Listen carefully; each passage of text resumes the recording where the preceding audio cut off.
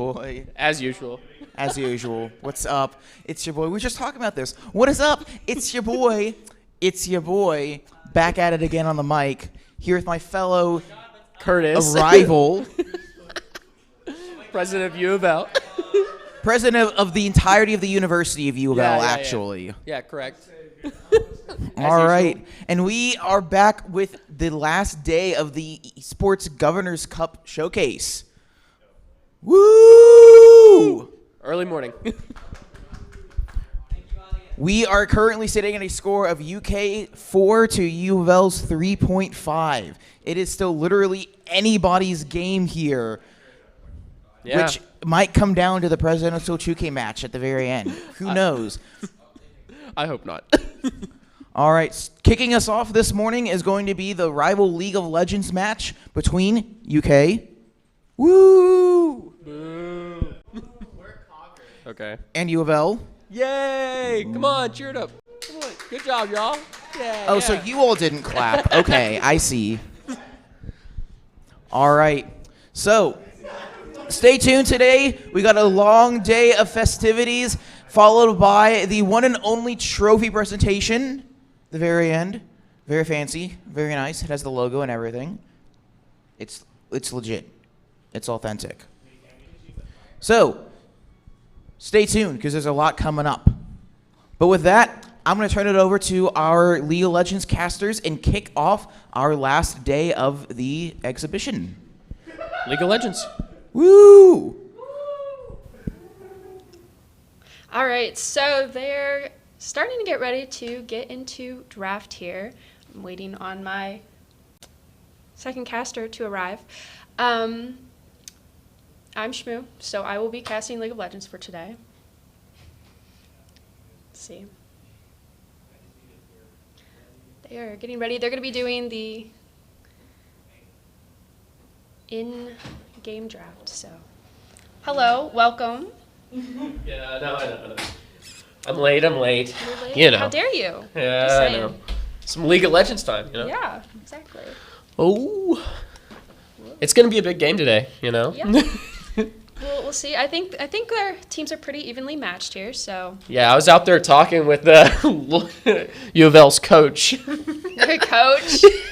He was getting the playbook ready. Yeah. That's shoot. What's his? I don't remember his gamer tag, but.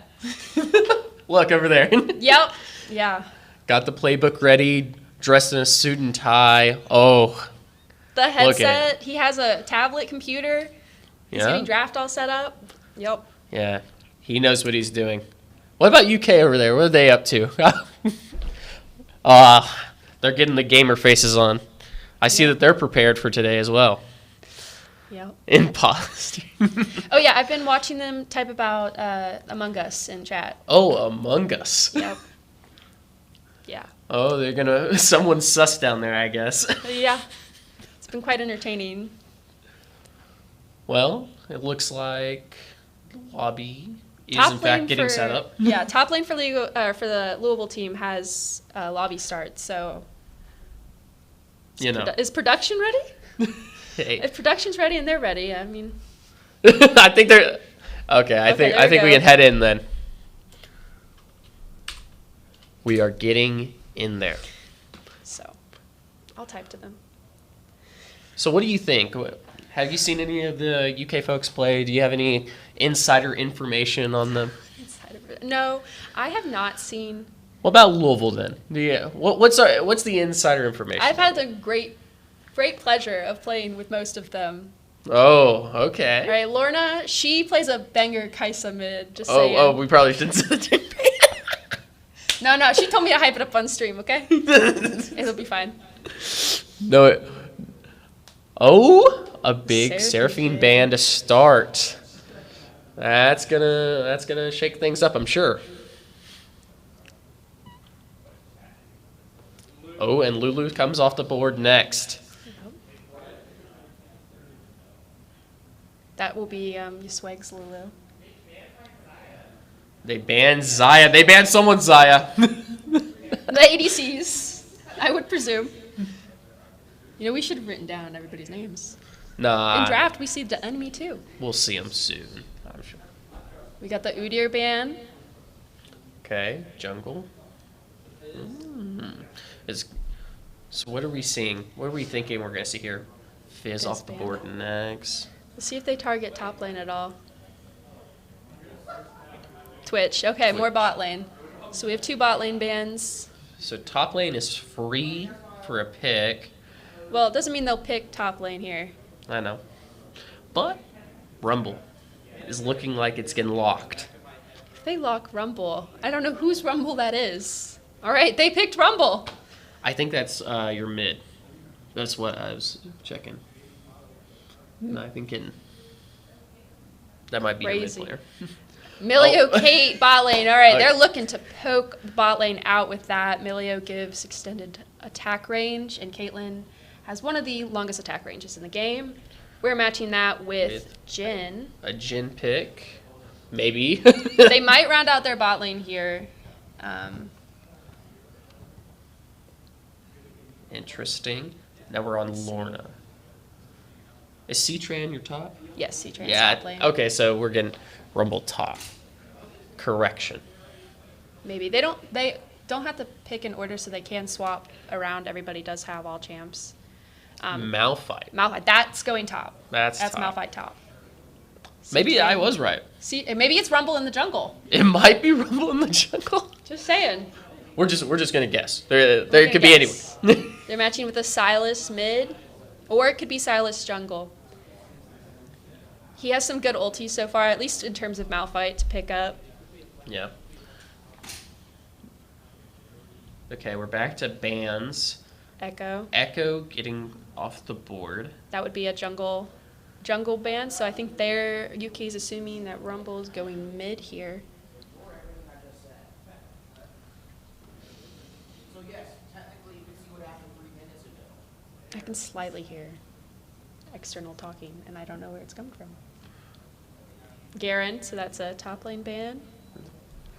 So that means that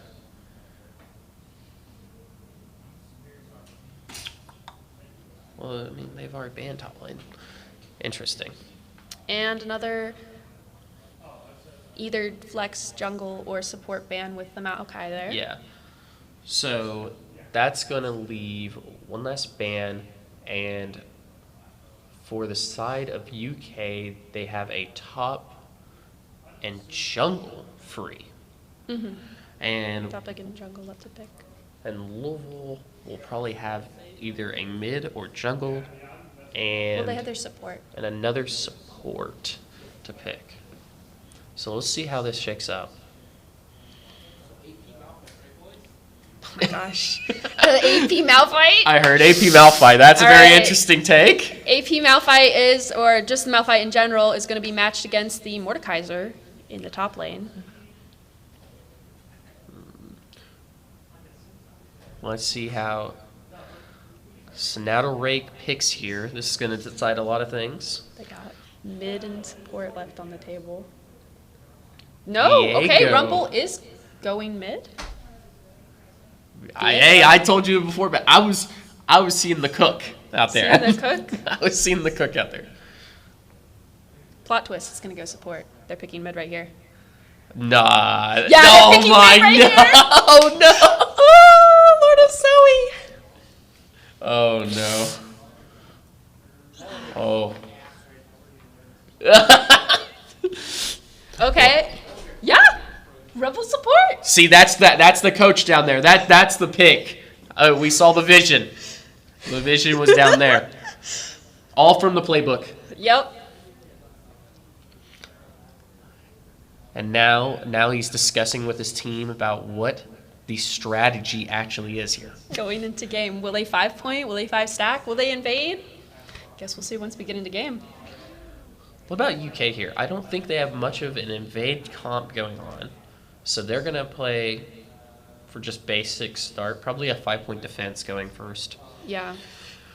They got Volibear in the jungle was their last pick. You know it'd be crazy if they put Volibear top somehow and they threw Mordekaiser in the jungle for whatever reason. Yeah. That would shake things up for sure. Very true. I'm very interested to see.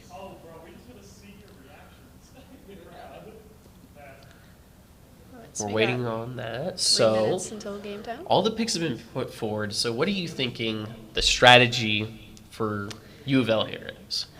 So with their mid laner and Jin, they kind of have that poke. So I think they're going to want to get picks here, especially with the Malphite roaming down. I think Malphite will roam mid, Viego look mid. They'll look to pick up some kills there. The bot lane, I think they will get pushed in with the Kate Milio, so UK will push into bot. However, they do have some clear with Rumble, but he has a much shorter range than Kate Milio. I believe a Zoe Silas matchup is, I don't know if it leans one way or another. I believe it's a skill matchup. I'm not quite positive on that.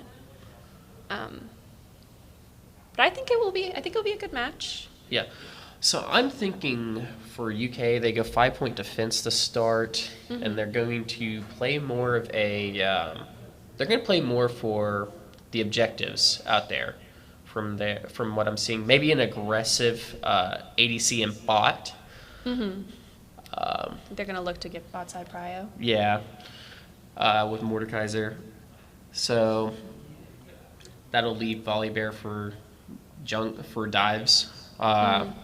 Probably more so for bot lane, I would see here. They're much more diveable than I think the mid lane or top lane is. So we'll have to see, to be honest. It's going to be an interesting match for sure. Yeah, Jin is a very immobile ADC early on, so they definitely have that capability to dive him and him not be able to get out. Yeah. Well, it also would be... I think one thing to see here is how UK can adjust to Louisville's more, it looks like, long-term strategy. I think that's going to be what the decider is. If UK can get early wins specifically in the bot lane, I think that this could go UK's way. But if U of L stalls it out and doesn't die nearly as much, I think U of L has the advantage. And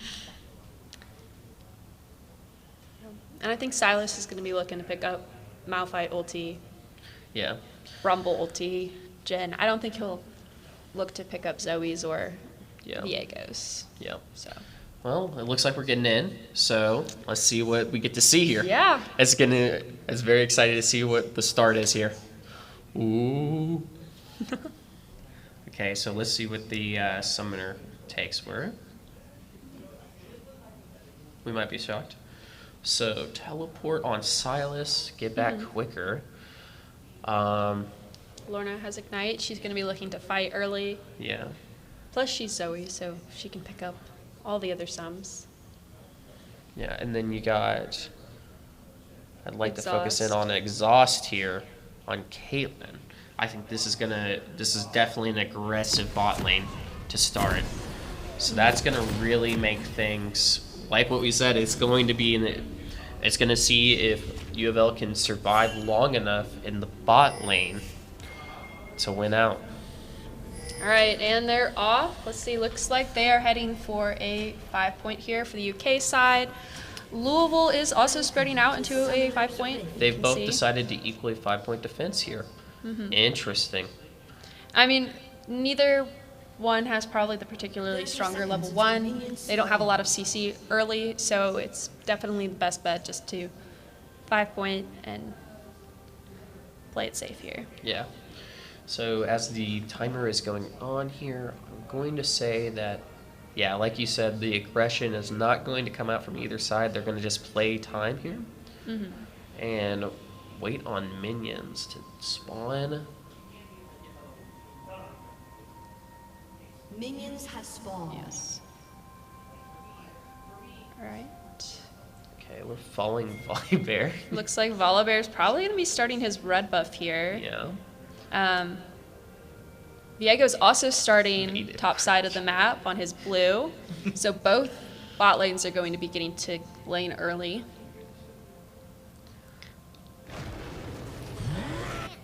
Let's see here. Just early farming going on. Yep. Oh, something interesting down in the bot. Oh, they're trying to get that An early fight damage. occurring. Okay. Leo pops E, I believe that's what it is. New character moment. Yeah. Yeah, E is Amelia's shield. England has a charge shot. Let's see. Oh, and a hit. Snaddle Rake. Yeah. Getting the early farm, but they are in. And now UK is an advantage on the bot.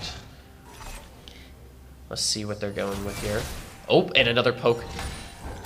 Uvel's getting half health there. That's not what you want to see. But that is kind of expected from Yep. large damage dealers in the bot lane.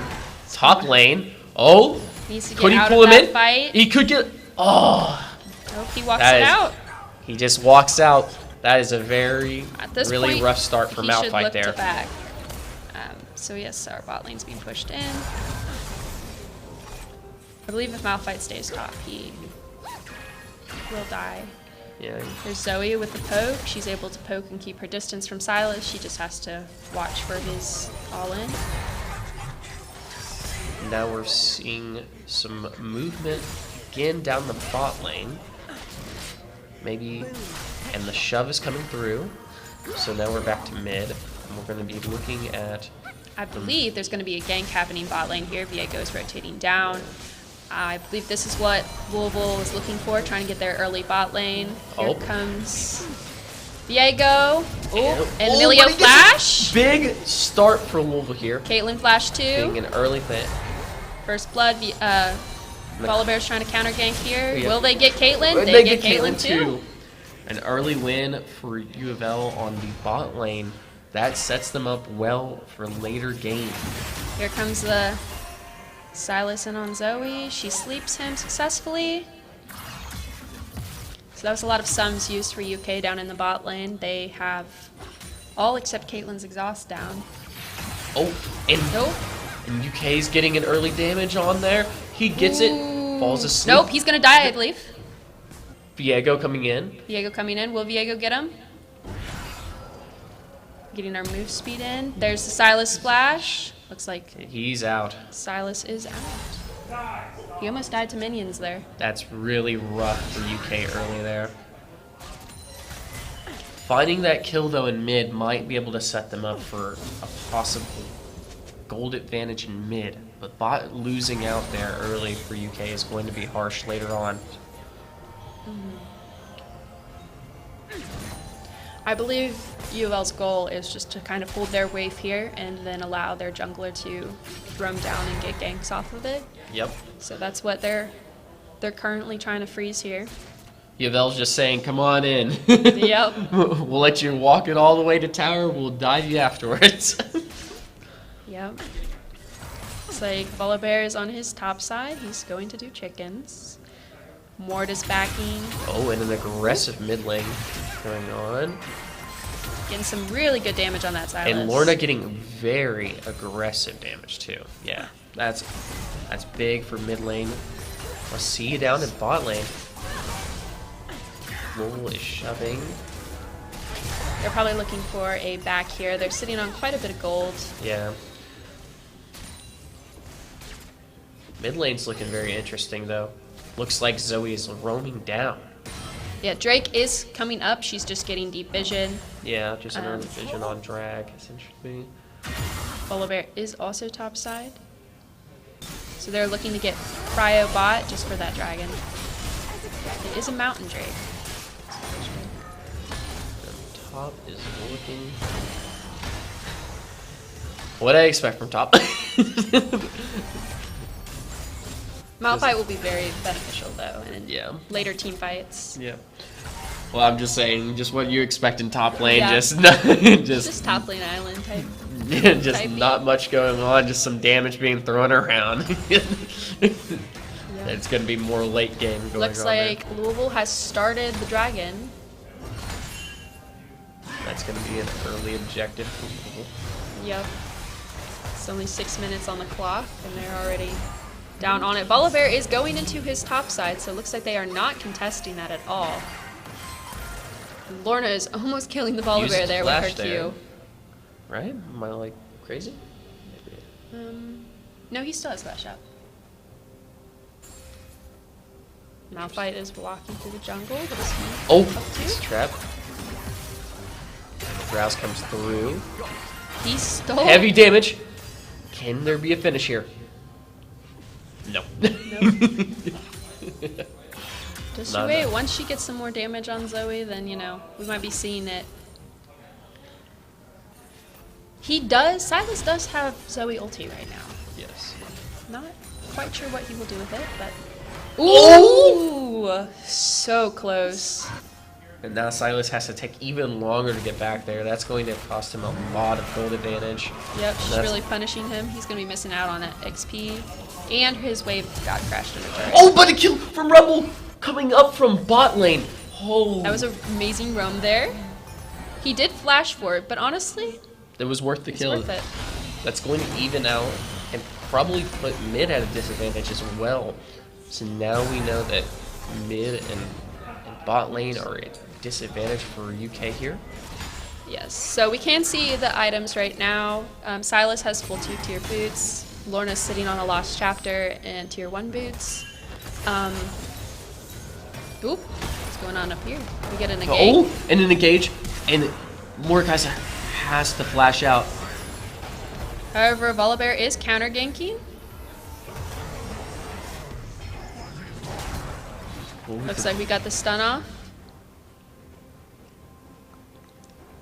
And oh, and now the lightning to shut down top tower, I think, right? No, that's Volibear's Just- W. Ah, Yeah. His ulti, he jumps onto the turrets yeah. and whatever, and will disable them. Yeah. But he does have 6 though, so he can possibly do that. He can. So we can see in the bot lane here that Snattlerake is sitting on his Noon Quiver. Kate is down item-wise, even though she is ahead in farm. So they do have item advantage in the bot lane currently.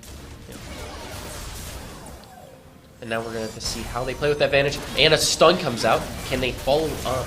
Louisville. There's the The heal damage. from Milio. Oh, Oh, oh, but the Jin ult comes out. I believe it's Curtain Call? Coming out. I'm going with that's the name. If it isn't. Oh, here comes a gang through the mid lane. Volibear's just everywhere on the map. And He's Zoe just. gets out though. Yep. Oh, Oh, but no, the counter they're gank. The gonna counter get gank is him. coming through. Volibear gets counter ganked and dies easily. That Nice for puts, the rumble. and now that puts. Oh, Silas that Flash. puts UK at a massive gold disadvantage once again. They're That's down going to be 2k harsh. gold currently. It's currently 4-1. Ooh. Rumble now has 3 kills in bounty. So if UK can manage to get his bounty, he'll put them back in the game a bit. We're still early. We're only 10 minutes in, so the See. tides can turn. And that as you can see, there is about a 2k gold disadvantage for U of L here. Can UK get a kill on Rumble to really change that out though? That's going to be the question for sure. Oh, jungle farming, Just jungle farming, just, you know, just those kinds of things. standard. We got Lorna versus Duckman. She's just trying to poke him out, trying to push her wave under. Oh, but a Ooh! gank under tower and a kill. Ctran roamed down, getting that Malphite ulti under tower, just immediately popping Silas. Rumble has also roamed up, so it's currently Jin by himself in the bot lane. Diego is holding the top wave, trying to keep Mordekaiser from just getting damage on that tower. And But a here gank comes coming Malphite. up top lane from Malphite. And I think that's going to be all she wrote for Malphite. Maybe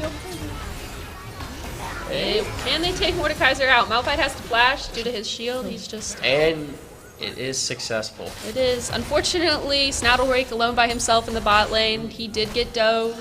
Volibear did roam down.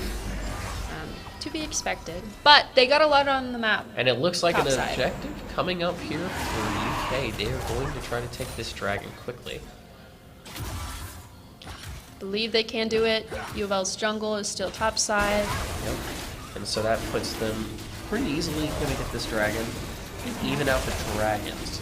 So no objectives are really falling either one way. But there is a gold advantage still. However, U of L does have the Rift Herald, and they are dropping it mid. They're going to look to take this tower. Volibear's here to stop them. Yep, looks like he smites it to kill it. And so they're down to just 1.5 plates. Oh. Here comes Silas. He's coming down into U of L's blue side Oh, jungle. and a kill under tower. Ooh. Looks like his attempted gank from behind Lorna did not work because she just killed Volibear before he got there. Simply unlucky. Too fast. Yep. And now we're going to see bot lane shove in for U of L, which is going to put a lot of pressure here for UK. Yep, Milia's just returning to lane. Kate's looking to back. Her wave is not in a good state to back here. Oh, he's canceled it. The fake. Yeah. I think Kate noticed that there was a really bad state on the board and decided to just stay and try to shake it out. Yep. Volibear is topside, so bot lane does not have to worry about being ganked currently. Yeah, which will put them in a safer position, but I think they're just going to keep shoving you. Yeah. Especially knowing that. If U of L keeps shoving, UK should call down their jungler. That would be a good move here, just to try and get some kills on them. However, I believe U of L's going for the dive. Here comes Lorna. But that And leaves Viego. top open. Mordekaiser gets something going. Oh, the dive's Silas coming is through. TPing down. Can they get anything out of it, or will U of L take it all? Oh, There's the Kate, there's the Milio. Rumble goes Oh. down. 600 gold on Silas. Silas gets 600 there from killing Rumble. But I think the trades really went U of L's way there still. It was a 3-for-1, so... And they're getting more turret plates before it falls. Turret plates are down in 4 seconds. And they got Silas's TP out of that too. And that still leaves open Cryo for jungle. That is unfortunate. And the turn. However, it looks like Volibear's now rotating bot. Looks like Snattlerake is staying there a bit long. He's going to take the Hex Portal, perhaps? And get back. Nope. Volibear's just backing. he's back. Both are backing. Snattlerake did get that bot lane turret. So first turret has fallen in favor of U of L.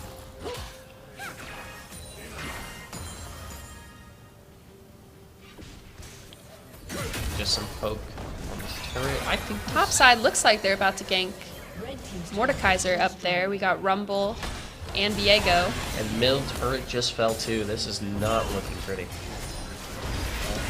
Can Mordekaiser get the Malphite? Oof. Oh, And Malphite's down. But the trade comes through. Malphite did have, not Malphite, Mordekaiser did have to flash as well. We'll see So he here. traded. Volibear is going for a solo fight.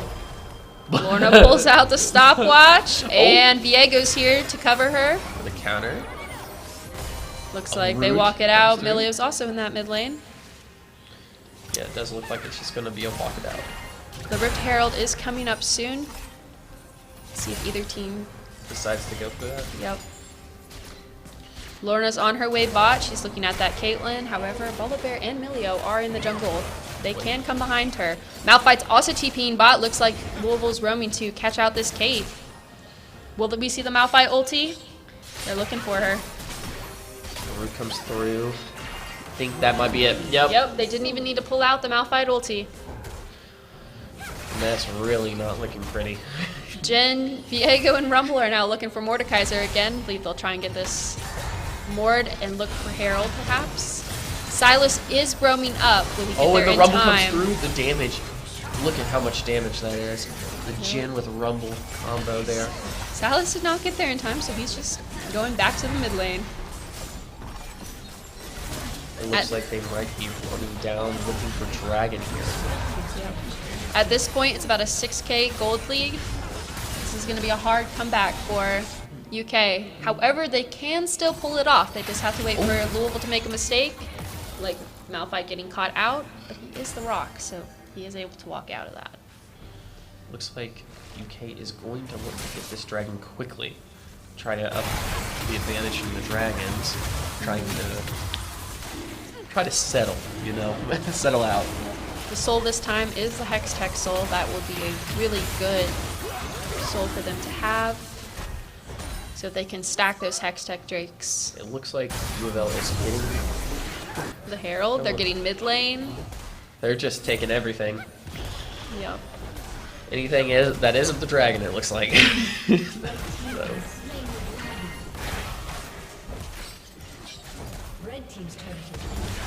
And I believe they're going to look to drop Herald here, try and crack that inhib turret. Ooh, Oh, in time! The And Malphite another kill flash on ulti. Another kill coming out on Caitlyn. It is only about 300 gold, but it's still significant here. And let's go ahead and look at some items here. Looks like Everybody but Malphite and Mordekaiser and Milio have their items, and it looks like another kill on Mordekaiser there, on Mordekaiser. and middle. Diego's going in on that Milio. But Volibear's coming on to the Emilio, and it's going to. Oh, the trades are not going the way they planned for UK. UK is trying to have their last stand. They do take out Viego in this. Oop, and they take out Rumble. That might. However, I won't speak too soon. I thought it could save them, but still with 3 people up, that is not good for UK. Oh, and our instant replay here coming through. Instant replay. That's just Lorda going back in. I thought it was a replay. Nope. It was a replay, I guess. Yeah, Lorda going back in with the sleepy bubble and the Q on Caitlyn. Just instant replay. We saw that before. Listen, Mordekaiser was back up, so you know they could have killed him again. And it looks like Volibear is getting. Oh, and we have lost our. I'm gonna go with what I'm hearing. Volibear. Oh, is that a? Volibear is taking his jungle. Oh, I guess they're out of game. I think that's a concede on that one. We don't get to see the end of it. Unfortunate. Volibear did get that red. So what are you thinking UK is going to bring out for this next bout to really shake things up? What do you think would be the adjustments they need to do? Maybe they'll bring out more of a non-traditional bot lane as well. We did see a Rumble support from Louisville, which was quite interesting. We do see Lorna, the leader in damage here. It looks like the coach is coming in, showing the playbook. Maybe we'll see some respect band on Lorna's Zoe here. They're going to be hard pressed to. So let's look at those ban damage anyone numbers out. a little bit more in We detail. can look at the charts here if we want. So here's our damage charts here. You see Mordekaiser was the leader in that for UK. There's Zoe really popped off with her damage. Can't see cool graphs as a spectator, unfortunately. Income advantage. Let's see there. Yeah. Ooh, Jin with 10K opposed to Caitlyn with 6. That's gonna be that was a very steep. Yeah, that's like almost a whole item there, if Yeah. not, depending on the item. So, but, yeah, you can see item-wise, Jin had Kraken and IE versus Kate's just Kraken. So, Yeah. definitely. That put them at a true item advantage in the bot lane, really hurting them later on in that game. Yeah. We can see their coach is planning out their next bout. Guess we hit. Do we hit those? Or we... Those probably start lobby. Wow, back to us. So yeah. Well, let's go back to that question. What needs to happen for UK to change things around for this next one? I think they need to be concerned of early ganks in the bot lane. We did see the roaming of Malphite down to mid. That was expected. With Malphite, they are definitely going to be looking to dive under turret. I believe bot lane, they just need to not push in early Yeah. because that played directly into U of L's play style. So, yeah. The short range, let them get aggressive. Yeah. Just, then I'll wait, then you're counter ganked. Or ganked, Yeah. I guess.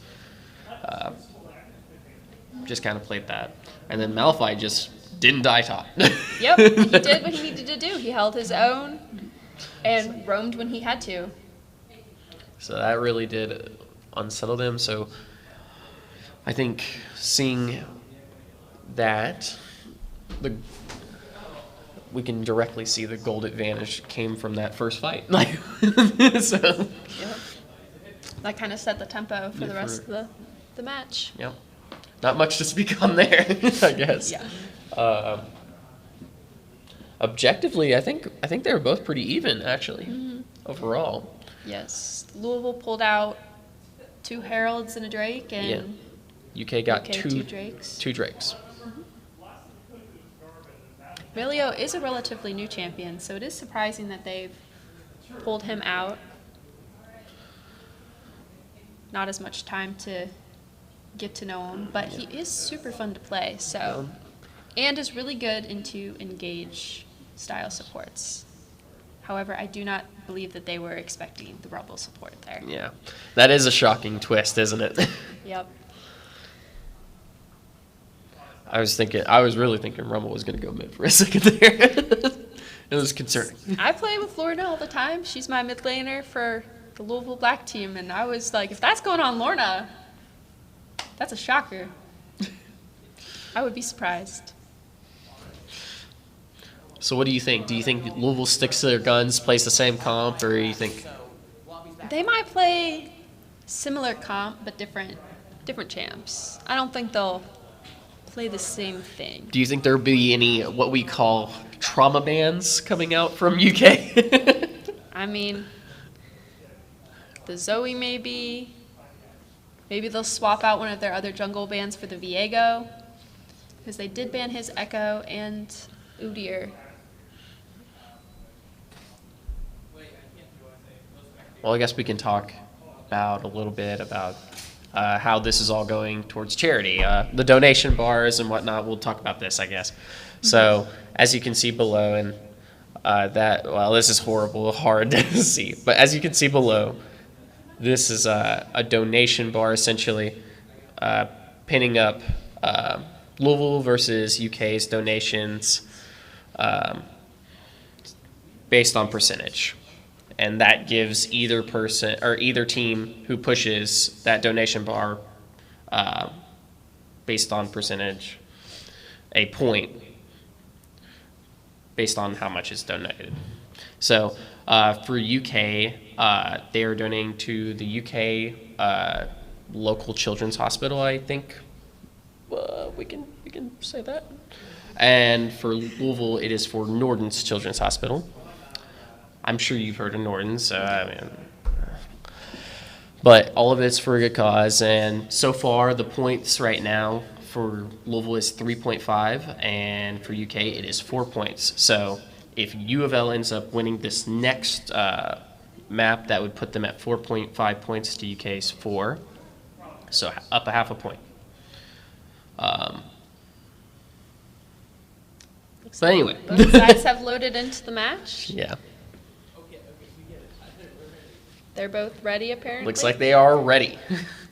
So UK let's get. has chosen blue side this time. That means they will be first pick. They'll be bottom side of the map. Okay, so UK. Yes. What is the first ban coming through from them? Lulu Lulu again. Still don't want to see that Lulu. You don't want to see it, so let's see what Louisville counters with. They're really thinking about it. They're Seraphine again. Still Seraphine. Seraphine has just really good Yeah. engage. She's a strong champ at the moment. They're Udyr? going to repeat with the Udyr ban. So far, it's the same. So far, no difference, no change on the bans. I believe we will see most likely the same bans from Louisville unless they're looking to do something different. Yeah. So they can see that they ban their Fizz second instead of third, which means they're debating what their third ban will be here. UK is keeping it the same. They also pulled out that No quick trauma. ban. Apparently no trauma from that last None one. yet. Milio. So they want to play maybe an engaged bot lane. Perhaps. Perhaps. Karthus. First pick Karthus. Karthus. And Either Karthus jungle, Karthus ADC, Karthus top. could be anywhere. Could be anywhere. Who knows? Kaisa. Kaisa? Kaisa Looking could like be a it's flex gonna- mid, flex ADC. I'm going to go with ADC, but we'll I'm putting my bets on mid. You But think we'll see. mid? We'll see. It's gonna be Kaisa a- not. Okay, that is a good Kaisa bot lane. You know, we have the not engaged, so that makes sense for the Milio ban. Now, I have my thoughts. We'll wait until after all the picks before they swap them. I think I know where some of these are going, but we'll see. Senna. Senna. It looks like that might be their ADC as well. Could be right? Senna Karthus in the bot lane. Yeah. Could be anywhere. Anywhere. I think Senna will be bot lane. Karthus is debatable. Senna top. I heard that down there. Senna top. Senna Caitlyn. Senna. That's a good poke bot lane. They got range. Senna's range grows with her stacks. Guess UK's thinking they can pick Zoe the mid. It is a Kaisa bot. Would you look at that? I know how much Lorna loves her Kaisa mid. Yeah. Okay. Gonna It's be a banger. interesting. But Zoe wasn't going bad, so No. They banned the Malphite. interesting. Maybe they think that UK will pick Malphite if they were not to We'll ban see. him.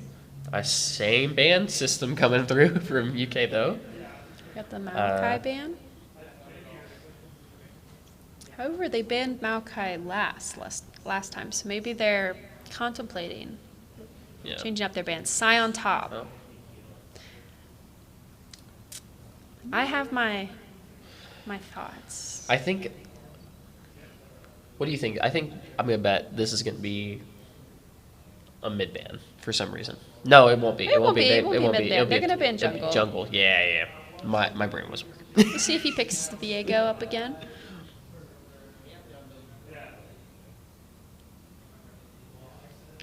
I think the Nautilus is going to go top lane. That's interesting. It might. Let's see. They might not. Ezreal. Ezreal? This is a. Everything's getting a little. They got Something's two ADCs going- on the map and a Zoe mid, so it can't be Kaisa mid. I think the Nautilus is going top. I think it's a Kaisa Ezreal bot lane. Listen, Ctran, he plays the Nautilus top. I have played many a game with him playing Nautilus top. Irelia. I think it's going to be, maybe Karthus will actually be top. But this might, nope, Garen. They're going Garen. Garen. I can hear Ctran over there complaining about the Garen. And last pick. Believe this will be their jungler. Let's see what they think here. Pantheon. Okay, that Nautilus and Pantheon, those could be going either or. Okay. What's- Nautilus support. Nautilus top. What's going on here? Zoe support? Is the Kaisa mid? Am I right? Yeah. This is. This is quite the draft. Yes, it looks like it is a Kaisa mid. Hey, as Lorna's Kaisa mid is being pulled out. Yaswag is just going on support Zoe. She can be played as support after they changed her balloons to where she doesn't have to be the one to kill them to pick up the summoners. And the last loadout changes are going through. Yep. What do? Then we'll have to wait for our. So I think it's going to be Spectator delay. quite. Bot is going to look probably about as aggressive as last time. I think both of them are going to be heavy poke bot lanes here. We do have Karthus in the jungle for UK. It's Irelia and Kaisa in the mid lane. I don't know. Just seeing Pantheon jungle is kind of something. Pantheon I don't jungle? know. I'm not. I'll trust the rule. We or take I'll a look at our teams here. We got You got Louisville. They're cooking down there. cooking. Their So- coach is exiting the stage. Full faith, I guess. Looks like they've loaded in, so we're just waiting on our spectator delay. All part of the plan, I guess. Yup, and there's the UK team. They look like they're focusing up. Yes, indeed. So what is UK going to have to do here to really get things going? I think once again they're going to have to keep their bot lane from their bot lane needs to be able to get ahead here, or they get on the Kai'Sa. They have really good Irelia with her stun to be able to get onto Kai'Sa here. If Senna roams up for some ganks mid, that will definitely help. I think Louisville we might see an invade from them potentially. They do look as though they have an invade comp. think But we said that last time. And Well, that was more debatable with like who would win the level 1. Here, I think Louisville would have a better shot at it. shot at it, especially with Nautilus. However, he's not really going to want to start his hook. We can see something happening over there. I can't wait till we get actually in game to see what's going on. Nautilus is just walking up to the top lane here.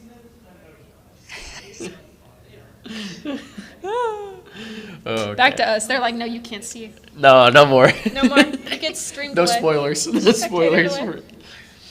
Okay. That's what you get when you have your top laner over on top lane island so we can see his screen. Oh, top lane. Poor top lane. Well, so what do you think about this Nautilus Garen lineup? We saw last time that no matter how much damage the Mordekaiser would do, it just wasn't enough. Do you think that'll be pretty similar here with the Garen? Garen does have a silence, so it will be a lot harder for Nautilus to get out. I think it depends on how it's played, really. Is what's going to lead up to it. Yeah, I think a lot of the bot lane is going to be aggression, especially early on, but I could be shocked. Yes, Karthus isn't quite as good at ganking. So it might be a level 6 kind of gank kind of moment. Yes, well his level 6 is a global ulti of damage. So He might be taking first strike and looking to get money. However, first strike in the jungle might not be preferable. However, top lane Karthus does take first strike, so we'll see. okay, we're getting in then. Yep, we're getting it. We'll see. Victory. And we crash. Oh no. That might be due to leaving early before spectator finished last time.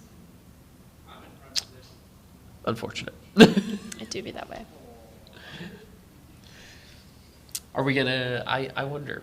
We should. Oh, well, go. hey, we're getting in then. We're getting in. So Karthus has the Dark Harvest. Makes sense for Karthus jungle. Nautilus with his grasp. Let's see what they do now that they're loaded in. Ooh, we can hear game audio this time. Ooh, You hear what's fancy. going on. So. Of course. Here they go. Looks like they're all headed top lane for a top lane invade. This is going to For make Louisville? things. They're being sneaky. They are. Oh, sneaky, sneaky. Looks like UK is 3-pointing. Not quite 5-pointing. 30 seconds until minions spawn. And they're expecting the invade bot, so you can see how Kate and Senna on the mini-map down there have backed off. That's because they're expecting the invade bot side and they do not want to be hooked. So Nautilus leading, followed by the Panth. Makes sense. Drop a ward on the blue. Now walking in. Believe they... Minions have spawned. Looks like they knew. How good are they tell? I think it was just timing-wise because they weren't on vision per se. UK did not have any vision laid down until after. All right. So once again, following the trend, both junglers are starting top side of the map. And Lorna already has some damage off on Irelia. Bot lane is slower getting down there than UK's bot lane. So we get some early damage. They're getting an early push. oh, That is the problem with playing against an Irelia. She can't just run at you and hit you if you don't have anything to keep her off. Oh, early damage. That might be an early back. Yes, that did have to be the flash from Kaisa. Irelia used her Ignite. Or a rude. Just typical top lane things, I guess. Yep. Ooh, and the Kaisa going down for first blood. However, Irelia, the trade comes out. Irelia did have to flash. She still took that turret shot, though. And a big trade there, actually. That could have gone disastrous early on for Louisville. Getting a trade there keeps it even. So Irelia did get more gold out of it due to it being first blood, but otherwise helped keep Lorna in the game. They're having similar back timers, and neither one of them can mess up the wave. now let's watch this. They are just getting some poke. It looks like Louisville's getting some advantage in the bot lane. Karthus is coming for a gank, bot Yep. lane. And Pantheon's coming for a gank in mid lane. Karthus level 4 ganking. And a lot of damage going out there. But nothing, no results. However, in the top lane, Citran is pushing in. And the fidget spinner continues. Yeah. Looks like Irelia is helping Karthus get the scuttle bot side. Not too much to see currently. And the fidget spinner. It's coming in for another root. Silence. Just early damage going on in every lane, it looks like. Nothing too great. Nothing too crazy. Oh, a pullback in. Nautilus. Nautilus doesn't have the mana to commit here, and he's walking into a cannon wave, so he doesn't want to take too much minion aggro, or else he may find it quickly turning on him. And the recovery.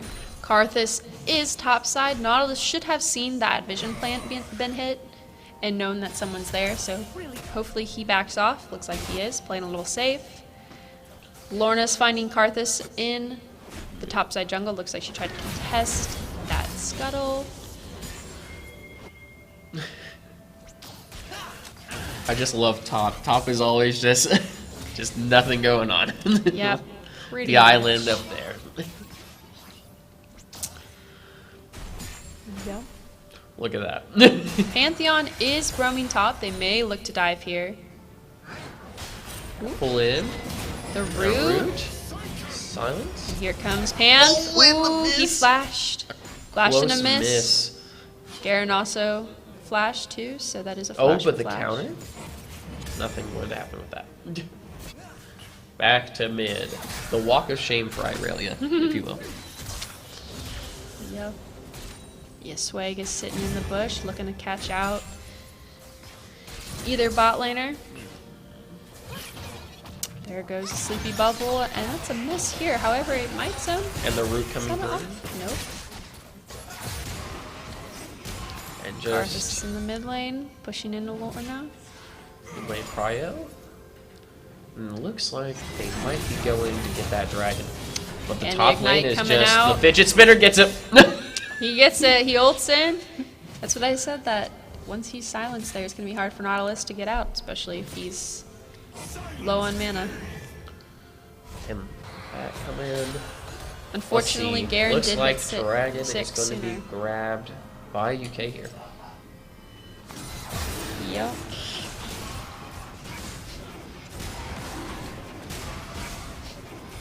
No spike.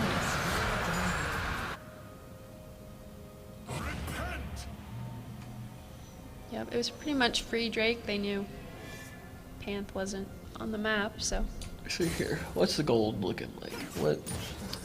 they're up 7. CS though is looking more favorable in Louisville's favor, except in jungle. It looks like. Intriguing. And now everybody's wondering where everybody's at. There is a way to see gold amount of the players here, but I do not recall how to Do that. toggle that at the moment. And so just a jungle doing jungler things, you know. Not a lot going on. Oh. Some damage coming through. Here comes the Karthus ulti. Oh, Karthus No one damage. is quite low enough for that to kill. And he doesn't have first strike, so it is quite a weird ulti coming out of Karthus.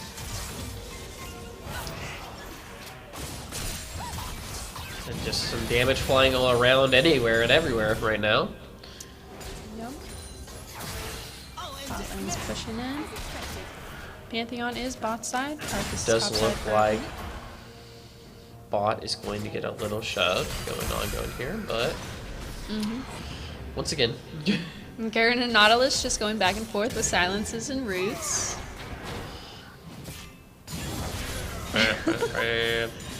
the fidget spinner. It do be like that. However, Lorna is Silence, wandering root. down here in the bot lane. How many times can we see silence and What root? is going down bot here? Nothing. Looks like Lorna's walking back mid.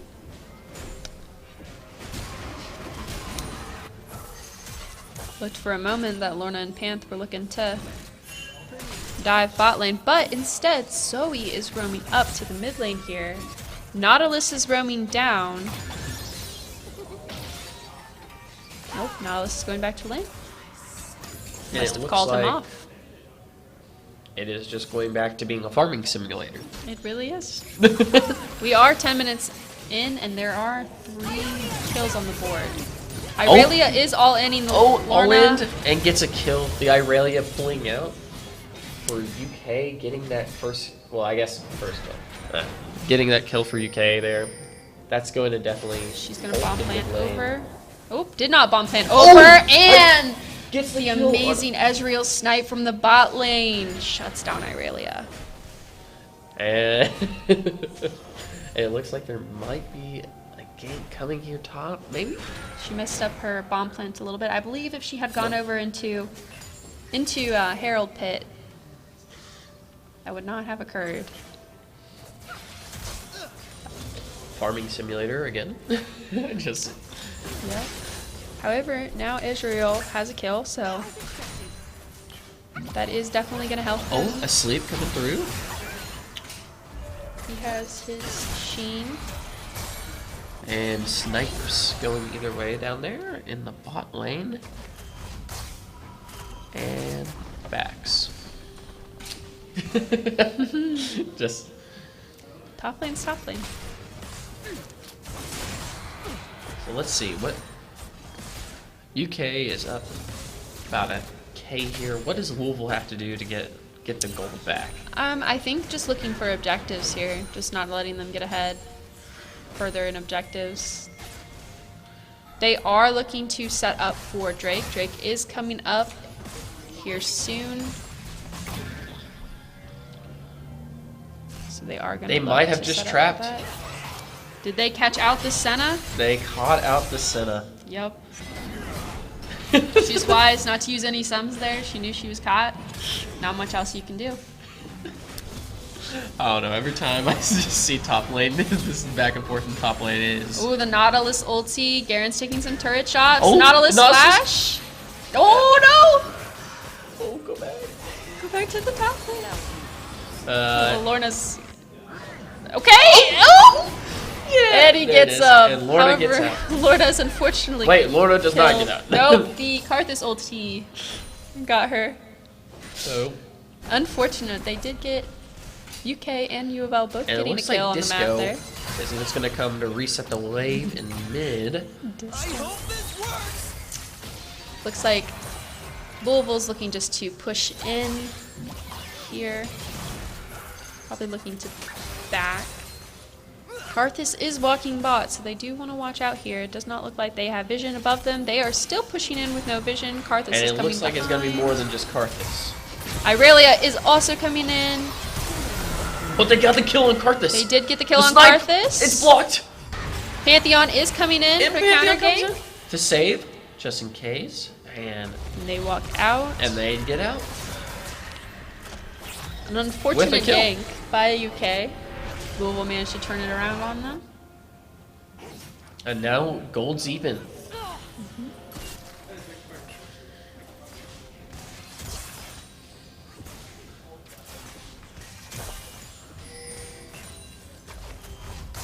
And top. Oh, Karthus jumping in. Let's see what he does. Nautilus is walking Nautilus. up. It. Yep.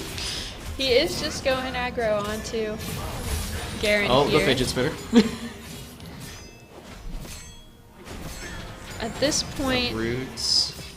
Garen does have Sunder, and Nautilus is working on, I believe, maybe Roa here. Contemplating what his items are. Were they catching out the Karthus? They're catching Karthus. So they can look to take Drake here, potentially. However, they have to wait until Karthus has finished dying. And the bullet, it looks like. Nautilus ulti. Does Citran have it here? Nope. Garen.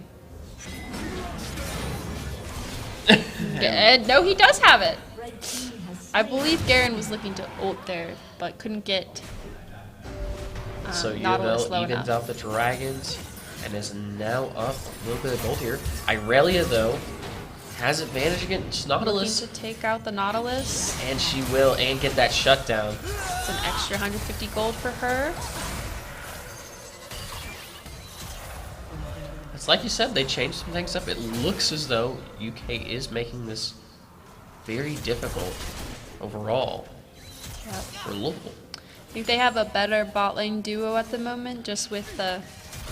They have more poke. Milio has sustained, but with Senna just being an older champion, Oh. just knowing. Kill on Zoe is not very good for Louisville, though. And they almost got Ezreal there. Fortunately for Louisville, he sidestepped the Senna ulti. Karthus ulti also almost took him out. Lorna looks like she was going to roam down. Just But- was a little bit too late. Yep. And jungle farm. Just jungle farming, you know. Typical stuff. Looks like Pantheon's going up top lane for Krugs, maybe a potential gank. Top lane tower is looking to start to fall here for Louisville. Looks like never mind. Garen ran off. Zoe is also roaming up top side. See if the Yasweg roam will bear any fruit here. And we were all back to Farming Simulator. True. However, you can tell that Nautilus The is roam. posturing for. Damage hits. The drowse, the sleep, He the did stun, run into the sleep. everything. He's gonna. The fidget spinner goes on him. He And does a take trade. out the Zoe, unfortunately. And Karthus is now top.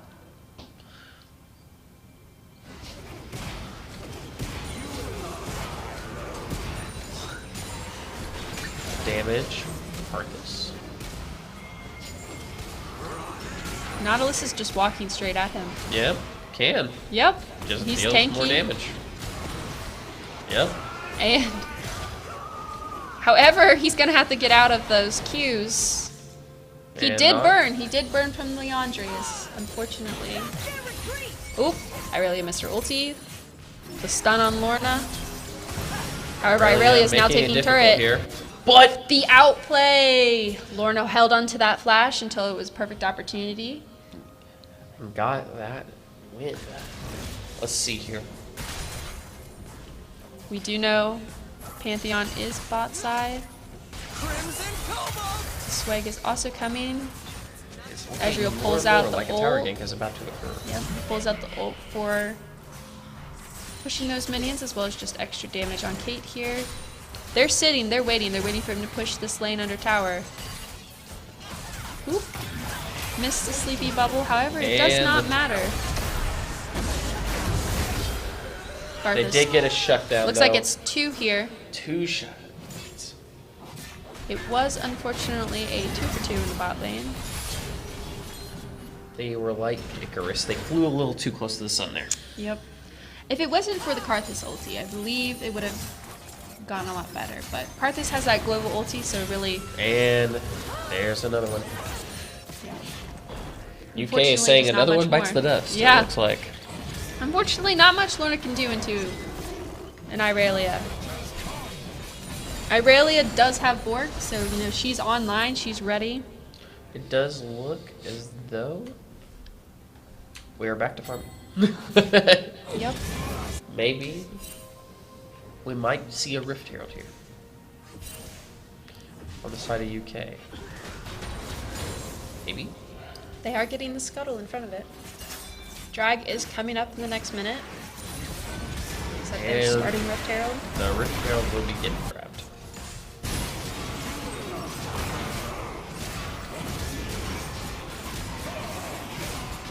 Now this would be a good opportunity for Louisville to start setting up for Drake. Getting more vision down. Trying to get some prio in the bot lane. Pantheon is ulting Oh, the in. Pantheon down. Ooh. Their focus was split. Pantheon went on Senna, whereas Zoe and Ezreal were on Kate. I believe if they had focused the Kate there, they definitely would have picked up a kill. A team turret. Mid lane turret has fallen. Swag almost dead to the Kate ulti here. Irelia did die. She took out a And just a Pantheon. lot of deaths down there. Well, she took out Pantheon, but the others did manage to live, and she died due to diving turret here. Looks like bot turret Is close to falling. is close to falling. Very close. UK And will Dragon pick up will this go drag UK's here. way. Flash Oh no, the ignite. fidget spinner. What to do? Yep. Fortunately, nothing Lorna can do much on that ulti. He flash ignited her. Can't quite see it there. UK does seem as though they are in the gold advantage again.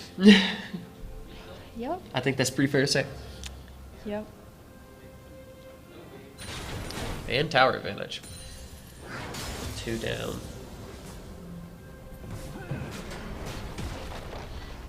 But honest, looks like they want to even things up here. The roam coming from Pantheon. To nowhere, I guess.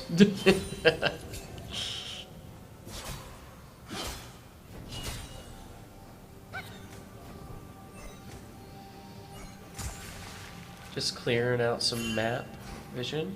Oh, we now have timers added. So we can see that Ocean Drag will be coming up in 4 minutes here. And Hope coming through. Ezreal might be able to get something going here. Unless the Senna W comes out and she attempts to root him. However, I think he is in danger. Unfortunately, Karthus, Irelia, and Senna are all bot side. Senna is backing off. But he is a runner. Yep. Good thing Might he be a backed gank off. coming here on Haley Karen. Okay, they get a pick out on him. The He was fidget pushed spinner out. is chasing, and the teleport away, and the fidget spinner dies. We did get him. However, Irelia is going to pick up this bot turret here. has been destroyed. Now she's going to look into either pushing or go into the bot side jungle to pick up any jungle camps there.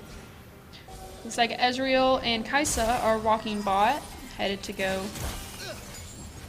clear waves here.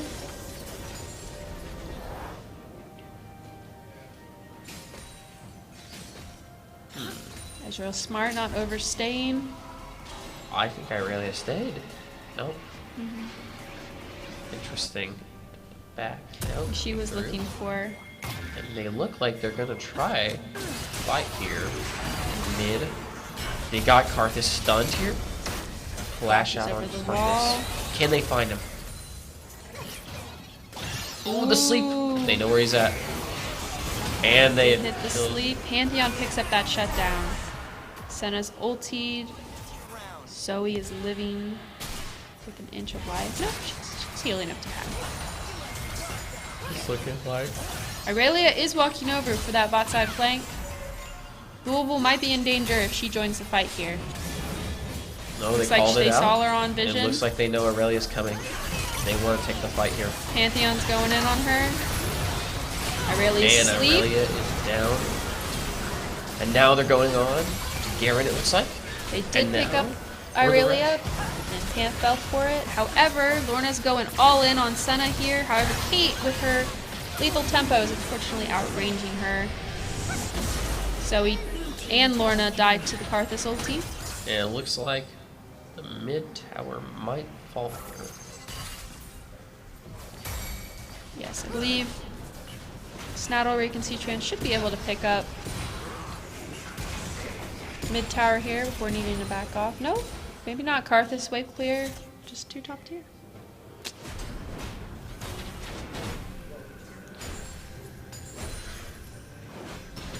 And it looks like red team might start to look to try to set up for Dragon. The base setup. In a minute and 14. Yep.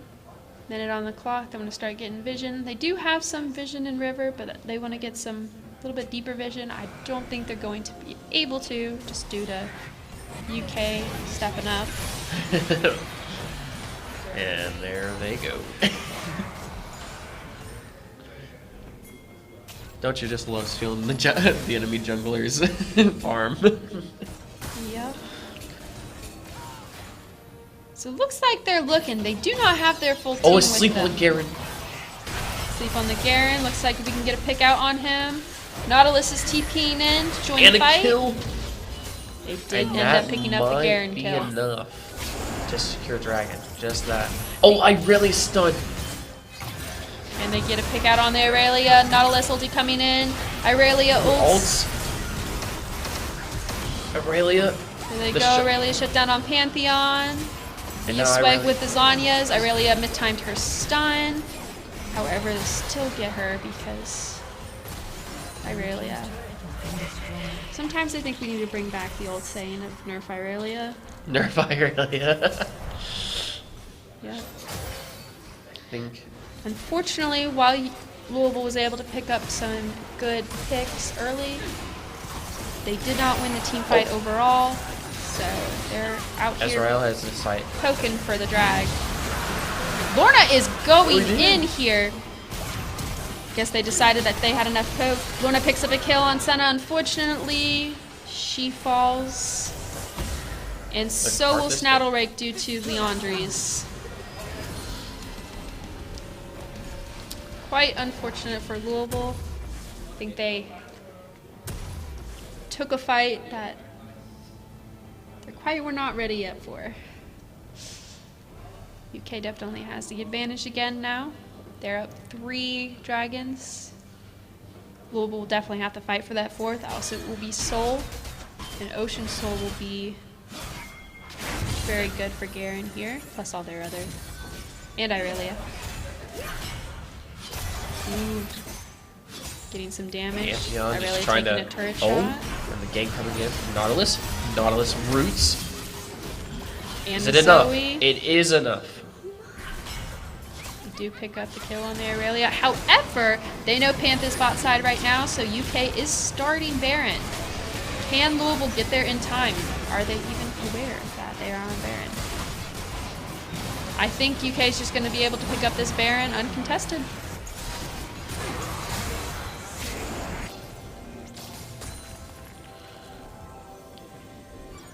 That was an unfortunate play for Louisville.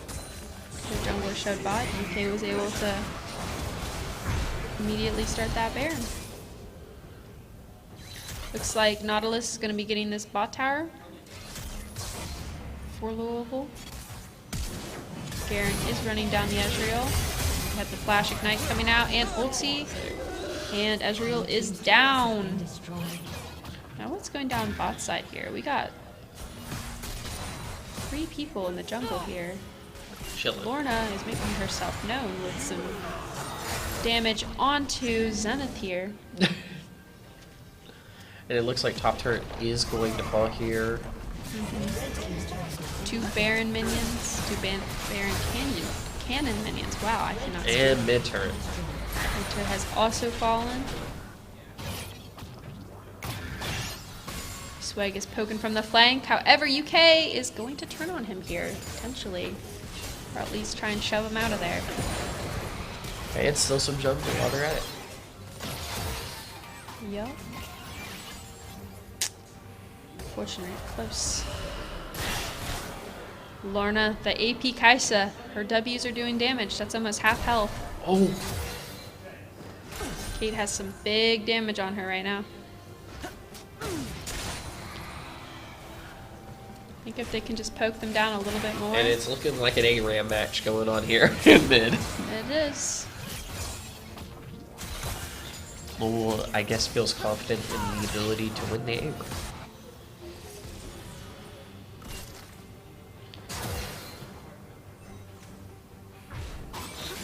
Looks like Garen is backing. He might go bot or top here. Be good to get one of those lanes pushing, most likely bot due to it pushing into UK.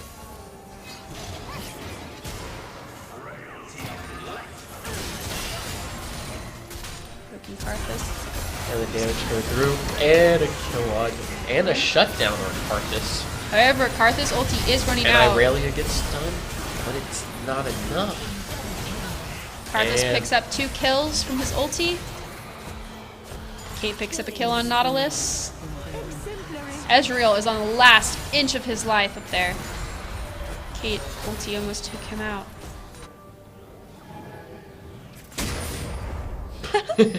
An amazing bomb plant by Snattlerake. Love to see it. Looks like Nautilus ended up going even Shroud for his mythic. He's picked up Abyssal Mask as And well. they are going to just take the inhibitor. While they're at it. Yes.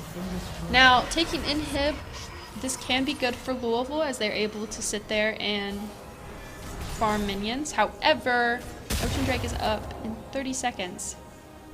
So they're going to have to either give soul or contest it at this point. Maybe we'll see an ulti and steal from Pantheon. Here they come. With Zoe in the lead. Karthus R is up in 30 seconds. They know Garen's in the bush. No sweeper. Good check. Getting some good damage here. They are looking to try to fight for it at least. Drag is at 8,000. 7. They're taking it quickly. They're going to have to get in there if they're going to look. And It's Pantheon with the steal! The steal comes through. Keeping off the soul for Well, UK. we need to get out with lives around. However, the Karthus ulti taking out. Snattlerake is on the run. Will Irelia catch up with him? Yes, she Does. will. I think that That's is GG for UK. They got a UK. massive win here, or a massive wave in the mid here, so they're definitely going to just be able to end off this. Irelia is getting bot tower. Red team's turret has Yep. And now, it looks as though it's going to be 1-1 in the series. Yep. UK makes the adjustment. A necessary one. No one excited. We did see Louisville pick some non-traditional picks, so I think they were having fun with that as well too, seeing what they could do. Okay. So it went differently there. What do you think? What was the big shakeup? Well, I mean, Irelia versus Kaisa is not the best pick there. Well, so Irelia into the Kaisa is going to be good because Irelia can just get onto Kaisa. So they really shut down Lorda early, and she took a while to be able to get her power spike and damage. So once she was getting damage, it was just a bit too late. You could see her W's coming across the map, just half chunking the ADC and support. It was just too late, unfortunately. And then Garen with his split push. Yeah. Even though Nautilus was able to kill him, Garen was just relentless and constantly being able to take towers topside. Yep. I think also one thing to think about was those ganks. I felt like there was more ganks on UK's side for things there. Like bot lane especially. Yeah. Pantheon did gank, but it was more of like looking to dive in, whereas Karthus was ganking early, and there wasn't Vision like being aware that Karthus was on his way. So what kind of switch up are you thinking from U of L here to try to get back in here? I think we might see more of a traditional bot lane, perhaps. Maybe. We might see something like a Kled top lane. Lorna might pull out her Ahri or Zoe. What about UK? What was the true adjustment that made it all go right for UK there? I think they picked a better mid lane champ. Silas, it's hit or miss with a lot of matchups. And Louisville was unable to control the Irelia. I think their bot lane with the Senna Kate pick, even though Milio is a good champ, just had better synergy there. They were able to poke off and had a defined route that allowed them to really get damage on Louisville's bot lane. Yeah. So It was fun watching top. top was amusing, I have to say. They were certainly something. Root. Silence. Silence. Ignite. Ulti. Just back and forth. Yeah, I think taking, what was it, that trade early, then getting the first blood really, I mean, it's kind of weird to think that first play probably set the tone of what was to come. Yeah. That's Unfortunately for Lorna, she just can't escape, and Irelia run at her like that, so. Yep. So while this is loading up. Looks like no one's in there. They must be taking a break. Yeah. What's your favorite League of Legends champ? Let's hear it. Let's just talk. My favorite League of Legends champion is Soraka. I am a support main, so I play a lot of support champs, but by far, I have played the most Soraka. Mine is personally Vigar, so. Vigar is super fun. I did play some ranked games of Vigar. I am a Yordle yesterday. player. We love the Yordles. They're so funny. I can't believe they made Rod of Ages weaker. Now, no more fun bot lane adventures with Oh, Vigar. you just take Vigar mid and still go Roa. I mean, He's tanky and has yeah. lots of damage, Yeah, That's what I but I wanted to be a tower diver, but not a tower diver with Vigar. Just Yeah. people sit on our tower. Here's the cage. I do really like how they extended his Q range. It has definitely been beneficial at keeping melee champions at bay. Yep. Oh. What about Asol? What do we think about Asol? I like that they brought him back to being playable. Yes, he was broken for a bit, but I like that they actually brought him back to a playable state. And you don't see him as often anymore now, too, so it's not like he's terrible for the game state. But, you can play him before. You would get flamed relentlessly if you picked Asol. What about the bird? I forget what the bird. Nivea? Yeah, Nivea. She's fun. She's another one of my bands that I like to ban just because she's not picked very often, but when she is, she can be a bit of a problem. Another Roa abuser. Yep. So, They still going. yeah, it looks like UK hasn't loaded in yet, so. Let's see what we're seeing down here on the ground floor. The coach getting ready. Lorna's putting her headset back on. Looks like the playbook's coming out again. They're gonna have to swap up the playbook from that last time. It looks. Yep. So they're Zooming in. It's quite the look there. The tie, the jersey underneath, the suit coat. He sees himself on screen, Oh, and our UK team is all back now. buckling in. It looks like. Yep, getting ready. They haven't loaded into lobby yet, though, so. It looks like they're trying to discuss what they're gonna do here. They're cooking. They're cooking.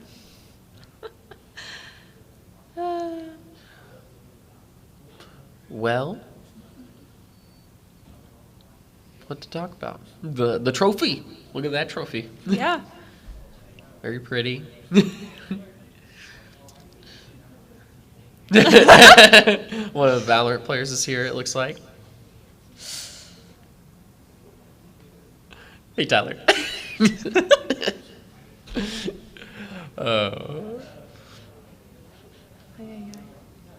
Looking at that trophy. The slow turnaround. Yeah. Ay, ay, ay. Okay.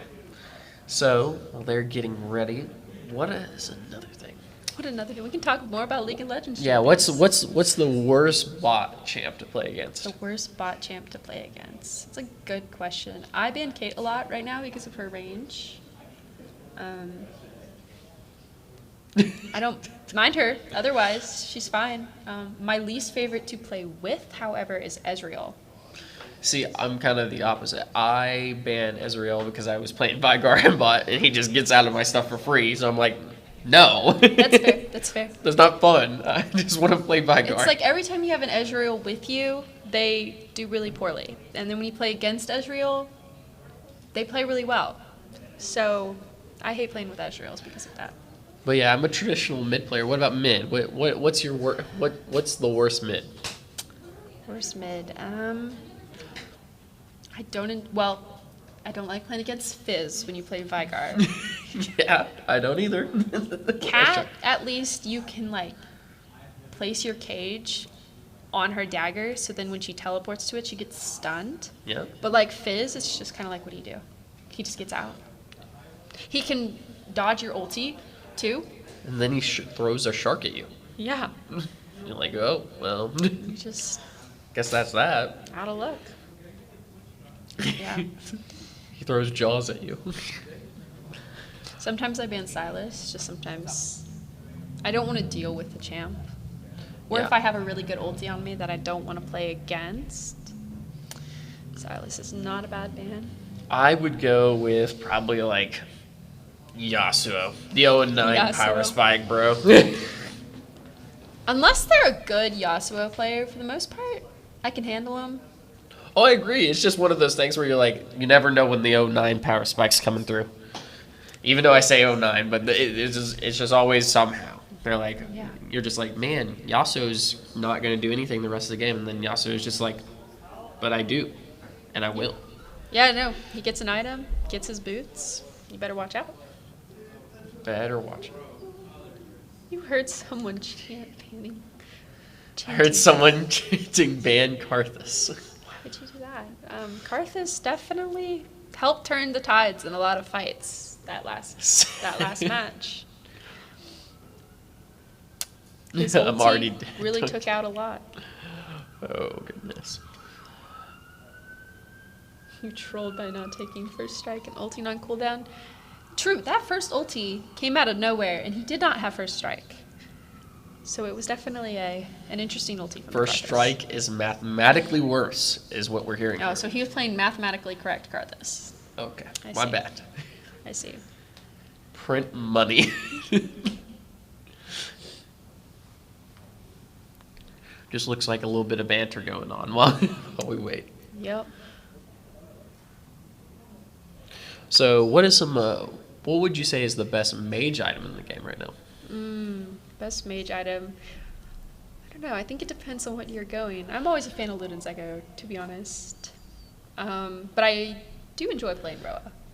I like being tanky and being able to do damage. Okay, we haven't talked about top. We've went from bottom to mid. What about top? What's the worst top lane? laner? So where's top laner? I hate playing against Fiora. I don't know hate what the to do fidget against spinner. Fiora. Garen, that's fine. Okay, so I It's don't not that he's like play a lot this of is- top, so It's not that he's necessarily like good or anything like that. It's just like, man, can you stop? true. Yeah, when I play top, I play things like Urgot or Aatrox, and then Soraka. Tank Soraka top. I love that. Bro. This chat.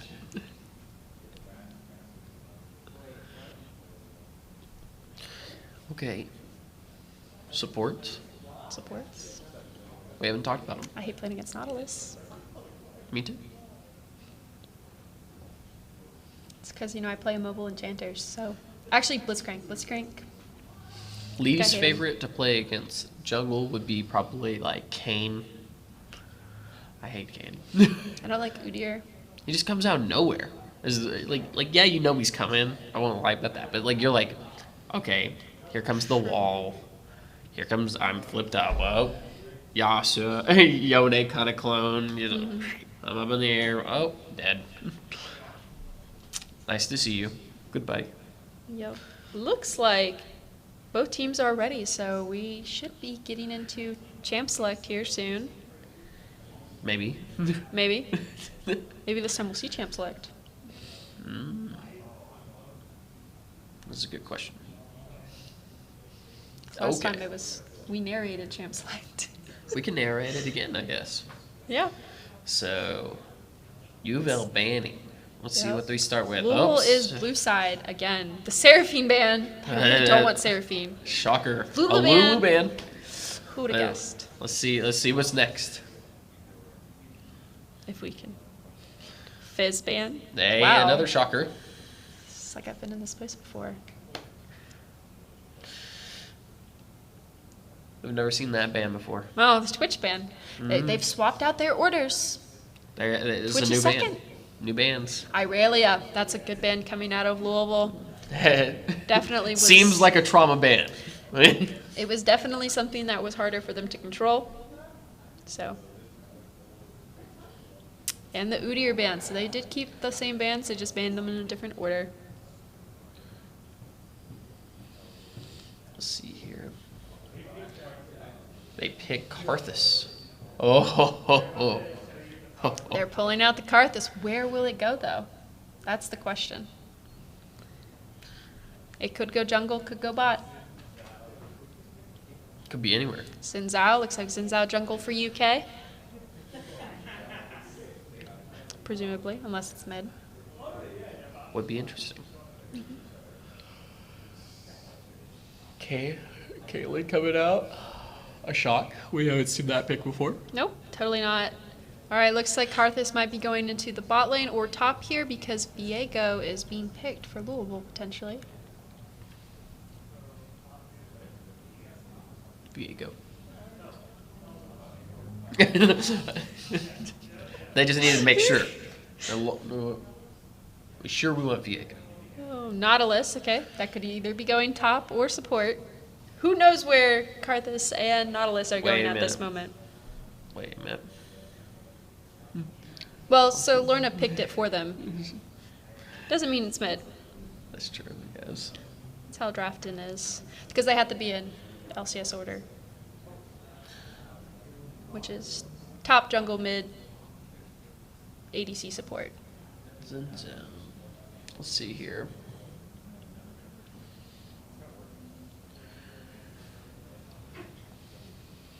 The And Malphite. Looks like they're assuming, it could be Karthus Nautilus bot. Karthus APC Nautilus support. Garen ban, yeah, I can get that. Understandable. Split pushing Garen. A little too much. The Zoe ban. Zoe ban. That's a little bit of a swap, right? I think that's been through all rounds so far. Yep. And last ban being Scion. But that wasn't new, I don't think. No, they banned Scion previously too. So, newest bans, Irelia and Garen for Louisville. And Gwen. It's gonna be a Gwen top. oh, well, now we can see it. Yeah, it's crazy. So here we go. Let's see what the pick for Louisville is. They got mid and potentially top on the table if they are taking that Nautilus support. I hear Pantheon. And the Pantheon's coming out. Crazy. I think Pantheon's Insider gonna be top. information there. We'll see. Okay, so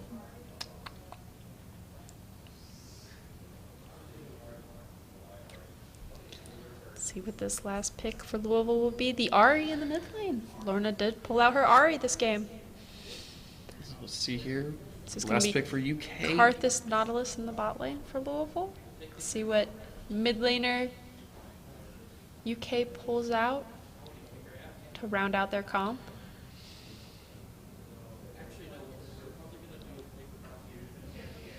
Louisville's bot lane seems to love those non-traditional bot lanes with the Rumble, the Zoe, and now a Karthus APC. So now we can see it. Or is it Karthus top? Nope. Okay. Yep. It is in fact Karthus, not bot. Pantheon top. Mm-hmm. Viego jungle. Into Gwen. Ari and Oriana in the mid lane.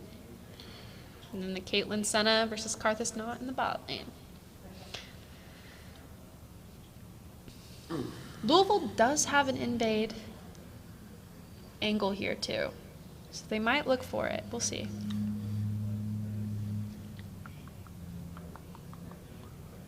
I'll have to talk about while the loading screen goes on. Is there? I guess we can see what about UK here? The strategy really hasn't changed much. No, they do have a really good combo with Zinzao and Oriana. Zinzao goes in with Ori Ball on him, and then she can ult. Kate and Center looking to poke, stay in back line. Gwen's looking to go in. She does have that field where she's untargetable, which will make it a little bit more difficult for the range champions on Louisville's side. Oh, Then we well, let's go see look our at teams again. They're thinking. Looks like The coach is coming off stage. Yep. He's leaving his headset this time.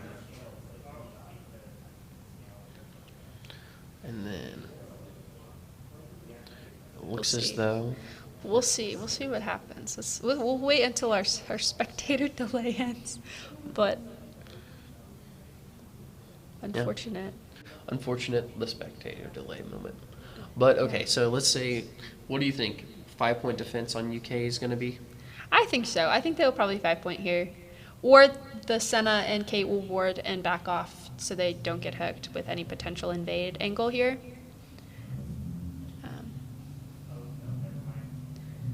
We will see soon. And then we have maybe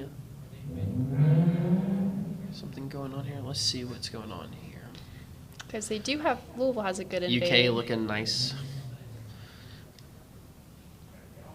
They're chilling. Looks like they're getting in the mindset.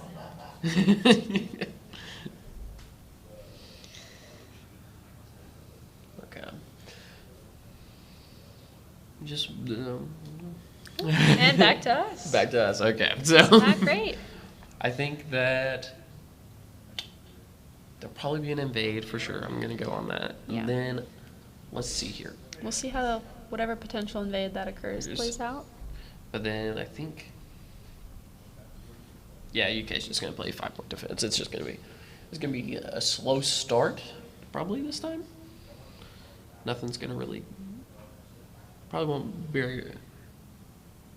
No, there'll probably be still pretty heavy ganks, but not very much else going on. Yeah. We'll see. We'll see if they invade, if Louisville will be able to get anything off of it this time. I'm so Last sad. time- I just realized we're not gonna get the Garen Nautilus battle on top. Nope, Nautilus isn't in top, and I know no we Garen don't get this to time. we don't get to see. We're gonna see the Pantheon Gwen matchup. Now Scissors gets to come out. Yes, I Versus a spear. believe Pantheon is one of the better champs to play into Gwen, if I recall correctly. Yeah, Ori and Ari, it's just kind of, it is what it is. We'll see. I think he's 80, right? Pam? Yeah. Yes, he usually So, yeah. builds AD.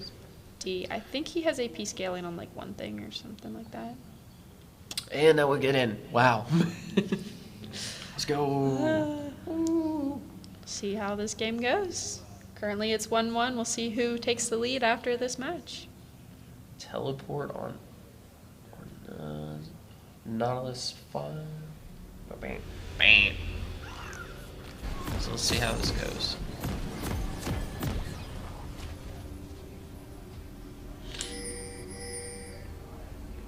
Okay. And like we said, it looks like Louisville will invade. They are invading through the bot side. Looks like UK is 5-pointing. Gwen has walked to her top lane. Karthus is standing in front of one of the jungle entrances. 30 seconds. And Senna is in lane. She's looking to see if they invade. Lorna needs to get her tail up there, making sure she's not seen by Senna there. They are going to walk around. They are on vision right now. UK is aware that they are invading here. And thus, I think they're just going to walk away. They don't want anything. Now they'll just split back up. Go their separate ways. Minions have spawned. Yep. Well, It looks like oh, but UK. Xin Zhao may be starting Louisville's blue here. Yeah. Maybe with the help of Gwen. Oh, wait. Will Pantheon? Pantheon see it? Gwen is walking down as well. Pantheon sees. Oh, He's engaged on by Xin Zhao. but it looks like it's just going to be a walk away.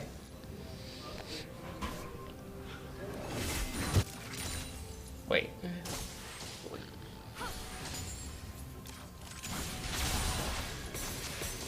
And some early damage coming out from the mid laners. Trading the pokes here.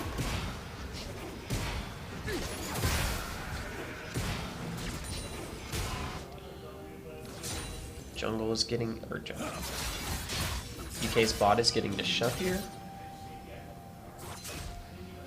Xin Zhao's going up for a level 2 gank on Pantheon in the top lane here. See if Pantheon And it can looks get like out. it might get a kill. Oh, but the flash Ooh, out. Did get the flash. Got a little bit of damage on Xin Zhao. And a 5-minute cooldown goes on. Now, it looks like Viego is in the bot side jungle. He is going to walk over to, it looks like, the UK blue to take that in retribution for his being stolen. We know Viego, or not Viego, Xin Zhao is topside, so Viego knows he is in the clear to take this blue buff. That's all he takes from there. He is looking bot now. And the root coming through or no? They are engaging. But they're, no. They almost got Senna there. Senna is looking low. She is going to have to stand back. She's going to have to watch out for Karthus Q here. Or the Nautilus engaged. Nautilus is almost in range of hook there on Senna. Viego is also sitting, looking for it. Karthus is trying to let him push in. Oh, the flash. The flash, the root. Looks like they're looking at Kate. Wait, what? A summoner The has game A has been pause. paused. Pause comes out. The setup has A crashed. setup crash occurs. So we get to see. Explains why Caitlyn was standing still. Well, I and Senna think- has started walking as if she AFK'd. I'm gonna guess that tricking is probably gonna get beat here, unfortunately. Yes.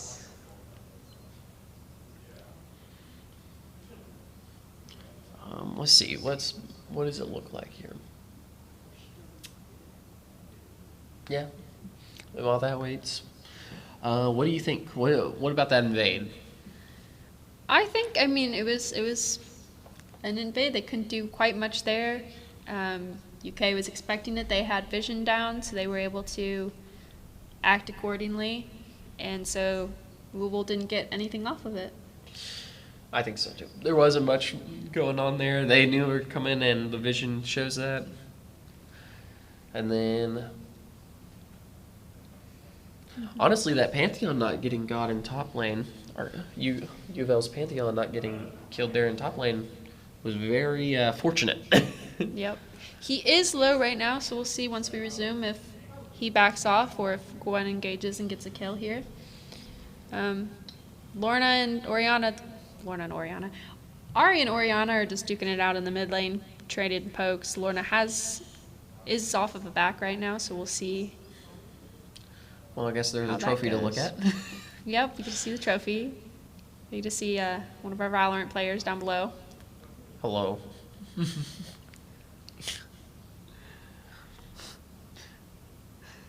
Ay, Thank you. Thank you. in return. See how long the pause has gone on. It's been just a little over 2 minutes so far. So, what do you think about the adjustments each team's made to beat the other team's comp? I what's the think thoughts there? this time it's a little bit of a better comp here. Looks like they're about to get back in. I think the Nautilus bot lane with the Karthus is a better pick this time around.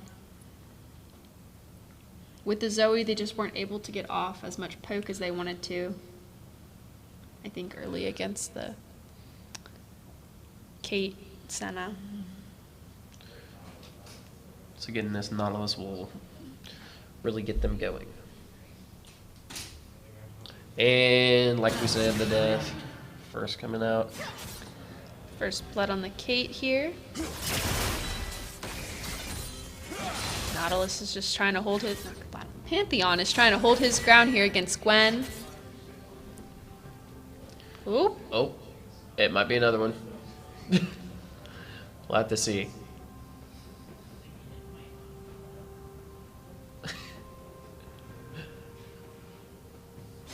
Okay, Nope. we're good. We've recovered. It's just a pause in production is all. And it looks like the trade She does not gets occur. The kill. She That's- leveled up too, so was able to Get a kill. get more health. Oriana knows Viego is near the mid lane, so she's going to play safe, play back, just try and poke at Ari.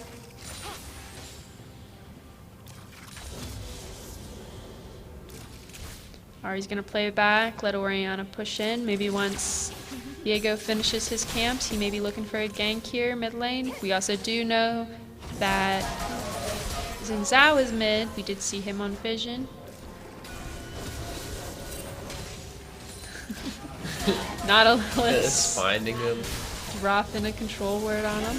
And Lorna is now stuck under the tower. She has to play it safe. Xin Zhao can dive. Lorna has to flash. Good flash to avoid that. Nautilus coming in with a Hex Flash. Trades Oh. places with Xin Zhao as he... Misses the hook. Looks like Nautilus may be dead here. Ooh, the shield coming in clutch. Xin Zhao taking a turret shot. They are both out, but looking mighty low. Viego is looking mid now after his camps. Let's see if they can get anything off of it.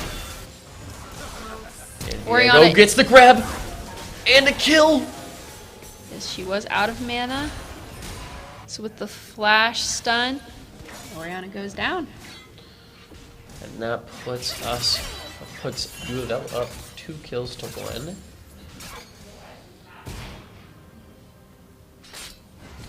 Now we're gonna see how it's going down here in bot.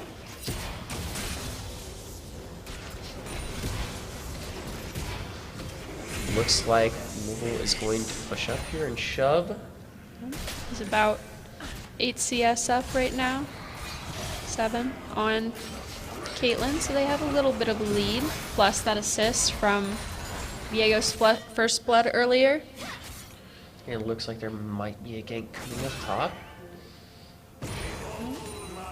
Pantheon's gonna have to watch out. And the gank coming through. Stun. Stun, Pantheon's able to walk out. Xin Zhao and Gwen back off. I know there's not much they can do there. Looks like bot lane's starting to get prio for Drake here for Louisville. We're roaming up. Viego has started the Infernal Drake. And the stun coming through again. Louisville does know that Xin Zhao is topside at the moment, so this is really good for them. They should be able Finish to get this dragon. straight. And first dragon goes the way of Louisville here. And a stun. Nice stun on Gwen. Gwen's now taking turret shots. It's one turret shot for Gwen. Get some good poke. That's her ulti coming out.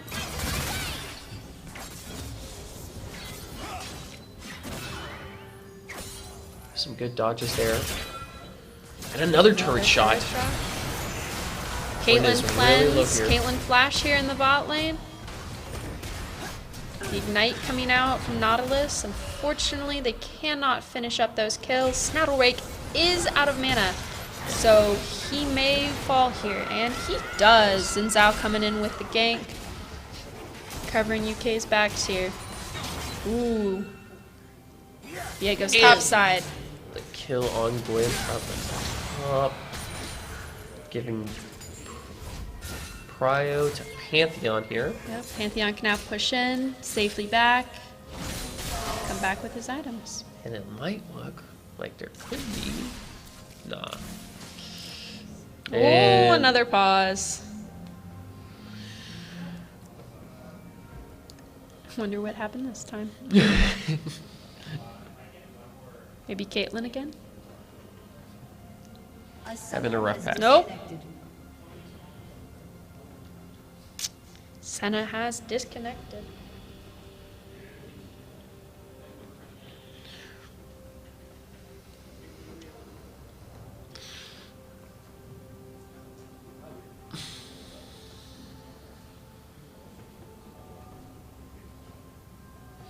Wonder if there's a loose wire.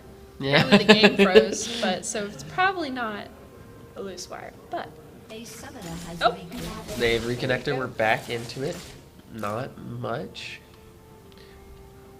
Oh, and production Well- freeze. okay. So we're just gonna guess. I think Viego was coming down, so we might be seeing a gank or mid lane here. That's pretty much everything that's going on. The shove in the back from Pantheon. Pantheon's probably gonna buy an item with the gold he got. And would you look at that? And another From Diego. a gank from Viego. It does not result in the kill though.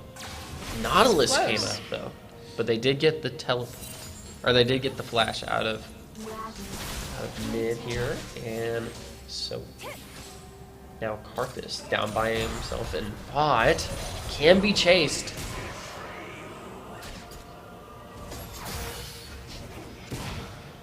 Karthus should be able to hold his own in terms of keeping himself from being pushed in. But if they get a stun off on him, And the stun Pantheon. Pantheon. Can Pantheon kill him quick enough? No. Pantheon from Downtown. coming in. Yep, coming in from downtown. And The Nautilus is behind the turret here. trying to get that elusive kill. Senna was low. Looks like Louisville's looking to push in. Looking to dive Caitlyn here now. Senna has backed off. Xin Zhao is topside and Oriana's backing, so they will pick up the kill on Caitlyn here. And now, first few turret plates will fall in UofL's favor in bot. Ari is holding the top lane against Gwen here. Looks like Diego is roaming up to her. And Xin Oh. Zhao is invading the jungle here, looking for Oh, a tower dive on this Ari. but it looks like Viego's trying to take the fight. Ari comes in. Ari comes in, Gwen's coming in. Everybody's With her coming. ulti, she takes down the They Viego. get a shutdown on Viego. That is not ideal for UofL there. Unfortunate. Both Viego and Ari used flash in that fight. Xin Zhao used flash too. Unfortunately, Xin Zhao's damage is just a little bit more than Viego's at the moment. Plus that Gwen ulti really came in clutch to reach him from afar. Pantheon has returned back to the top And the lane. electrocute comes through. Nautilus is covering mid lane for Ari in her absence. Double. Karthus is holding his own here. Stepped on a trap.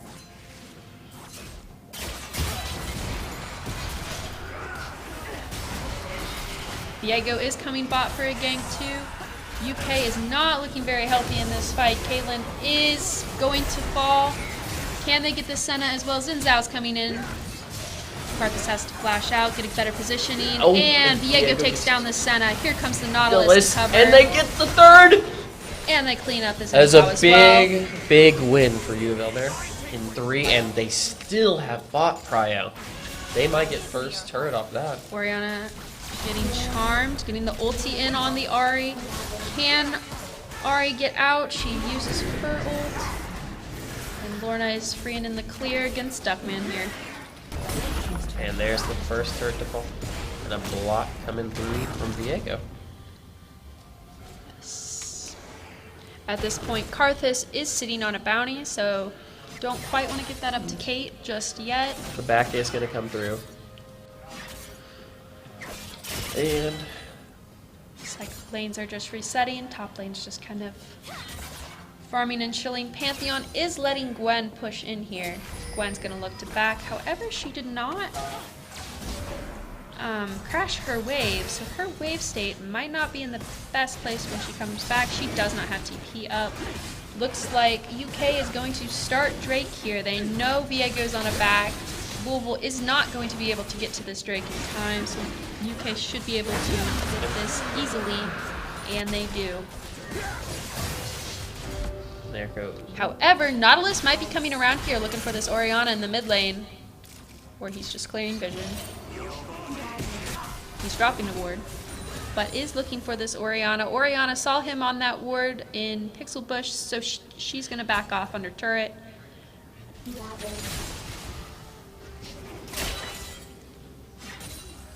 And so we're back to the top lane. Yep. Looks like Kate it's gonna Senna even. coming off a reset. We do have Hextech Drake again. That means we have Hextech Gates. So we have to watch out for people come in. Looks like Gwen is rotating bot lane here, or mid lane here. Nope. Just getting vision. She now knows Viego is topside. Pantheon roams down to just see Gwen. She could have And gone now in for Nautilus is A. in a dangerous position. Gets out using his hook. UK bot lane's looking to roam over, maybe catch him out, but they ultimately go back to the mid lane.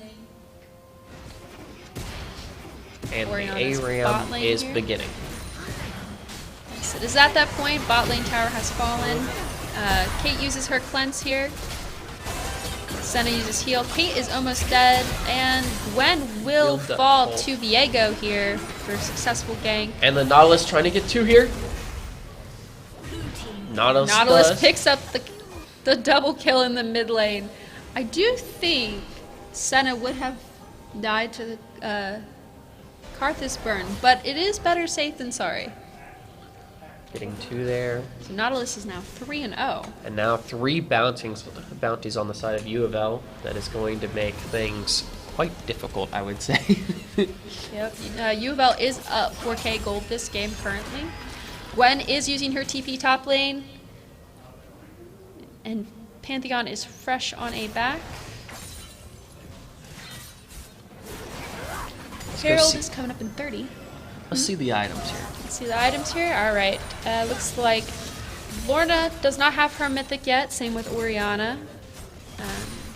Karthus is sitting on his mythic. Same with Nautilus and Viego and Pam. Gwen has Hextech Rocket Belt. That is an interesting pickup from Gwen. I think that's not typically her primary mythic, but it is one that she can take. No stun coming out on Ari, but nothing to follow up. It looks like Louisville is starting the Herald here. UK does have vision on it. Oriana's looking to take this bot tower. Pantheon is going, no, Karthus is going to push her off of it.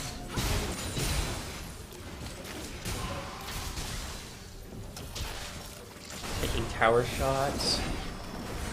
Karthus knows he's getting ganked. He's running away. And it However, looks like Louisville mid tower is will going to fall. get this mid tower.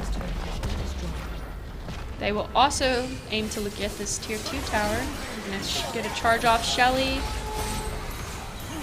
With their range, they should be able to pick it up as well. Xin Zhao is walking up. Oh, to they the might get jungle. 3. Shelly gets off a third charge here. Can they get the turret? And whoa, they dove and absolutely burst Kate. Now they're looking to get in him. Since I was just backing, he's decided he wants nothing to do with the What? 4-man mid laners. 4-man mid. The ARAM functions. Yep. Looks like Louisville's backing off. They did get bot tower there, though. They did. UK did get bot tower. Swag is going to have to back to get more wards. Pantheon's going to have to go top to get Gwen, else she's just going to continue pushing in. Drag is up in 39 seconds. Louisville will need to get some vision around this. Currently, there's only vision in Pixel. UK has a bit more deeper vision at the moment. So we'll see how they set up and if UK is able to get this straight. They are first to the river. This puts them at a better position. Louisville is on their way, however, Karthus still is in base. So they're going to have a bit harder time getting in there. Caitlyn is laying out her traps, setting up so Louisville can't walk in easily.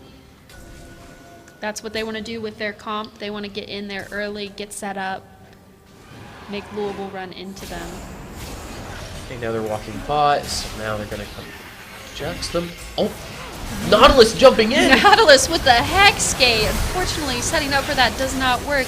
Nautilus falls, however, The trades are going. Senna and Oriana are also down. Pantheon, Karthus falls. Viego is almost out. Ari is still standing.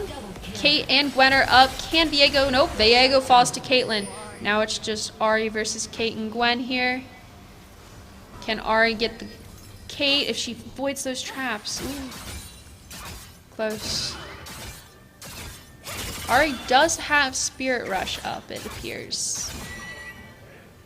Looks like she's just gonna back, face this Gwen here in the bot lane, and wait for team to respawn. Respawn timers aren't that long yet. We still are only 18 minutes into the game, so plenty of time to get back into a fight. Gwen's going to have to take this back here. That might actually give U of L a chance to get this dragon in a priority. We do have Hex gates though, so Gwen won't be far behind. However, they are getting that early pick on Senna here. Can they get Xin Zhao as well? Here comes Karthus, the Oriana ulti coming out. And it looks like Xin Zhao will fall. Xin Zhao, Spirit Rush is coming in, getting the charm on Oriana, and she cannot escape. However, Nautilus does get taken down by Gwen, who has returned to the fight. But that might get them just that extra bit. After getting that jungler, they can get dragon pretty freely here. Yep. Xin Zhao is down, so it will definitely be hard. Kate is just going to go farm and get XP in the mid lane. Gwen's just going to return to bot, and Followed by Pantheon. Louisville does get the first Hex Tech Drake. Senna's going to be clearing vision bot side. Louisville at this point probably wants to look to reset, just keep lanes from pushing in. Baron is up in 30. Maybe we'll see Louisville pick up a Baron and get this game. Oriana TP top. She's looking to push that wave in. Gwen does have TP, so she's able to push here and get to a Baron fight. And a if stun need be. comes from Pantheon. Yeah. And Here comes Viego. Viego coming in, diving. Can he get the trade? He does. He does. Viego gets the shutdown on Gwen. Unfortunately, And Pantheon a dodge. died.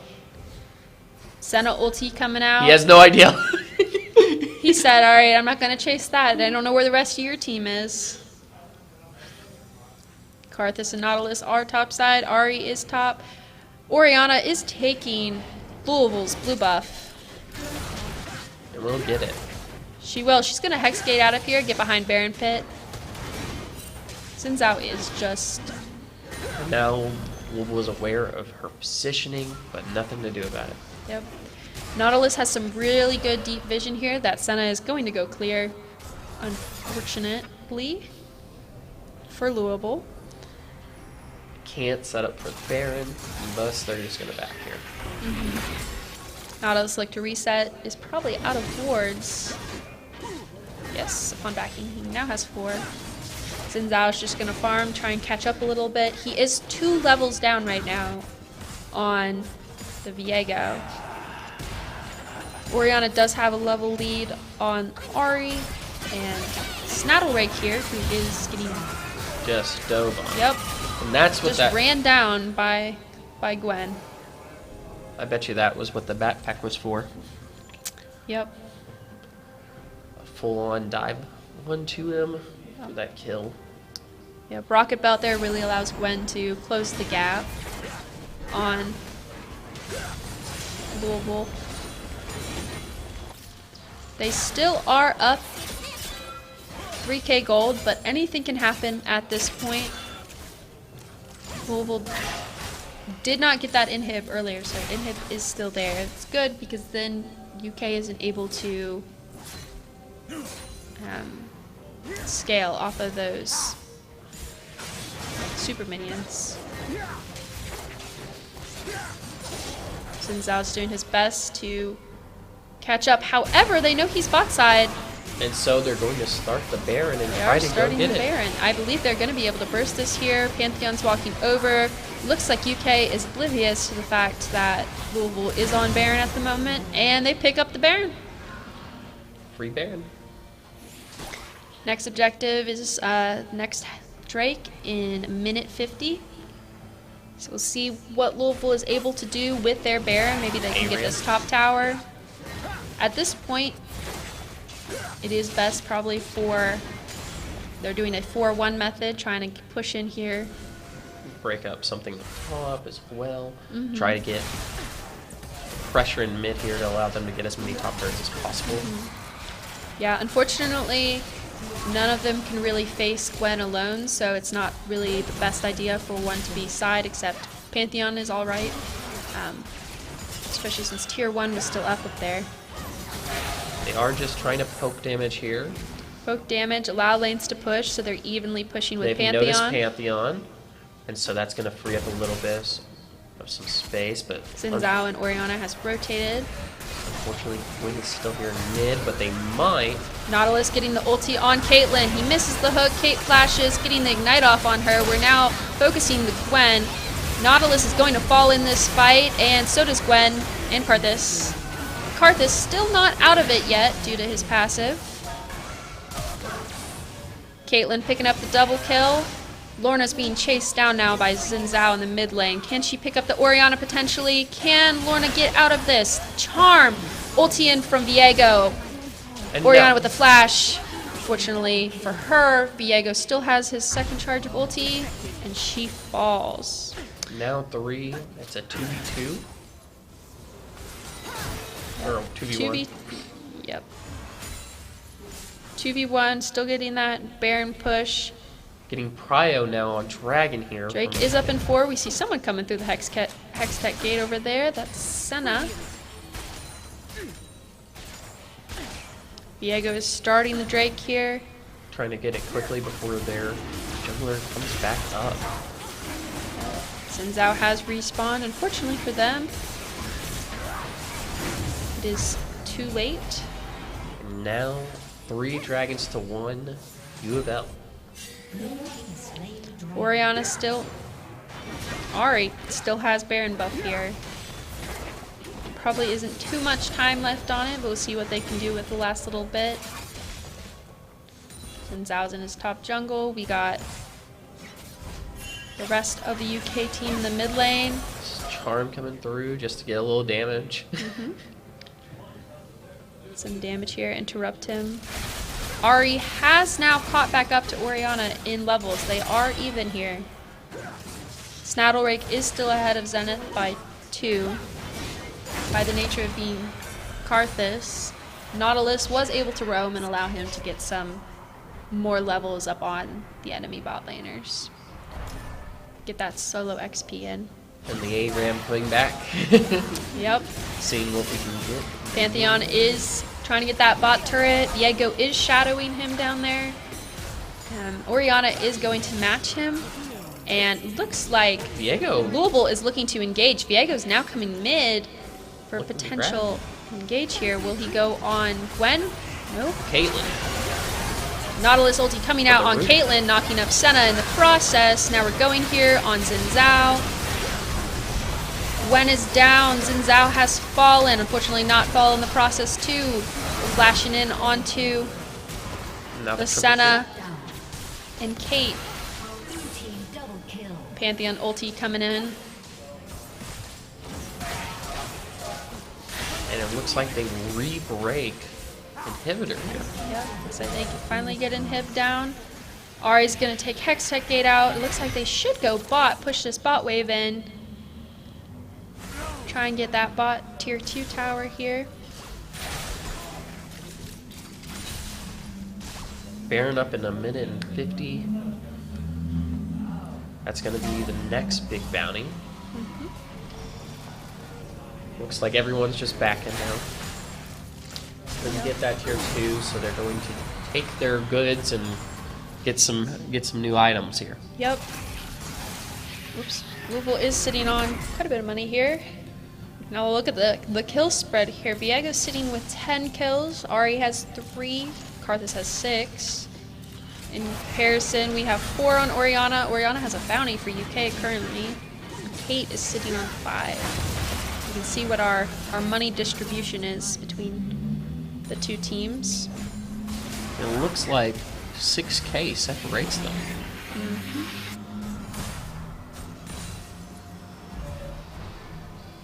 Now Baron is set up for it. Looks like they're UofL's looking to try to find someone to fight. Kate is nothing- ulting Pantheon in the mid lane. And Senna ults too. For seemingly no reason. Maybe for vision? She did not hit anybody with her ulti. But there are 5 mid versus just Pantheon, whereas 4 of UofL. Our top taking the top tower. Yeah. So that's going to give them a free tower, and Panth is just going to sit here mid and just let them walk under tower. Yeah, there is now a fight going on in the top lane here. 3 of them have rotated Gwen. up to match. When rooted, they get And the kill on ulti, Gwen. Getting the kill on Gwen. Can they get the Oriana shutdown? And Karthus with the triple kill. And they are going to just take the top tower. And the They end. are. Pantheon is... And they get... Pantheon actually looks like ulted up to join them in that fight.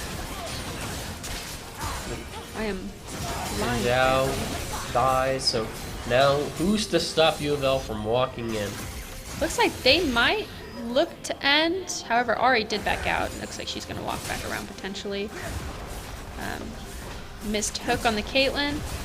But it looks like both towers might die here. Yes, They're and gonna here try. comes Karthus. Karthus is TPing back in. They are going to try to end here, though. And they get it. And they get the inhibitor, the Nexus. And that is the end of game 3. And that will be a win for UofL. And they're standing Good job. watching us. Good job. Good job. Woo.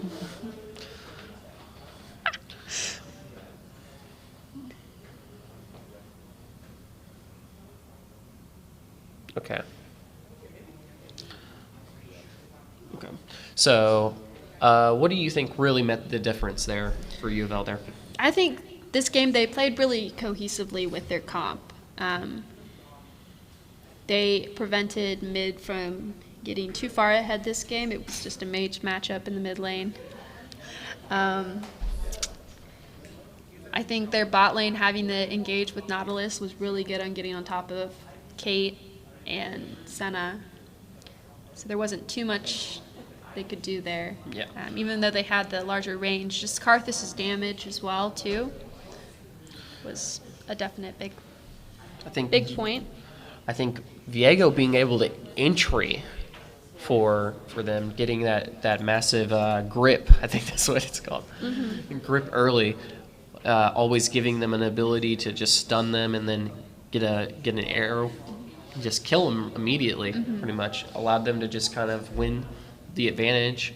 And then they just, UK just never had a way to counter it. Gwen would try to go in, just just get flown up in the air, and then And I mean, looking at the damage charts, Gwen had a lot of damage. Like, she was the problem in those team fights, just her untargetability and just being able to go in on them. She was putting the hurt on them. But, Karthus, he's not out of the fight once he falls. So that definitely was in their favor. yeah. What do you think about the change in comps? What was the real change that you think made the difference here on this last game? See, I feel Louisville followed a very similar comp to their previous matches. They did play more traditional laners this time instead of previously. Whatever they did before. But I think they just had too much engage for UK, which had more of a bit of a... They had engage in terms of Xin Zhao and Oriana and Gwen, but also just how they wanted to set up for things was kind of disjointed in with some champions wanting to go in and some wanting to... What do you think about the vision? I felt like there was that moment, especially we saw at Baron in that last map, where UK had no idea they were on Baron, and they got a free Baron, which really gave U of L the advantage there. Yeah. I mean, looking at the vision scores here, just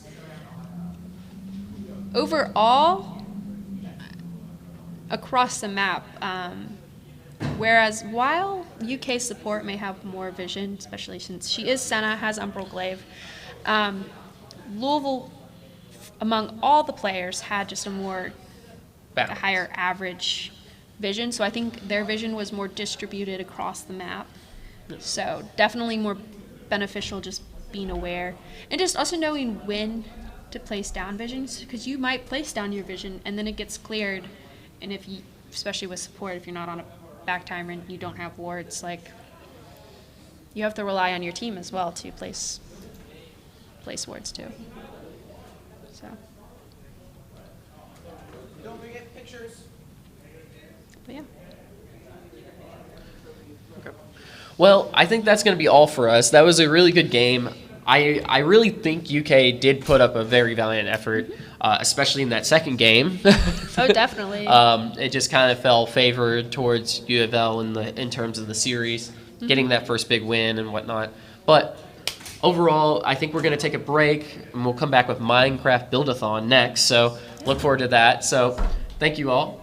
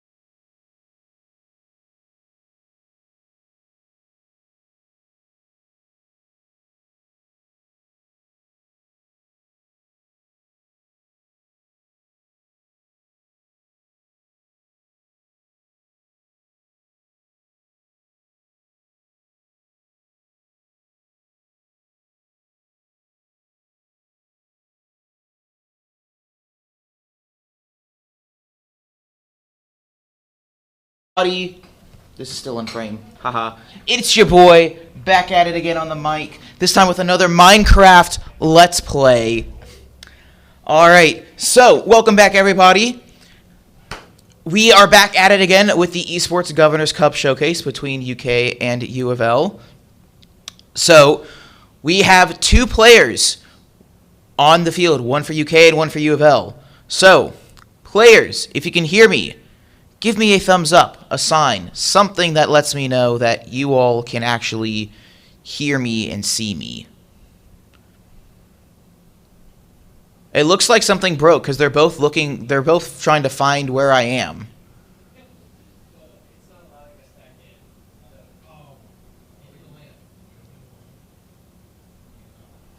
Alright, now that we opened up the thing to land, now it should now let them rejoin. Huge. Alright, so players, give me a thumbs up if you can hear me. Alright, so here's how this is going to work for the players, for you all, and for the folks at home. So, each player will have 30 minutes to build whatever they would like, or at least within the prompt. Each player chooses a button. I won't see which button you all pick, nor will the judges. So, one side picks one button, one side picks the other, and that'll teleport you to some far-off place. Go ahead and teleport to the build spots at this time if you have not already. Go ahead and find your flat spot. Alright, so players will have 30 minutes to build something in the prompt. The prompt is build something that you may find in a video game. It may be a scene, it may be a sprite, it may be a model of a character.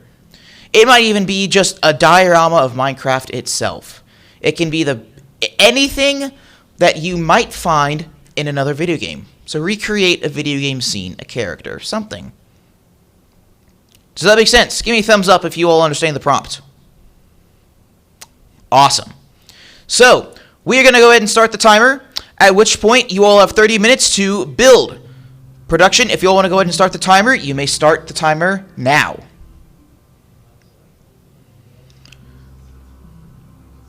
So, we got two players, one from UK, one from U of L, starting with an open flat land. With the freedom that you have with just this open prompt, it can be difficult to kind of choose, what you want, where you want to, how big of a scale you want, because you only have 30 minutes. But depending, 30 minutes might be a lot. I mean, you can see their build prowess with that collaborative tree they built early on. So, we'll see what they can go with. It looks like the sneaking spider might already be getting some sort of base going.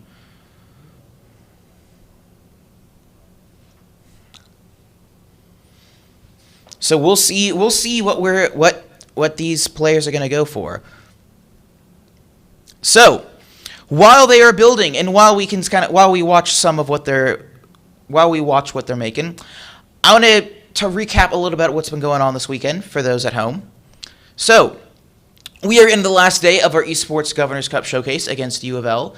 The idea is that it's a gauntlet of games between the two universities. Keep up the rivalry, keep up the grudge matches and all. With the idea that whoever wins the most amount of games will take home the lovely trophy we have. Along with that, whichever school raises more money over the other with those donations, either off to the side or down at the bottom, they will also be able to gain points towards their school. As you can see right now, between the League of Legends match and now, U of L recently gained another $500 donation. Production, double check that work for me. I believe it was another $500. So with that, they now are the first school to break $1,000 in their donation pool, and breaking the total donation pool of over $2,000 raised between both universities, which is huge, which is an incredible milestone I don't think anybody would have expected to hit, especially with so much time left on the clock. Speaking of time left on the clock, there is still time to get other donations in if you all would like to move that UK bar back a little bit, or if you're rooting for U of L, widen the gap even more. If you get past one of those ticks, that gives you an extra point that you can see for your school. So you'll be able to add more points to your school, albeit they might be temporary. Because if UK raises enough money to push that tick back, we might be able to, that U of L will lose that point. As I say that, U of L's bar is inching very close to that 2-point tick, which will widen the gap between the two universities. But along with donations, there are still other events on the table for both universities to earn points. So we have the Build-a-thon going on right now, which is a sidecar event. Each sidecar event is worth half a point to the total score. So whichever university has a better build will gain half a point to their school's total. The other sidecar event we have lined up for you all is a Tetris 1v1. Everyone loves a good competitive Tetris match, arthritis and all. So whoever wins that one will also gain another half a point. Along with that, we have 2 more title card matches lined up for you all after this. Right after this, in the lunch break, we will be playing Valorant. And, of course, whoever wins Valorant will gain a full point to this university. After Valorant will be Tetris, and after Tetris will be the final match of the evening, Presidential NBA 2K, where myself goes against Curtis, the U of L president, to see who is better at NBA 2K. The caveat being, neither of us have played 2K in our lives. So neither of us know neither of us knows how to play the game. And the way it's looking, it might come down to that. So a lot will be riding on matches on that 2K match. So you definitely want to stay tuned for that. When all is said and done, when the donation cutoff at 5 p.m. hits, along with the last title card match, whichever university raises more money, raises the most points over the other, will then get the prized Governor's Cup trophy that we have in the middle of the stage there. They will be able to take it home for an entire year until the next showcase. Because the idea is that this will be an annual event. But they will be able to hold it for an entire year before the opposing school has a chance to reclaim that trophy for their own. So we'll see. It's still anybody's game. U of L is up in tournament points by half a point, 4.5 to 4. However, because of the donation bar, U of L is actually sitting at 5.5 points to UK's 4. So right now, U of L has a pretty solid lead over UK. It'll take a lot from UK side to raise enough money to push that bar back and to make sure they claim some victories in these last matches. But it is very close. It is neck and neck, which is, great because it'll come down to that 2K match. So after about 5-6 minutes here, we're going to go ahead and start seeing what some of these players have been building. I see. I'm digging it. So it looks like one side is going for, a classic retro approach, recreating, an iconic scene and advertising the other sidecard event coming up after this. Shout out to the Tetris 1v1 coming up. I'm digging it. I'm really digging it. I think the pixely idea of the game goes very well with the blocky building of Minecraft itself. I'm curious to see how much Tetris there will be when all is said and done. And on the other side, we know that we have U of L. We have the other side building some sort of diorama, although I was too busy rambling about this event to really be paying attention. So, they've still got a whopping 23 minutes to build something, so we'll see what they can do. So, after all is said and done, when all is said and done, both universities will be judged by a panel of their peers in a blind judging. It will be between it will be 2 U of L panelists and 2 UK panelists. However, no panelists know whose build is whose. The only people who knows which build is which is myself and the builders themselves, to eliminate as much bias as possible.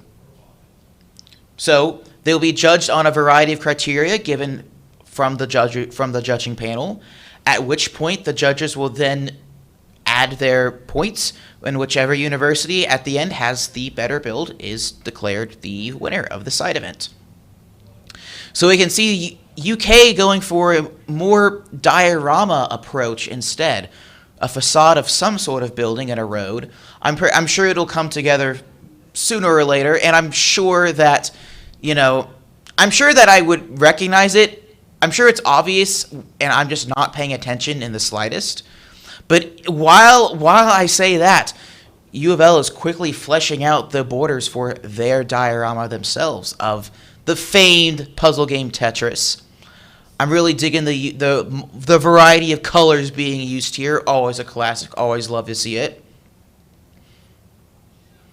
So we'll see.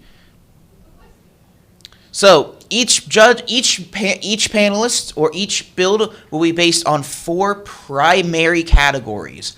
It will be based on the overall size of the build, making sure they effectively use the size and space of their build.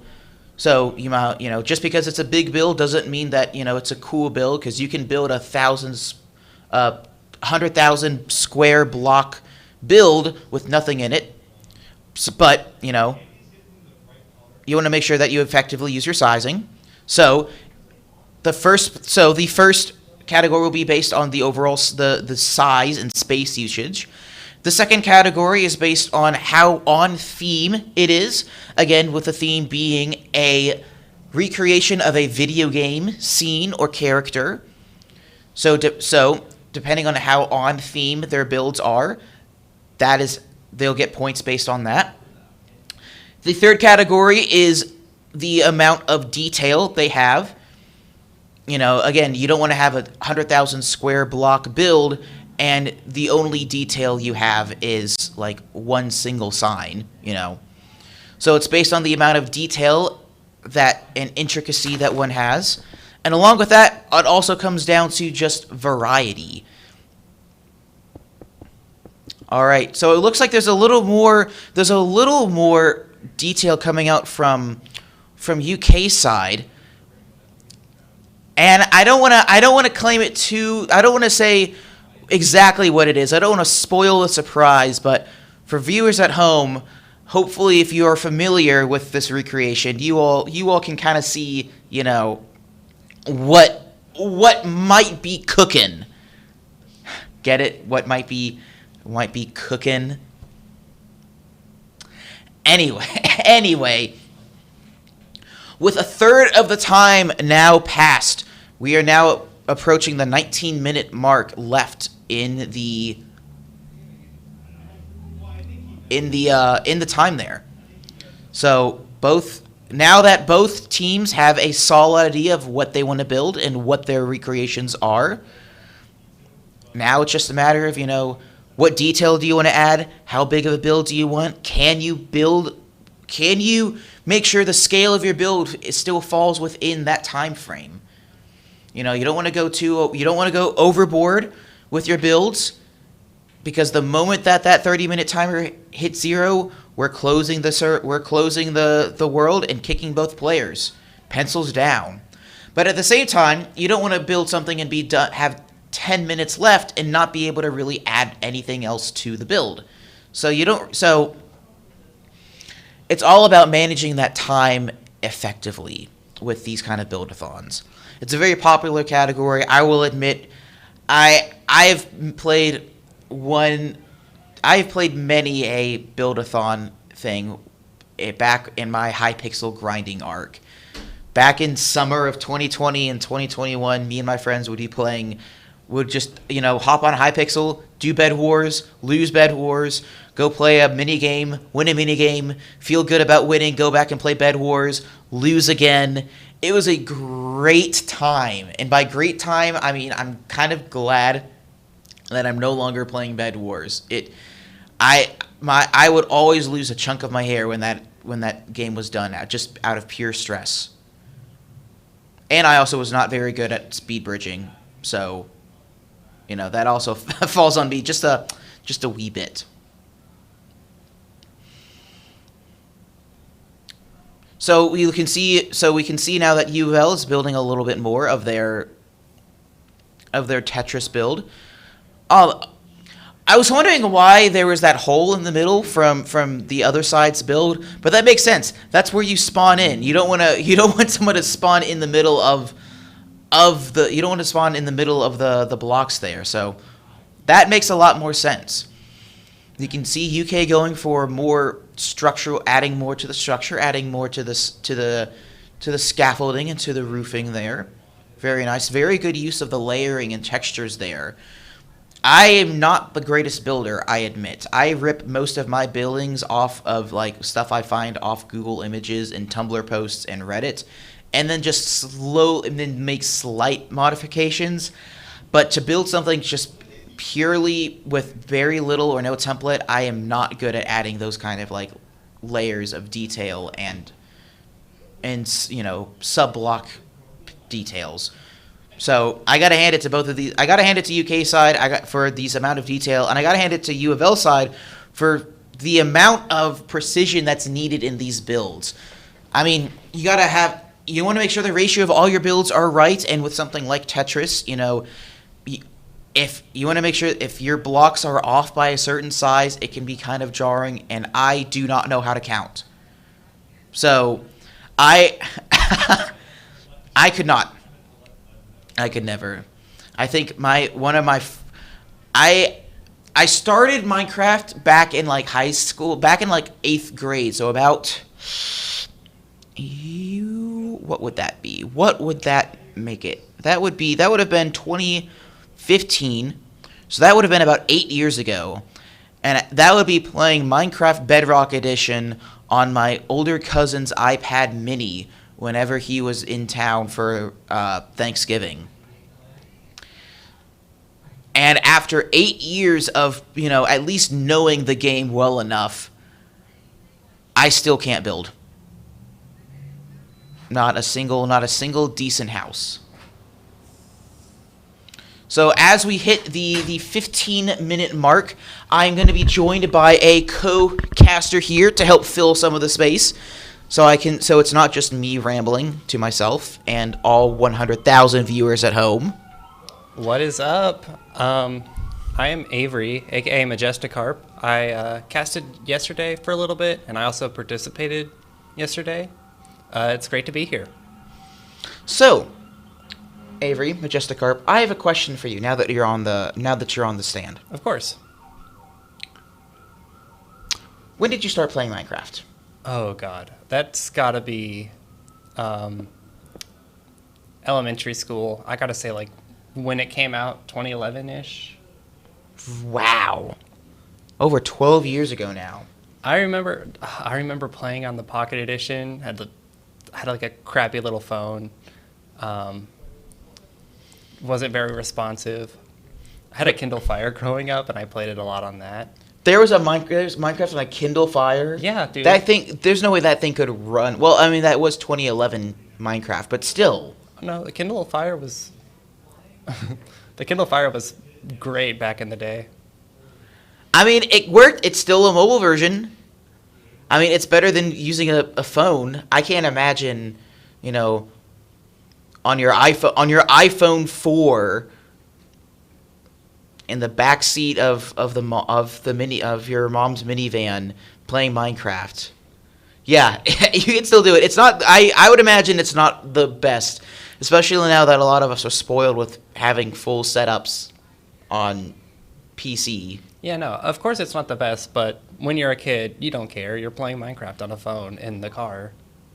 It's exactly the greatest thing ever. You got to build your own little house, a nice little brick house with a little garden in front. Mm-hmm. It's so nice. So what's your Minecraft experiences lately? Do you still play off and on? What's your thoughts? It's a lot more off and on. I'm excited about the new update that's coming out fairly soon. Never. Never. They are delaying it just Never. because you said that. That's okay. I play it more just to kind of relax, I guess. I don't like to try hard or whatever with speedrunning. It's still just it's always just a fun experience when I play it. Even if I'm doing something simple like building a little house in a creative world, or if I'm just trying to fight the Ender Dragon again.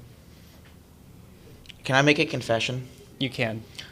And I have yet to actually like officially kill the Ender Dragon in just a base like vanilla survival world. Mm-hmm. I mean, in creative, absolutely.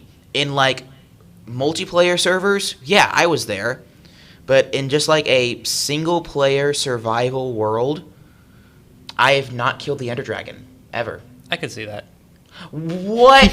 What are you saying? What do you mean by that? I'm just saying. I think the first time I beat the Ender Dragon was with my brother on the Xbox 360 version. Good times. Very good times.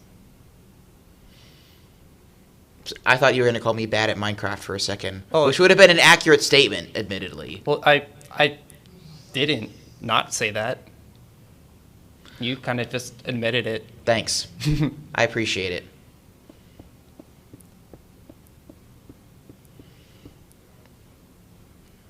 Yeah, I mean, I played a lot with friends on like large multiplayer servers, and I've been playing with, on creative mode just to, feel something, but I've never actually beat it in person. Well, that's the beauty of Minecraft. You don't have to beat it to enjoy it. You can simply just play it as is. You can build with friends. It's amazing just how much you can truly do in this game. I saw a post. I think ever since I saw the post about how people are building like 4-bit, 8-bit PC like working computers through Redstone, I'm like, man, insane. Absolutely insane.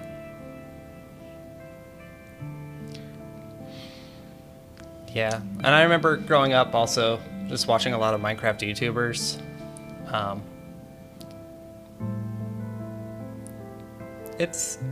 I didn't really watch too many Minecraft players. My Minecraft YouTube history was all build references, because again, I can't build for the life of me. So it was always looking up how to build houses. It was always looking up how to like make a garden look better and those kind of tutorials, because man, I could not.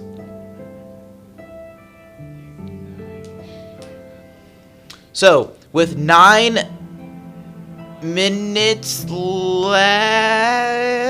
9 minutes left to go.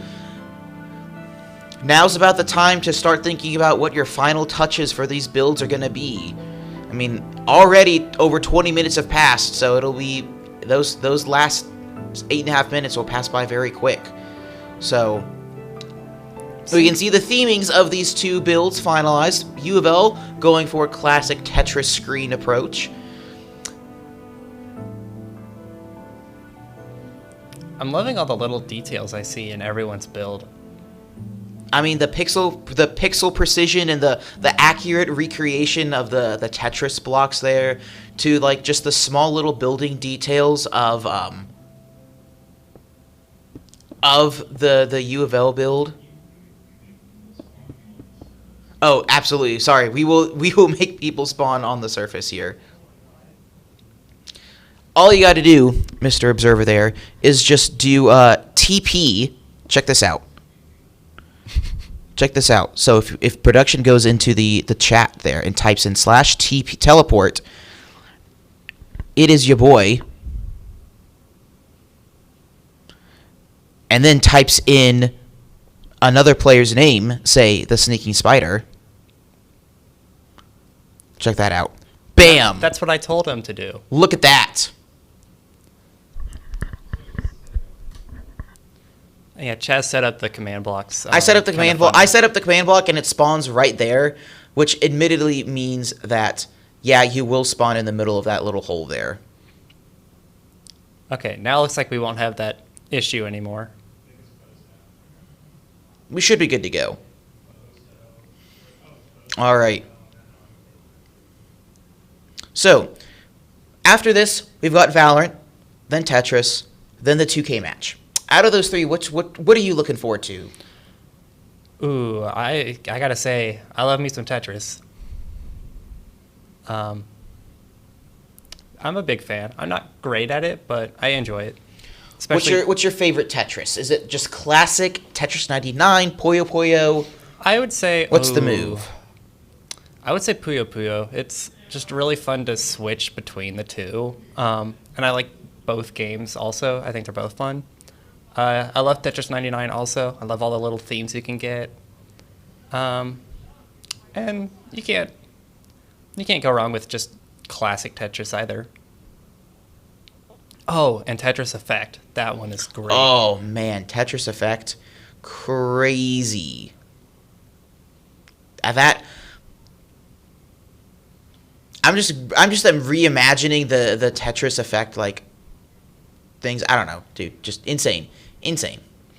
Speaking of insane, we've got this insane build of a Tetris screen remake here, adding some final touches, adding that top screen there, adding some texturing to the back. Very nice, very nice. I like to see it. Oh, that's cute. The little level at the top and the little saved thing on the tops there. Looks like those are the pieces that are next. Pieces that are next and pieces that are saved. I don't know. I'm saying ever since Tetris added the ability to save pieces, because that wasn't in the original. They didn't add the ability to save pieces until later on. That's right. But once they did, man, that was a godsend right there. Because myself could not play Tetris without having that thing. And there's some of the new versions that still don't have it, I think. All right. Speaking of Tetris, there's no transition here. Players, you will have just under 5 minutes remaining to finish up the last touches of your build. After which we will be kicking both players from the worlds and bringing in our judging panel. At which point they will go through and judge the builds based on their appearances, judge the builds, and then whoever has the better build will gain that half a point. So both players now adding some final touches, some last bit of added details there to the very end. Overall, I am really impressed with all the little details in everyone's build. They both look really nice, and I think this could be a pretty close match. I am thinking so. I mean, my best builds are sprite arts. So, and even then, at just looking up a sprite and just copying it from like whatever the Mega Man sprite was. So, to be able to pull off builds like these with, I mean, yes, both players were allowed to pull up references, but to just think, video game scene, I want to do this, and be able to just build something like this on their own, crazy.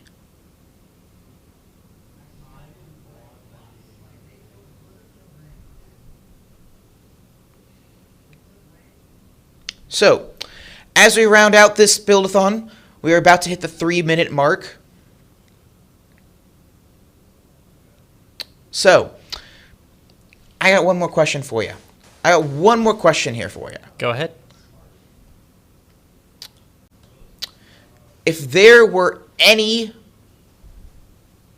thing that you want to add to vanilla Minecraft, be that a block, be that a game mode, be that a biome, it might already exist. It might already exist in mods. But what is one thing you'd want to add to vanilla Minecraft? That is a very good question. I'm honestly not too sure off the top of my head. I think anything that they add would just honestly be really cool. Specifically, though, I think it'd be cool if we got like more breeds of dogs instead of just the plain wolf with a collar. Ooh, that's a good one there.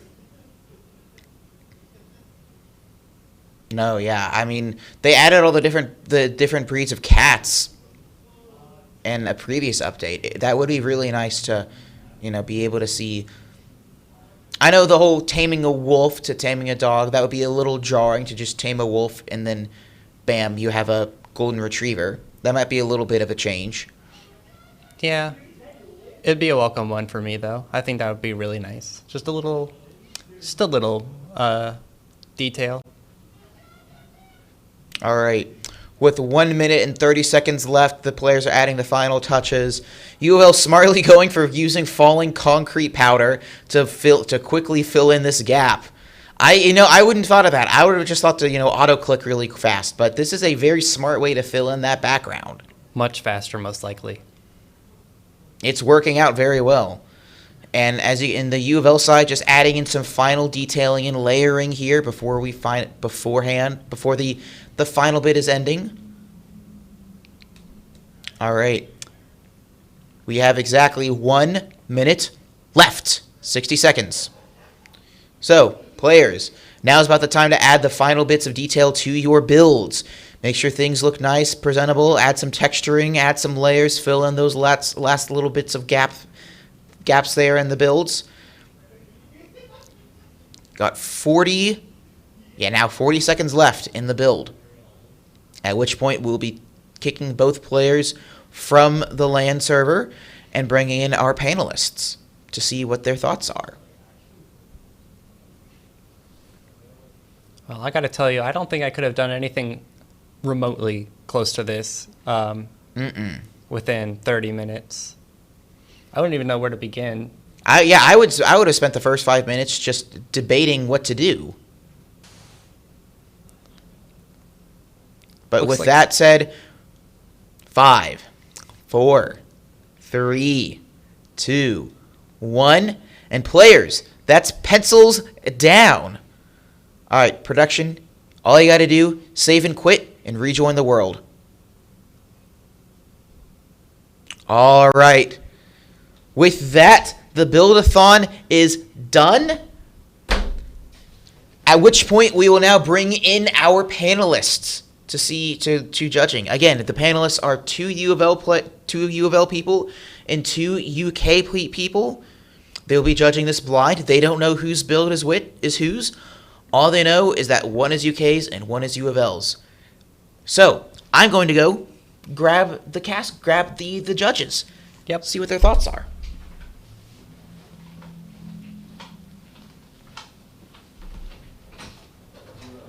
All right, I'm gonna grab the thing.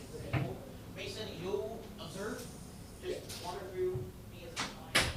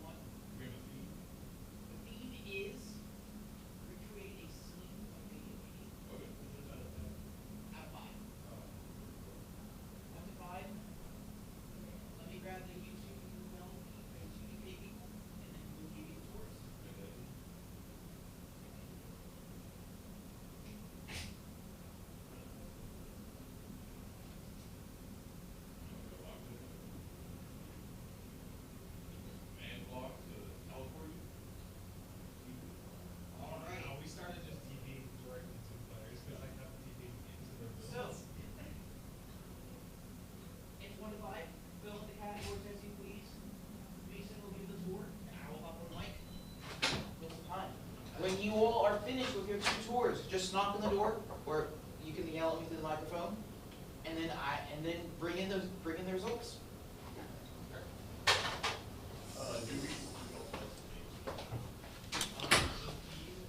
All right, gamers, it's your boy.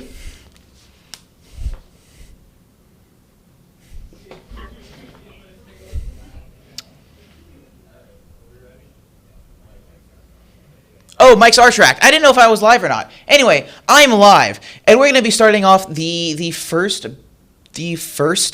build here. So, judges do not know who is who. You have to hit spacebar, production. There you go. So, judges do not know whose build is who, but they are judging them currently. At which point, once they are finished giving the grand tour of the builds, we will be able to see, who is who. Now, in the off chance they can hear me, I'm not going to say who built these ones, even though, of course, I know who built them. However, this is now the tour for the judges. So, now, of course, for those at home, this is, actually, let me just double check. Just in the off chance, are we sure that they cannot hear me if I say who built this build, the judges? I'm pretty sure they can't. Anyway, we know that this is the blue sides build here. A very nice scene diorama there. Lots of little detailings there. Lots of little layering there, which is very nice. Something I don't like. Something I struggle with is to use varieties of blocks. That's one of my struggles. I would just use one flat layer. It's nice to see that broken up by some other texturing there. Now, you can flame me all you want in the chat. I do not know. I'm pretty sure this is a recreation of some sort of popular Minecraft server. But again, my Minecraft experiences were limited as a kid growing up. Were limited to playing on my cousin's iPad mini when he would come in for Thanksgiving. So I can't be entirely sure. But I have to say, no matter what, it is thoroughly impressive. I believe it looks like the judges have finished seeing what their thoughts are on the first build. So we're going to be going on to the second build here. A very large and very nice recreation of a Tetris screen with some added little bonus details at the top, the level, what pieces are up next. Very nice. I like the consistency of using the right colors for the right kind of shapes, which is very nice, and how they all fit. Nice sidebars there, adding some nice little texture there. Make it seem more authentic, make it a little more pixelated there, which is nice. The Tetris screen on the bottom, saying, the name of the game. Pardon me. Although, I had to give it one critique. Technically, there's a full line. There's actually at least 2 full lines that technically would be cleared by proper Tetris rules. So, actually, those bottom 2 rows should actually be eliminated because there's a full row of Tetris. No, but I really like the combination of the different blocks there. It really does look like, what a Tetris screen would look like with just the jumble of different blocks there to really just filling in any patches we need to. At least that's how I play Tetris. I'm sure there's better strategies when you're playing Tetris about how to build, how to layer. I don't really do that. I just kind of, just place them wherever I need to. So, I believe, if I'm not mistaken, we might be wrapping up the judging from both sides there. So once they finalize their votes, they will send in the final scores, and I will reveal the final winner of this Build-A-thon event.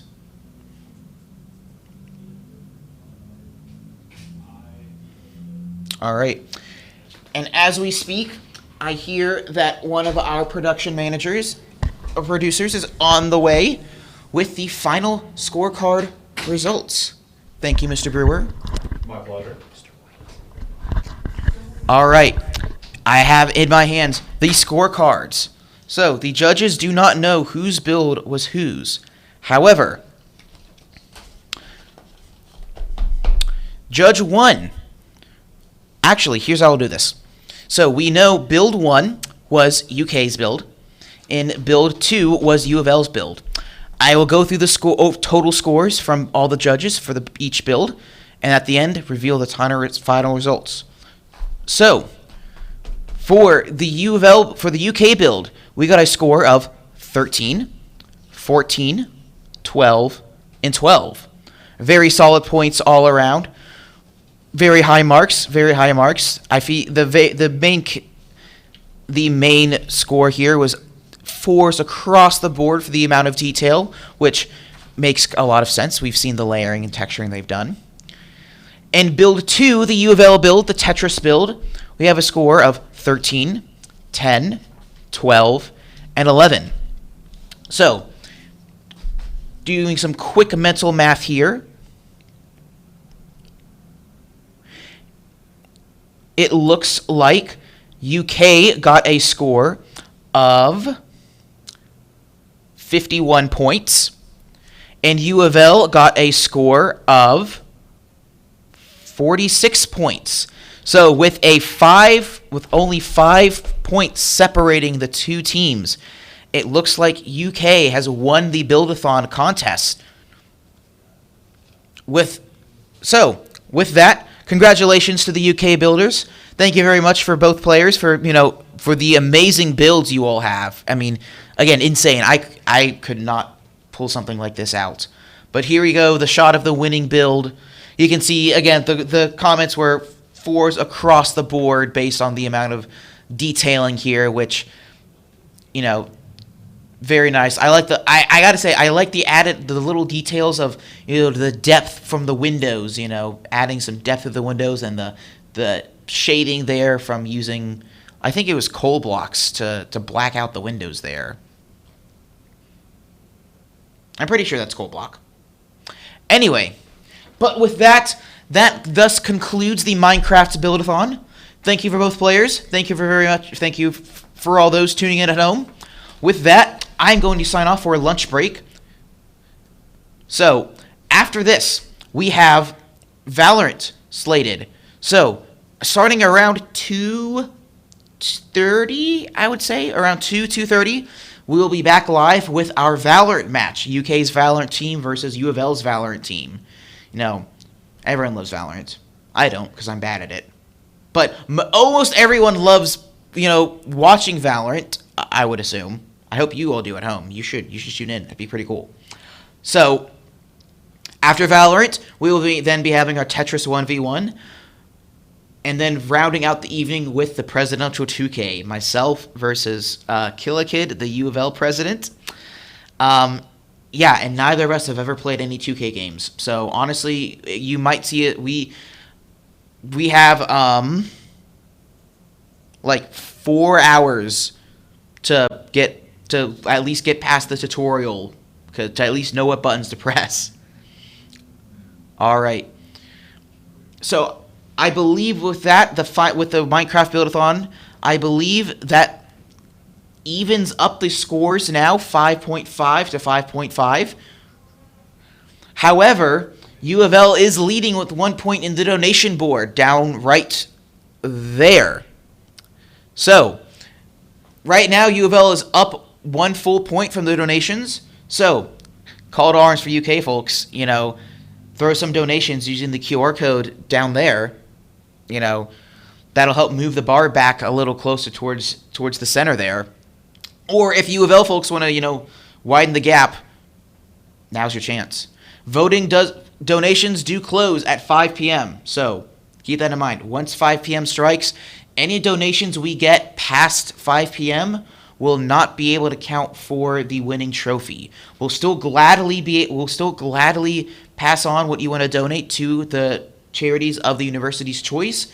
Just keep in mind that if you would like your donation to count towards victory, be sure to get those in before 5 p.m. Eastern Standard Time in the next 3.5 hours. All right. But with that, I'm going to sign off. We're going to go eat lunch. But we will be back here soon, ready for our Valorant title card match. Stay tuned.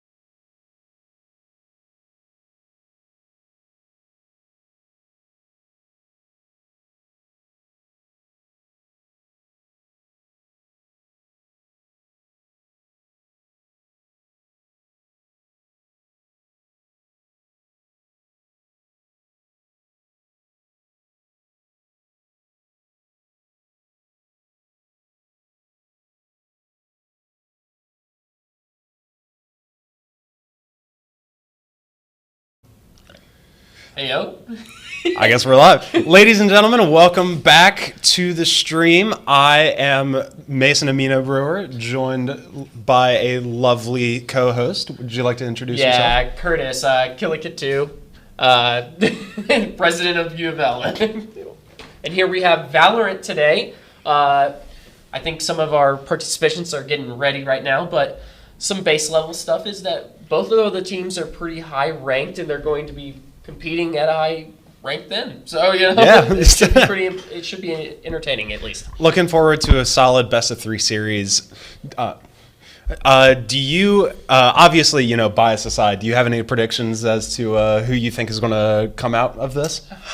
So obviously I'm going to say my U of L team will come out on side, but I know that they did have a tough time against UK last time at the Valorant LAN. There has been a few roster changes, at least on our side since then, but hopefully that might push them over this time. So, Who would you say is your strongest duelist? Can you give us a quick rundown of the Louisville team? so we have Steezy, who is going to be more than likely our duelist, I believe. Then we have Zundra, which I think Zundra plays either duelist or sentinel, maybe. Jarsilly. I'd say Jarsilly. Yeah, Jarsilly is going to probably play either our initiator or I just had sentinel. And we have Tyler, Team Flash, who's probably going to play our initiator. Maybe not. Might be the smoke player. And Grace, who might be our smoke player and or initiator. So we'll see how that all plays out. I can't predict right now. It's going to be based on maps, I'm sure. But all of them are well set, I'm sure, for this game today. I wish I could give you the rundown of the UK, UK, too. I don't know the roster off the top of my head like that, unfortunately. Let's see if they agree to me. Was I right about anything over there? They're not looking at me. So. Yeah, it looks like both teams are getting locked in, and as you can kind of screen peek ever so slightly on the computer on the far corner there, it looks like all the players are really just starting to, you know, lock in their final, into the lobby and all that such. Maybe if production knows this by now, if we could get confirmation what the first map is. Yeah. Or it'll show up right there, and we will be jumping into Icebox. Yeah, so Zundra's going to be coming out here. I guess I can say what we're seeing. Looks like Zundra's going to be out here on the initiator today. So is Grapey. As I predicted, TC's is going to be more than likely playing our duelist, and we have Darcilia on our sentinel, and of course, Tyler on our smokes. So let's just talk about their comps, I guess, since they're all locked in here now. It looks like they're going to be playing a more aggressive comp for Icebox here, but a traditional one nonetheless on U of L side. It kind of looks like a mirror with the exception of the Sentinel picks being Sage versus Killjoy.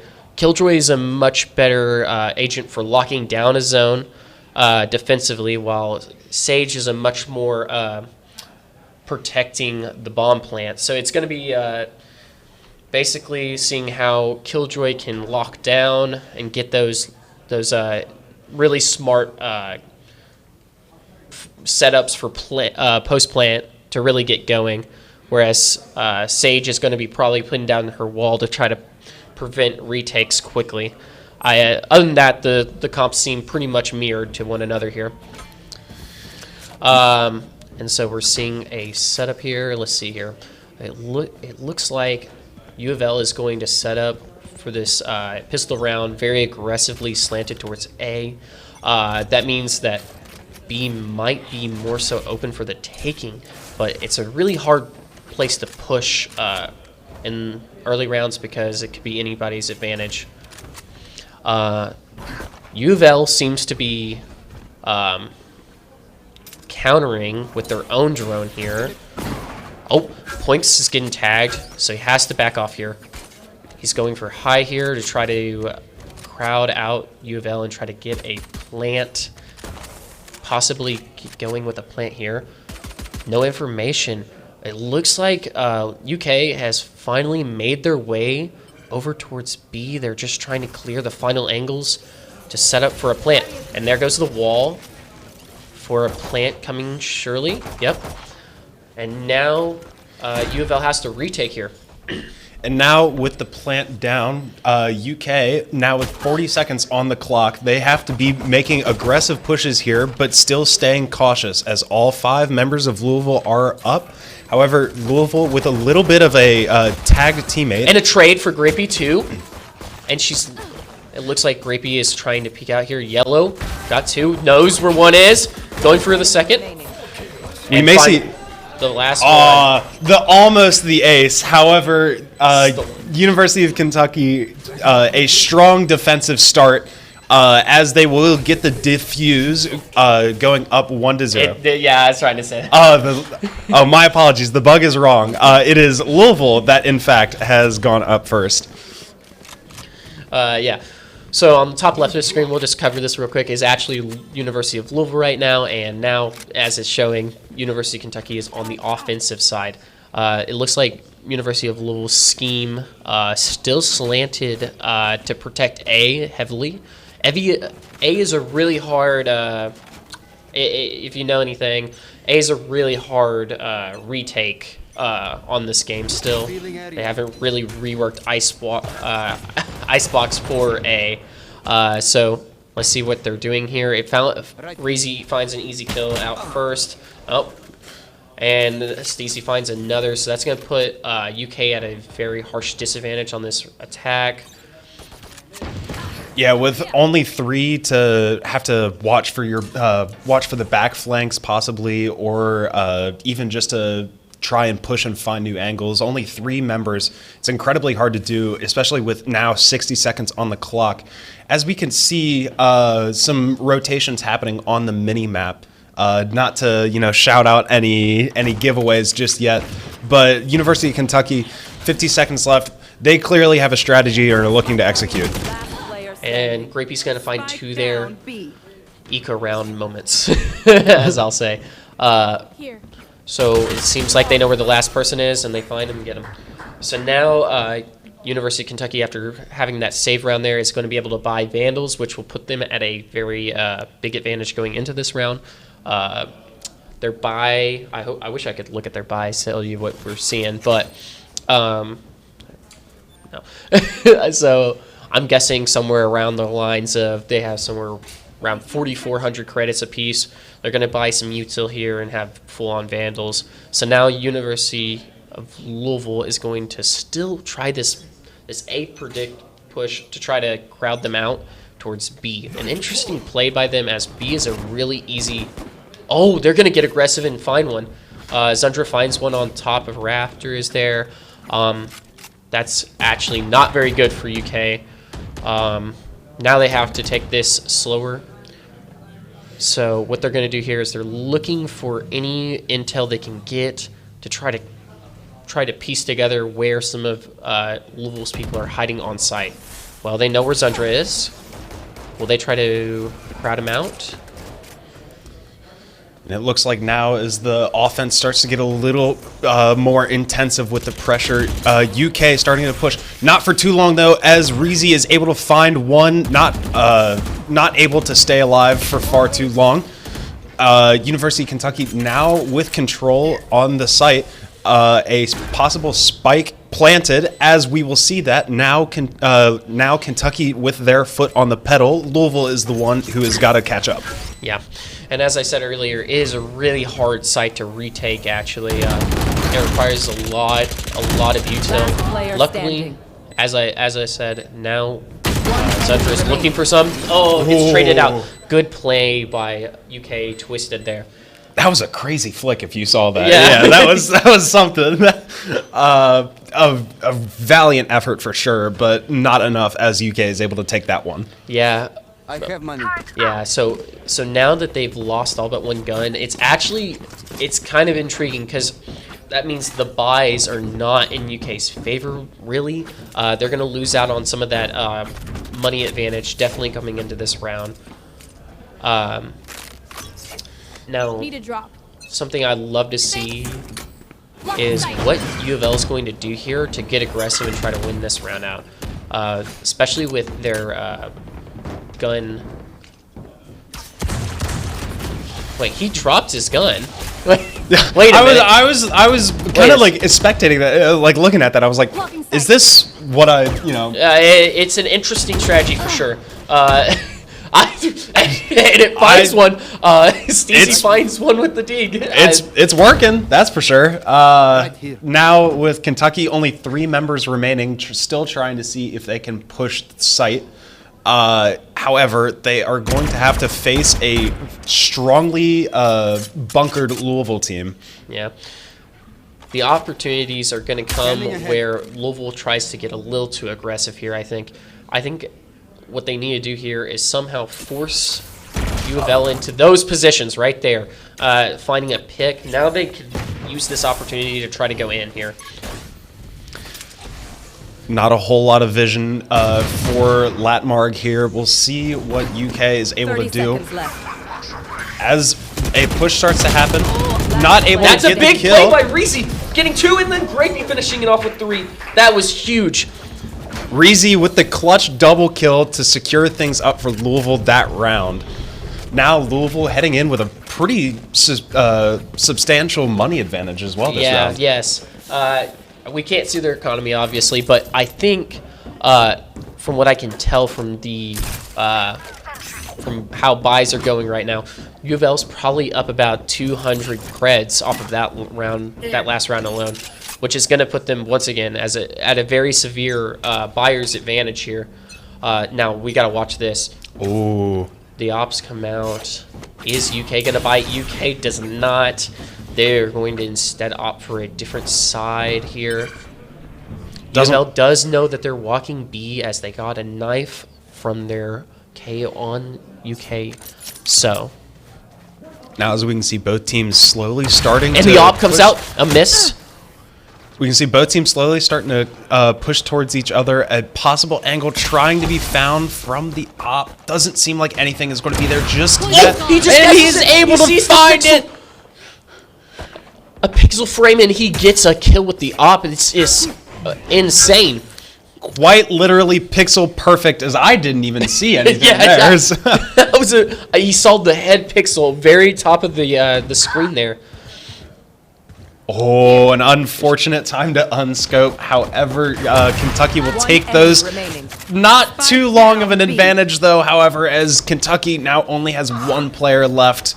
Latmarg trying to get something going, however, not for too long, as Grapey is able to find that kill and bring it to a 4-1. Getting 2 guns out there actually does put UK in a better financial situation, but I think personally it wasn't enough. They needed to find. Yes, I thought he saw it. It might be client-sided, but I thought he saw the pixel of his head like just barely flicker over that wall as we saw. But that's just my take on it, as I've seen that before. He might have just guessed. That could have been it too. I wouldn't be shocked by that. Take flight. Now a drone coming out from UK trying to just scout some information. They found someone, they got him off. Now they're dry alting here. This is a very strange thing to do. Oh, they did find someone though with that, I think. I think they grabbed Zundra maybe for damage. Nope. I thought they had him. Well, they do have information, I guess. The plant goes down here. And as the spike is planted, Kentucky with a numbers disadvantage. However, with all of the site practically blocked off, Louisville is going to be a little anxious to want to push this, because of something like that, Wu Yun is able to find something, and now with Louisville in a 2 versus 1 situation, now a 1 versus 1 situation, Kentucky, are they going to be able to hold on just ever so slightly? The dodge coming out from the jet. We'll see what Louisville is able to do here. They might just have to go for the defuse, and they're not going to be able to go for it as the clutch comes out from Kentucky. Yeah, that was a really good play. Honestly, though, we saw 2 Viper ults used there, and that really changed some things. Double Viper ult here. He used the other Viper ult to literally counter him walking in like that, so he could get that cover to walk in and kill both of them after hearing them walk in. So it was actually a very, very good play there by University of Kentucky's Viper player. Very unexpected for sure.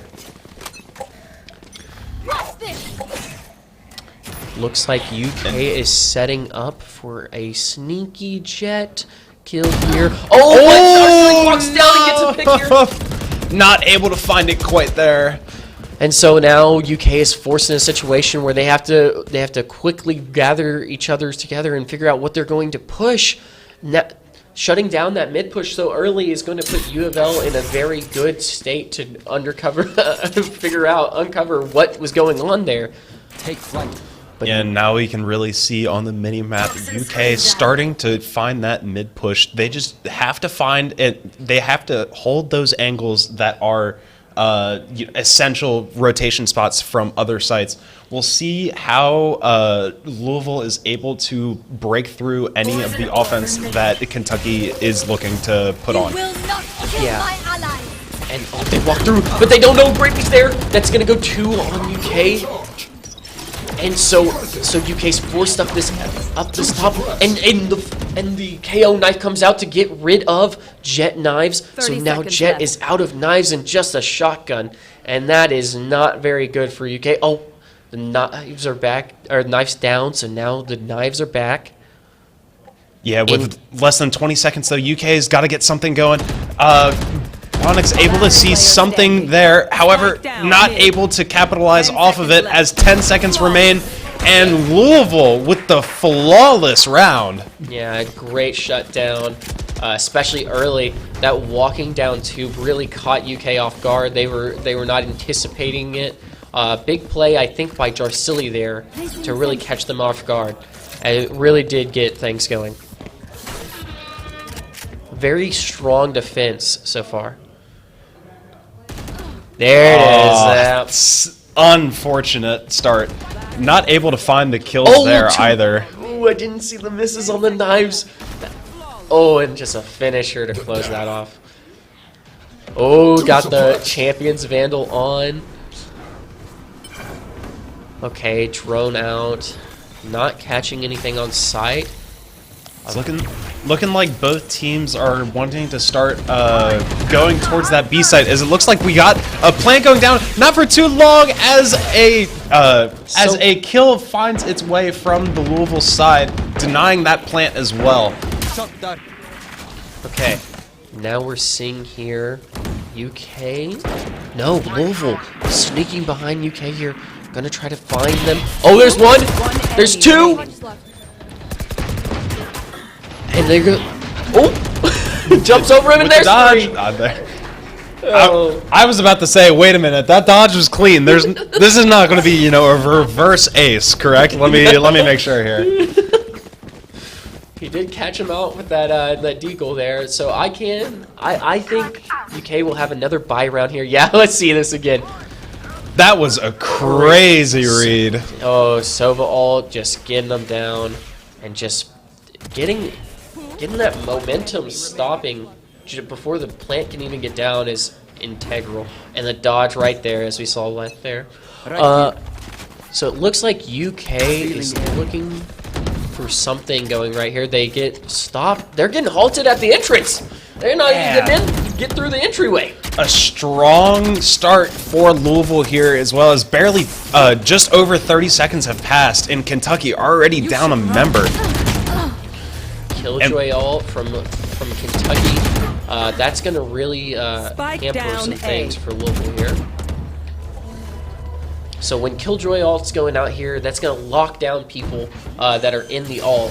So now Louisville had to leave it, and now they're going to try to look to retake. But the counter KJ ult. Ooh. The counter KJ might just be enough to force everyone from the Kentucky side off of this point, allowing for a fairly, hopefully simple defuse. We'll see if that is the case, though, however. It looks like the lineups are coming out from UK here. And there's another one. Oh, a slight miss and a reload. 5. Only 5 bullets. He's going to need to be able to get it, and he does! And UK able to get that round from the clutches of defeat. Yes. We are strong because That was we kind are of insane. 5 bullets in the magazine. That is incredible. He said 5's all I need and figured it out. Oh, he was Yep, trying to. and right there is the 5. So there's 1, 2. No, this is the 5 right there. So now he's got 2 bullets. Gets And with the- 5 bullets, all you need. Okay, Kentucky looking to try to repeat some success here. They're trying to spread out, I think, here and try to find something. They try to peek A again here, try to get that advantage. Just some early spacing here. A very good recon dart placement as well. It Yeah. doesn't look like they were able to destroy that. So a lot of intel coming out as it looks like both teams are looking to clash in this A site. Yeah. Looks like double shock dart out to try to clear main here. Doesn't find anything, so now that's going to be hard on... Steezy finds an off kill on A main here. That puts Kentucky down some numbers. It looks like Kentucky in rebuttal is trying to find a clearing, trying to bait something going on there. Maybe possible rotation coming in. Yeah, and it looks like Kentucky is going to back off of the site, regroup, and try and evaluate their situation. Down 2 members and only 1 member of Louisville who looks to be tagged pretty good. Their situation is a pretty precarious 30 one seconds with left. 30 seconds left. A lot of offense is going to have to happen in a very short amount of time. Yeah. It looks like UK has almost cleared the final angle, and it looks like they're going to go for this B plant right now. They're going to get a bomb down here. Spike plant. Molly comes off from Grapey here to try to get them off of the point, but it comes a little too late. Now a flash over to try to initiate a fight here. Oh, UK finds a member beforehand. The flash doesn't get anything. Let's see the second flash, nothing, but Grapey gets a kill anyway. Now Grapey's going to go on the offensive with the ult here, try to shut down any kind of utility they might have. One enemy Oh, remaining. and there's the Ooh. trade and kill. Good stuff from U of L here. Just never letting UK really get a start to their push, and that's really what's the story right now. UK will keep trying to push out just a little bit, but U of L is just holding the space at the front door, saying, no, you can't come through. With how strong of an offense Kentucky has been putting out, Louisville has been putting out an even stronger defense. Nothing has been able to really just click on the side of Kentucky just yet. There have been sparks that have allowed them to win a couple rounds here and there, but aside from that, this has definitely been the Louisville show so far. Yeah. And now Steezy with the operator. Let's see what he can do. He gets tagged. Now he's going to have to change positions here. He's waiting on his recon bolt. Now he's going to go up. Oh, does he know? Does he know where he's at? He does not. He's looking to see if he can try and find something sneaky here with the op, looking for any angles possible as both teams are starting to clash head on at this A site. Look at how he's checking those pixels. Look at that. He almost hit him. Oh, but he finds that one. He's able to get that one as the numbers are evened up for both teams here. And he's able to get the second one there, Steezy, with the double kill so far this round. It looks like UK is all but in shambles here. And there goes another one. On an eco round, One of course. enemy remaining. But they just can't move. And there it is again. Steezy finishing it off. That's a tale as old as time, I guess, at this point. Before the switch. Operator, Everything you shoot have, one bullet, lose it kill the anyway. opponent, you know? Rinse, repeat. One See, look shot, at that, one look kill, at that. so- Oh, just barely. He gets 1 to 2 frames there to choose. He just nails it every time. Yeah, certainly has been not to diss the rest of the Louisville team, but Steezy definitely holding his team's weight as he carries with so many clean op picks as well. Oh, and now he's set up here. Let's see what he's looking for. Drone out, gonna take him out of here. Oh, but he decides to fight it anyway. He knows that they're coming, so he's going to decide to flip up here and try to grab somebody. Nothing can be found. And now he's going to dodge out here. He's just going to reset and try to evaluate the situation, get his operator ready, you know? And now is the strong push on the B site. Looks like it's going to be coming this way. As the Sova ult also starts to come out from the side of UK. Now Louisville down 2 members, with UK looking to find a cleanup on the site to be able to plant. Yeah, and here comes it with double ults on top. But with only 2 University of Louisville people, well, I guess it is the last round. It use all the ults you can. So now only 1 person left. Reezy here, trying to just somehow pull out a miracle, and decides to use his ult as well. Oh, I see the vision. The vision is here. The vision! Oh, the vision, wait a minute. He finds one. He's trying to be sneaky and just get anything he can get. He's got to go fast, though, as the bomb isn't going to be able to be defused in time if he keeps on waiting. Doesn't matter if you're dead, though. University of Kentucky taking one for the road before the switch. Yeah.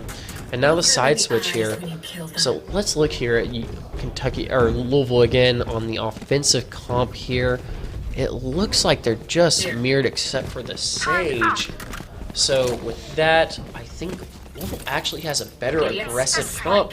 They should be able to flash into sites and really take advantage of the space a flash can provide, or even the distraction a flash provides. That's something that UK, I think, didn't really have on their offensive push.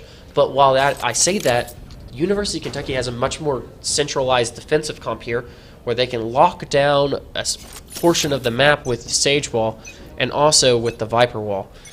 So it's going to make it really hard for Louisville to try to push onto a site with both of those. See? Oh, Sage Wall coming out on B site here to try to delay even a B push from getting started. Now Louisville has to make up for that. And 10 seconds into the round, UK finding a very early pick as well before any real push could even get started. So definitely a very strong start for this second half. Kentucky, though, we will have to see if they're able to keep the momentum going. As you did point out, they do have a very strong defensive core. However, Louisville able to play almost offense on their last defensive round. So now that they are, allowed to go full offense, we'll see what they do. As we see something possibly happening here, as it looks like, yep. And Darcilly getting one. The trade coming out from the Sage here from Kentucky, and just being a nuisance the Sage is right now, but finally getting killed. The trade's coming out, and now a 2v2 struggle onto B site. It looks like plant. Last Fade. player standing. Oh, but Darcilly finds it. Fade. And another kill from Darcilly. 4 in a row from Darcilly there to get this plant down, getting more money for his team. That's going to put some econ advantage right there, buying a Vandal on round... on round 2, I mean, holy already. Yeah, that's going to tell you about the econ advantage is going to happen. So let's see how they use that. Yeah, definitely don't want to be Kentucky going into a Vandal buy round from Louisville here.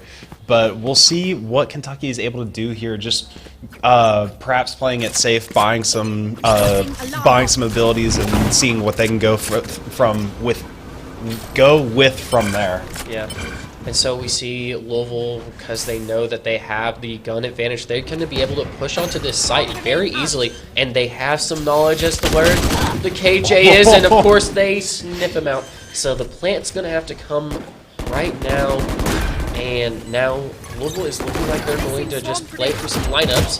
UK finding a big kill on Steezy there, but the trade coming out from Darcilly.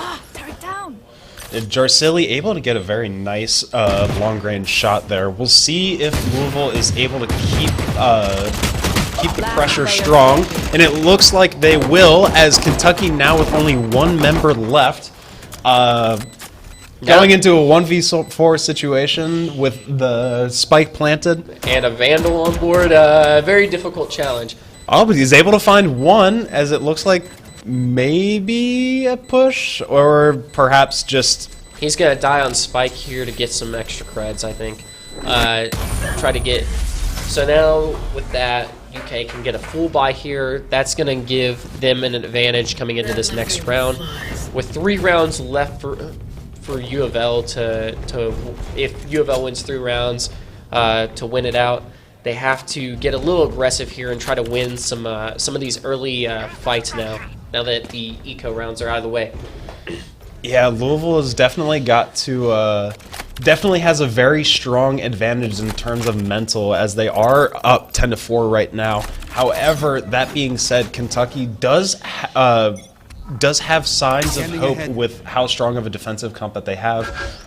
Louisville is just going to have to continue putting their foot on the gas pedal, and we'll see what they do, as it looks like they're starting to rotate towards this A site. Sova found some early information there, really giving Kentucky an edge, knowing that, giving Kentucky an edge, knowing that they were more than likely going to push A site, and it looks like Louisville might commit to this as they put their Killjoy tech down, or their Killjoy ult down, and yeah, I think they're going to commit to this. The plant going through now, UK using some mollies now to try to delay Spike, but it wasn't enough. And now some intel coming out from UK. The drone finds one. Ooh, an aggressive peek coming out. We'll see. It pays off as UK is able to find one. Now it's with the location of the spike known. It looks like they're going to go for a possible smoke and a defuse. We'll see if it goes through the. It gets half. And there it is.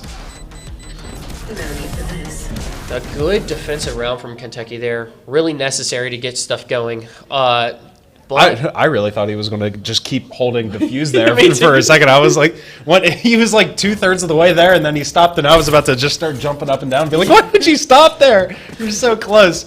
But obviously worked out for him in the end. Yeah. He was trying to get that pressure off the spike diffuse just in case, you know, he probably felt, because he was getting shot at a little bit, he's probably feeling like he's going to get shot more, so he's just like, okay, I'm going to have to fight this.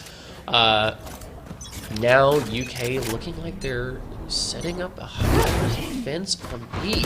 Interesting take. They know that U of L has gun advantage, but it doesn't matter. Points finding 2 already to start the round, and now... Oh, but Jocelyn finding 1 here. So now it's just everywhere. Everything's going on. There's just so much going on. I don't even know how to describe what just happened in front of me. Well, folks, that was a round. That was a round for sure. If I could possibly describe that. I think we'll just chalk it up to that one. Kentucky now just getting closer and closer to tying the Louisville score. 10-6 currently. As Kentucky really is starting to show their starting to shine with their team comp.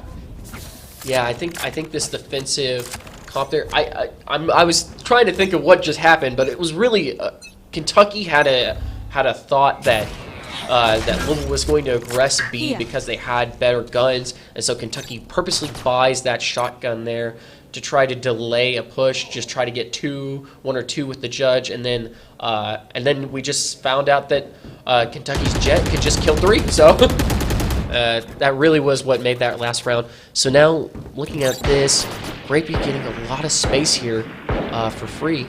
That is going to make things really difficult for Louisville. Oh, and a sneaky. Oh, there it is. Not able to find the second, and UK will swing around and clean up. Now, a 3v4 situation, Louisville, as they start to approach this A site. Yep, and Jet dashed on, getting some early information, but nothing confirmed, it looks like.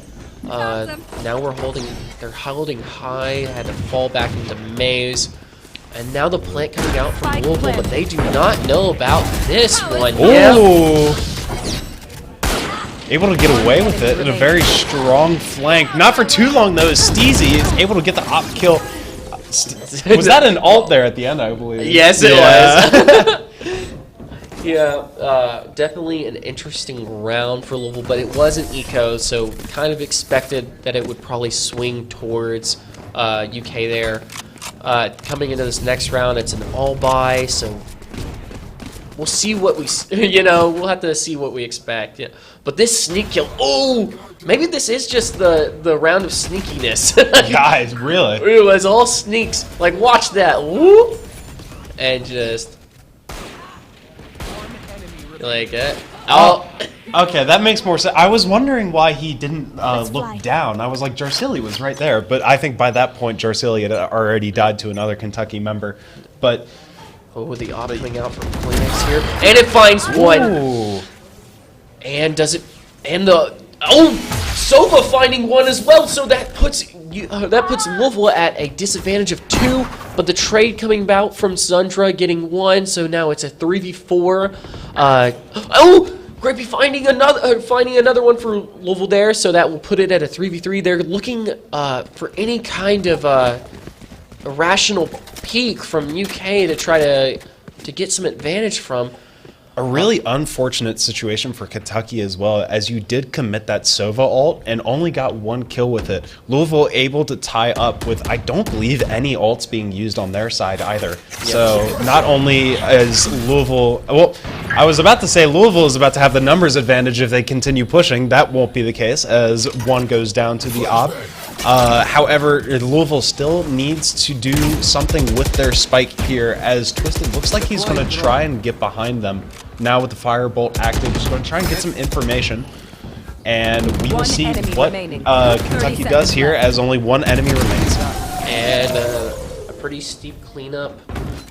Now, this puts Louisville very highly disadvantaged. Oh, a timeout coming from Louisville here. I think this is to reset after all this. But yeah, just that operator kill to start the round. This information from the drone, really just pulling it out. And what when it's 1 person versus 3, that's just kind of how the cookie crumbles, I guess.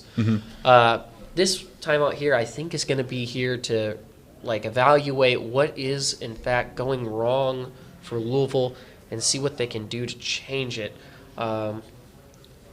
Yeah, I believe it's now Kentucky has won the last 3 rounds, if memory serves me correct. So definitely not a good look if you are Louisville, especially with such a dominant start. Now you're really starting to struggle when you cannot let your foot off that gas pedal. Kentucky, if they bring it back and take the lead, really spells big trouble for Louisville Valorant. Yeah, I definitely agree here. Definitely going 3 rifle rounds in a row, losing out is a really hard thing.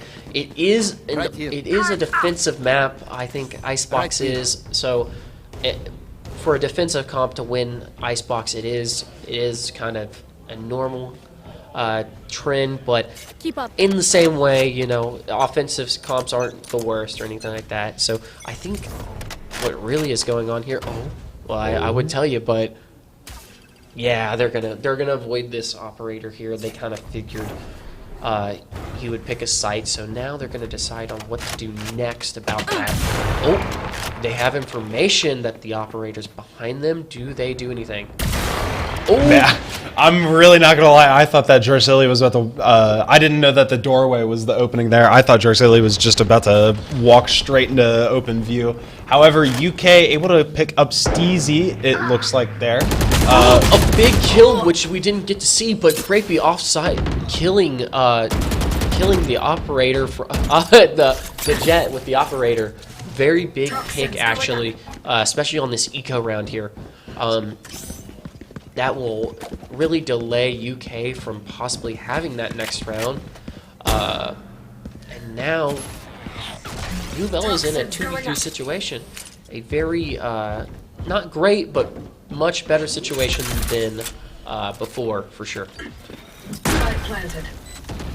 So now with the spike down, the pressure is on UK. However, in a 2v4 situation, Kentucky definitely has a little bit of the upper hand here, especially with Louisville having a tagged member on their team. So not even full health for all of them. However, that's not going to matter if you aren't able to get the kill on your opponent, as UK Oh, I thought they were going for the defuse there. However, now in a 3v1 situation, it looks like Twisted able to close out this round for Kentucky. That is now, I believe, what would that be? As now it's going to be 10-9, 5-0. 5 rounds in a row for Kentucky for sure. That's not what you want to see, but this will be a bye round for Louisville. Oh, they had to get the misses. Oh, you hate to see that from Jarsili. But this, the kill right there really almost shifted the momentum, but he couldn't cover his partner on site. That's what happens when you can't cover them. They just kind of get walked on. Placing alarm bot. Recalling my bot. Alarm bot out. And as we get this round started here, we will see a strong push starting to formulate from Louisville here onto site. Twisted, however, able to shut that down fairly early as he makes it a 5v4 situation. However, the attacker Killjoy Alt is going to be forcing Kentucky out of that zone, giving Louisville a strong push to be able to plant that spike. Now, 40 seconds remaining for Kentucky to be able to bring this back. The defender Killjoy coming back in response, though, might just force Louisville into an unfortunate situation. And it does. It looks like Reezy is maintained. Oh, and the walk-on operator is not what you want to see. Sundra just getting what Sundra can, and the trade coming out for Twisted. That's really not what you want to see. And now an even 10-10 for UK. That makes 6-0. Yeah. 6-0. There is a lot that needs to be going on here to recover for Louisville. That is probably not a very good round to have happen. But at least the good news, if you are Louisville, is that you have got that defender Killjoy all out of the way, which that really proved to be such a detrimental thing to them. As we have that pulled up, Jarsili 18-2. That is insane. It looks like UK is lining a very defensive way here on B and finds a kill, but the trade is there for Louisville. Louisville even with UK here and locking up and gets a kill from the sneak. 2 kills from the sneak. 3 kills from the sneak. Is he able to find the 4th? 4 and it looks like it will. That was big from Wyon. UK now continuing the momentum that they have been building for now the past 7 rounds. And as we can see there, they are up quite a lot of econ advantage here. Well, let's look at this again. Just 1, okay, to start out the round. Then the sneak, just baiting into the sneak. There's 2, there's 3, and of course, here comes 4. That's a really aggressive B defense, and it worked. And definitely, and they're repeating it again. The aggressive B defense is just holding off from doing anything. Wow, that was certainly a quick round. Yeah, just holding them down and spawn here. That is a very aggressive B defense, and it's working. Well, now is do or die for this Louisville team, as Kentucky only needs 1 more successful defense to take this game number 1 in the series. However, I think if you are Louisville, you really do want to go all or nothing here, especially with, look at that econ difference. Holy. Yeah, that's what 8 rounds of saving up does for you. Just have money. You're a 1%er. So it looks like Louisville is so scared of the B site now that they don't know what to do. They're trying to clear every angle on both sites. Yeah, if I were Louisville in this position, I would make sure that I would be crossing all my T's and dotting my I's, of holding every single angle that I can think of after Kentucky with 2 such dominant rounds back to back. Now with Louisville, they look like they've popped the jet ult here. They'll see if they can try and find anything. Once again, pushing this B site, as it looks like they've taken control of it relatively easily. Yeah, they took control of it relatively easy. UK understands that they have a gun advantage, meaning that Louisville cannot buy nearly the kind of ranged guns they need. So they're okay with fighting this, especially when they can make that wall happen. So Now a trade from Louisville from Sundra, but the trade comes back, and now UK is just kind of walking in and taking it with the Viper ult, really making things hard for Louisville to cover. Reezy with a double kill, though. Reezy finds 2. That's going to change some things. One enemy remaining. Oh, and 2! Whoa! What a round for Louisville. That's what they needed to get back into the game right there at the start. And now they go into this round while they don't have any econ advantage. Oh, we're just going to see this again. Let's watch it. Why not? Reezy and Jarcelli definitely making sure. And just the flick right here. Beep. Oh, man. Oh. And the question marks from the Louisville side. Oh. It looks like it's getting a little heated out there on there. Now, let's look here. It looks like gun advantage is almost nothing. Both teams have their best guns out there. So let's see what the plan is here. A very aggressive push here. Just holding that early space. Now, okay, so we're waiting out our jet util and just holding the angle. So Louisville and UK are in what we would call a standoff. It looks like they just. I think it's really starting to turn into almost like a game of chicken of who wants to peek the angle first. Correct. So. That's not much to really say on that. They've really made it that way. Oh, a delay. However, lots of util starting to come out as it looks like a clash is going to be happening on this B site. And it looks like the UK bullets missed from Steezy, but Grace trading him out. But Reezy trades out one, and there's a lot of carnage going on here. Spike down. And all that's left for Louisville is one person and a res coming out from UK here. Zundra is going to need to have a 4-kill. He gets 1 to start out early. 25 seconds left in the round. He's going to have to push fairly aggressively, though, to be able to not only get the 4-kill, but also to... Well, he doesn't even have Spike, so it doesn't much matter there. However, he's got to be able to get these kills. He doesn't know anyone's location, so when he turns his corner, it's not going to be good news for him. UK secures the bag on that one. It's a very unfortunate. You saw so many rounds in a row just kind of fall for UK. They aggressively holding that B site down. We saw 2 rounds back to back of the same thing. I think from them it's kind of crazy. Yeah, definitely a stronger defensive map, as you were saying, and the defensive comp for UK ultimately prevailed. However, I think almost the biggest issue that Louisville had there was just that stretch of that was almost, I think, 8 games in a row. I mean, 8 rounds in a row, especially when we saw the scoreboard and saw just how little eco that Louisville had. Yeah, the economy was not in their favor, as Katniss would say.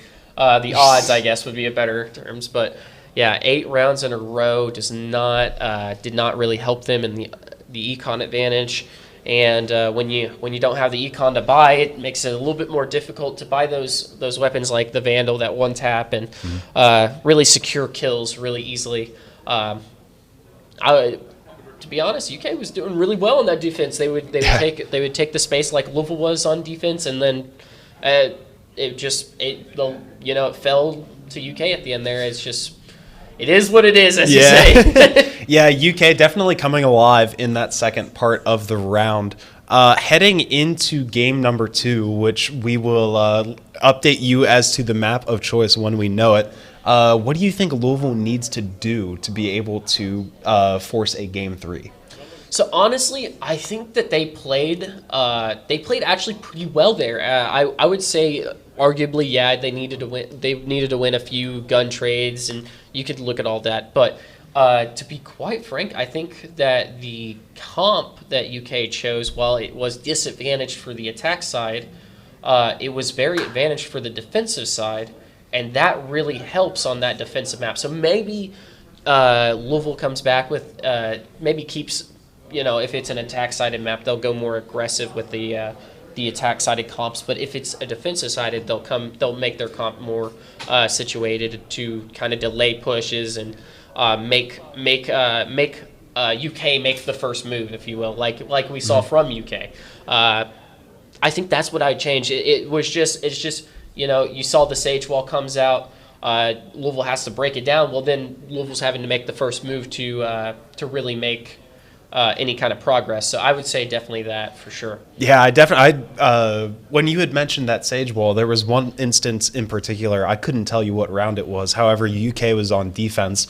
The Sage Wall came up to protect UK from the sightlines of the Louisville players. They almost got a defuse off for free just from the Sage Wall. So, and I believe to be fair, I believe it was a save round for Louisville. Yeah.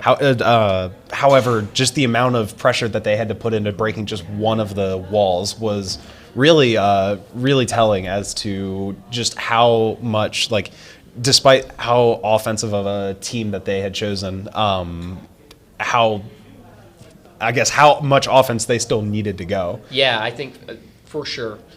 So I'm actually very intrigued with that. What Louisville will do actually to swap it up.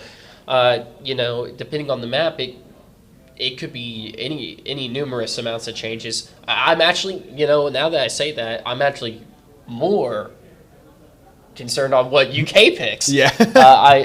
They pick.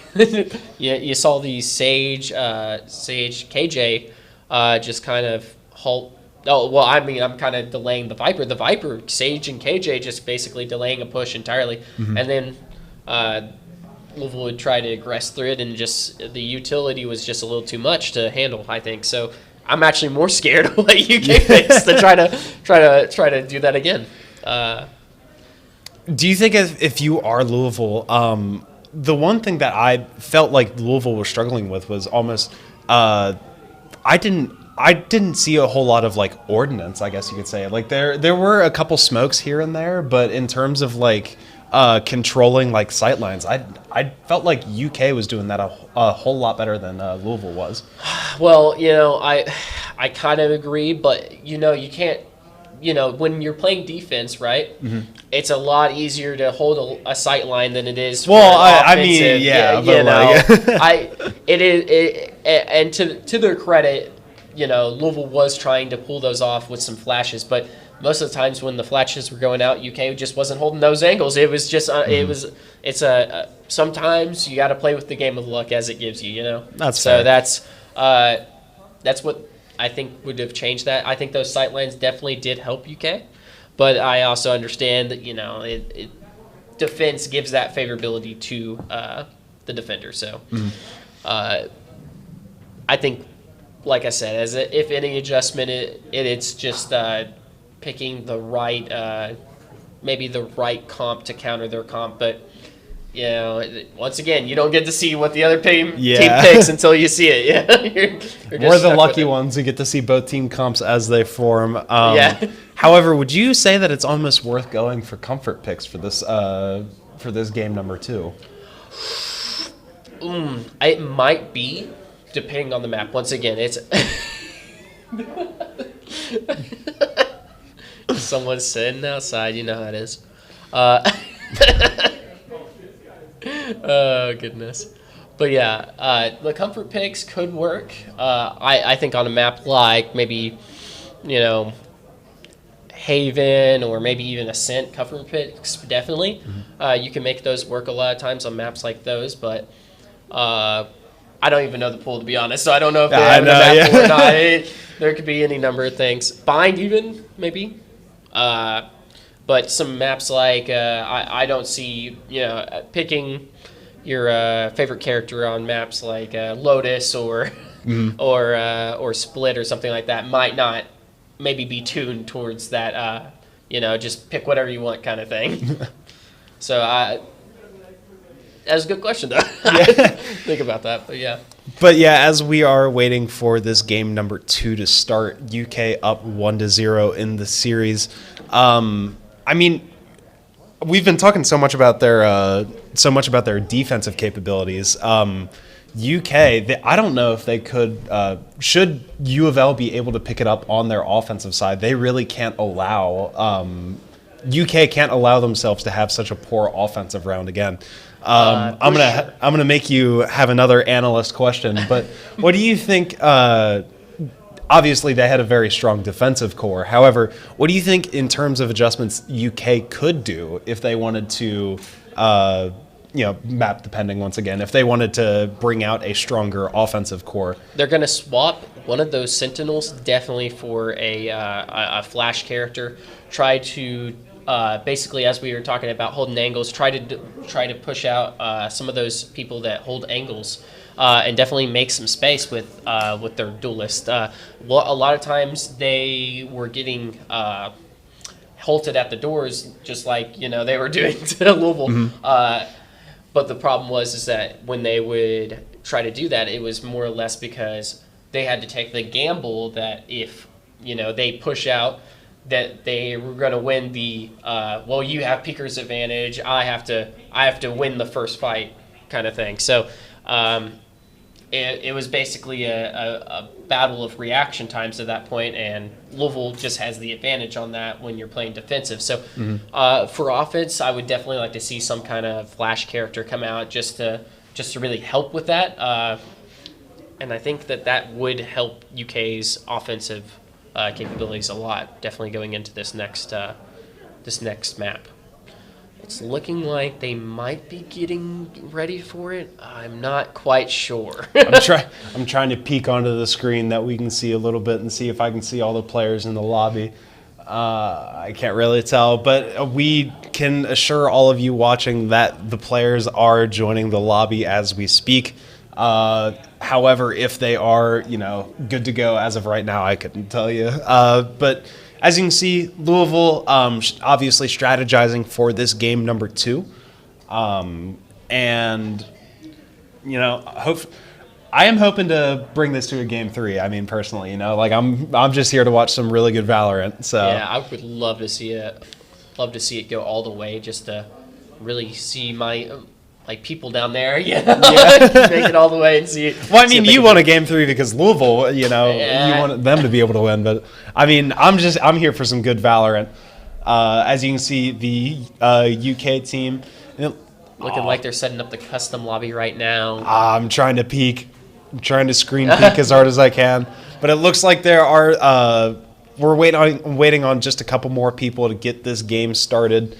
Oh man, if only I could read what map it is on that screen. Unfortunate. I'd give you all just a hint as to what it is. However, UK definitely a lot more smiles after taking a round 1 in the series.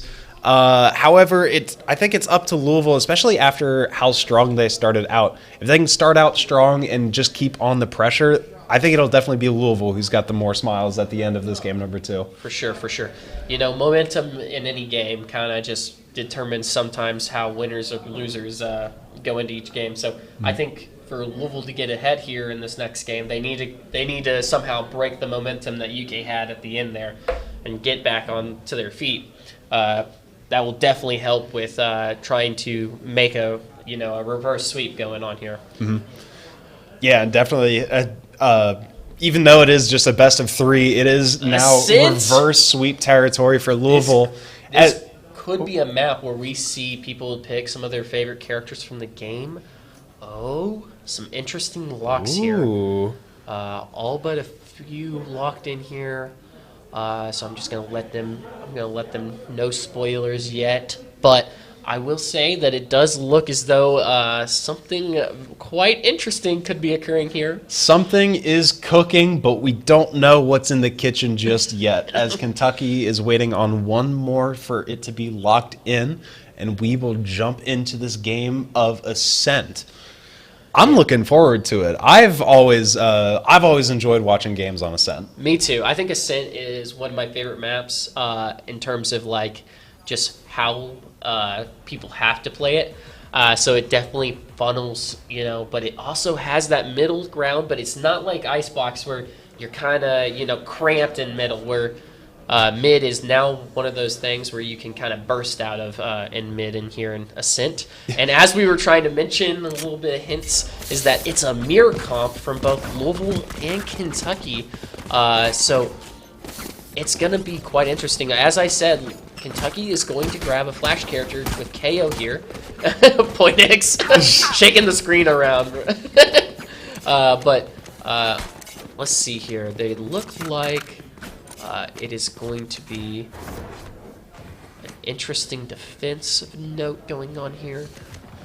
So as they're setting away. Yeah, as we're getting ready for this round to start, Kentucky going to see if they can try and keep the strong defensive momentum that they had last game. Louisville now starting out on attack. They are going to be the ones in the driver's seat. Kentucky, that's just going to delay Louisville a little bit on an A-sided push. Point X trying to shoot out just try to get somebody to peek. He does not.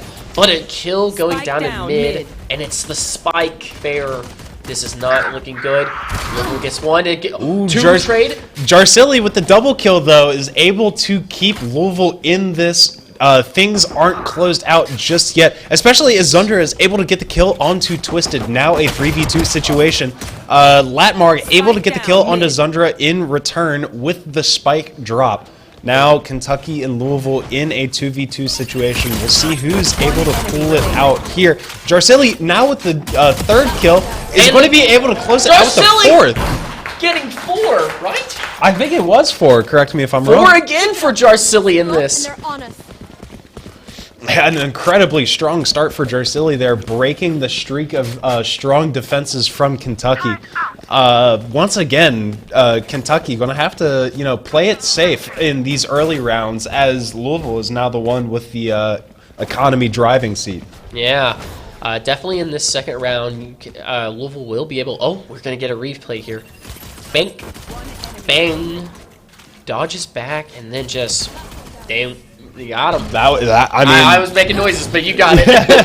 It's about as clean as it comes from Jarsilli. An incredible 4K. We will see if they are able to keep this pressure going and is in our our round number 2.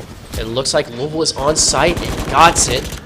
And now UK has to try to head onto this A site. I will say A site's a little bit easier for UK to retake. The B site. It depends on if Twisted is able to find anyone here from this Louisville team, as he's able to spot someone, but is not able to get that kill. And it looks like he's going to try and he doesn't check the close corner. That's 2. One from Steezy. Jarsilli able to take strong advantage of the fact that they are not checking their corners. Now Kentucky in a 1v5 situation. And they know where he's at, and just Grapey finishing it off. A flawless attack round out of Louisville, starting things off strong here. That's good for me to see. Yeah. They're really getting it going here. That's what they like to see. Now UK though will have the advantage on getting guns here with the econ. Now UK with full buy. And Louisville will have to settle, as I like to say.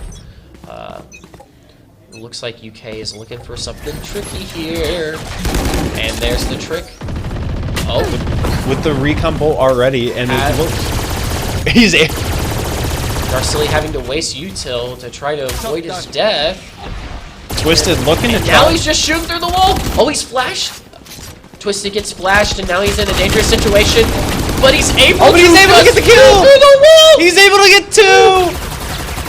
Well, that was actually Latmar with the second one. Pardon me on that one. However, 2 down from Louisville.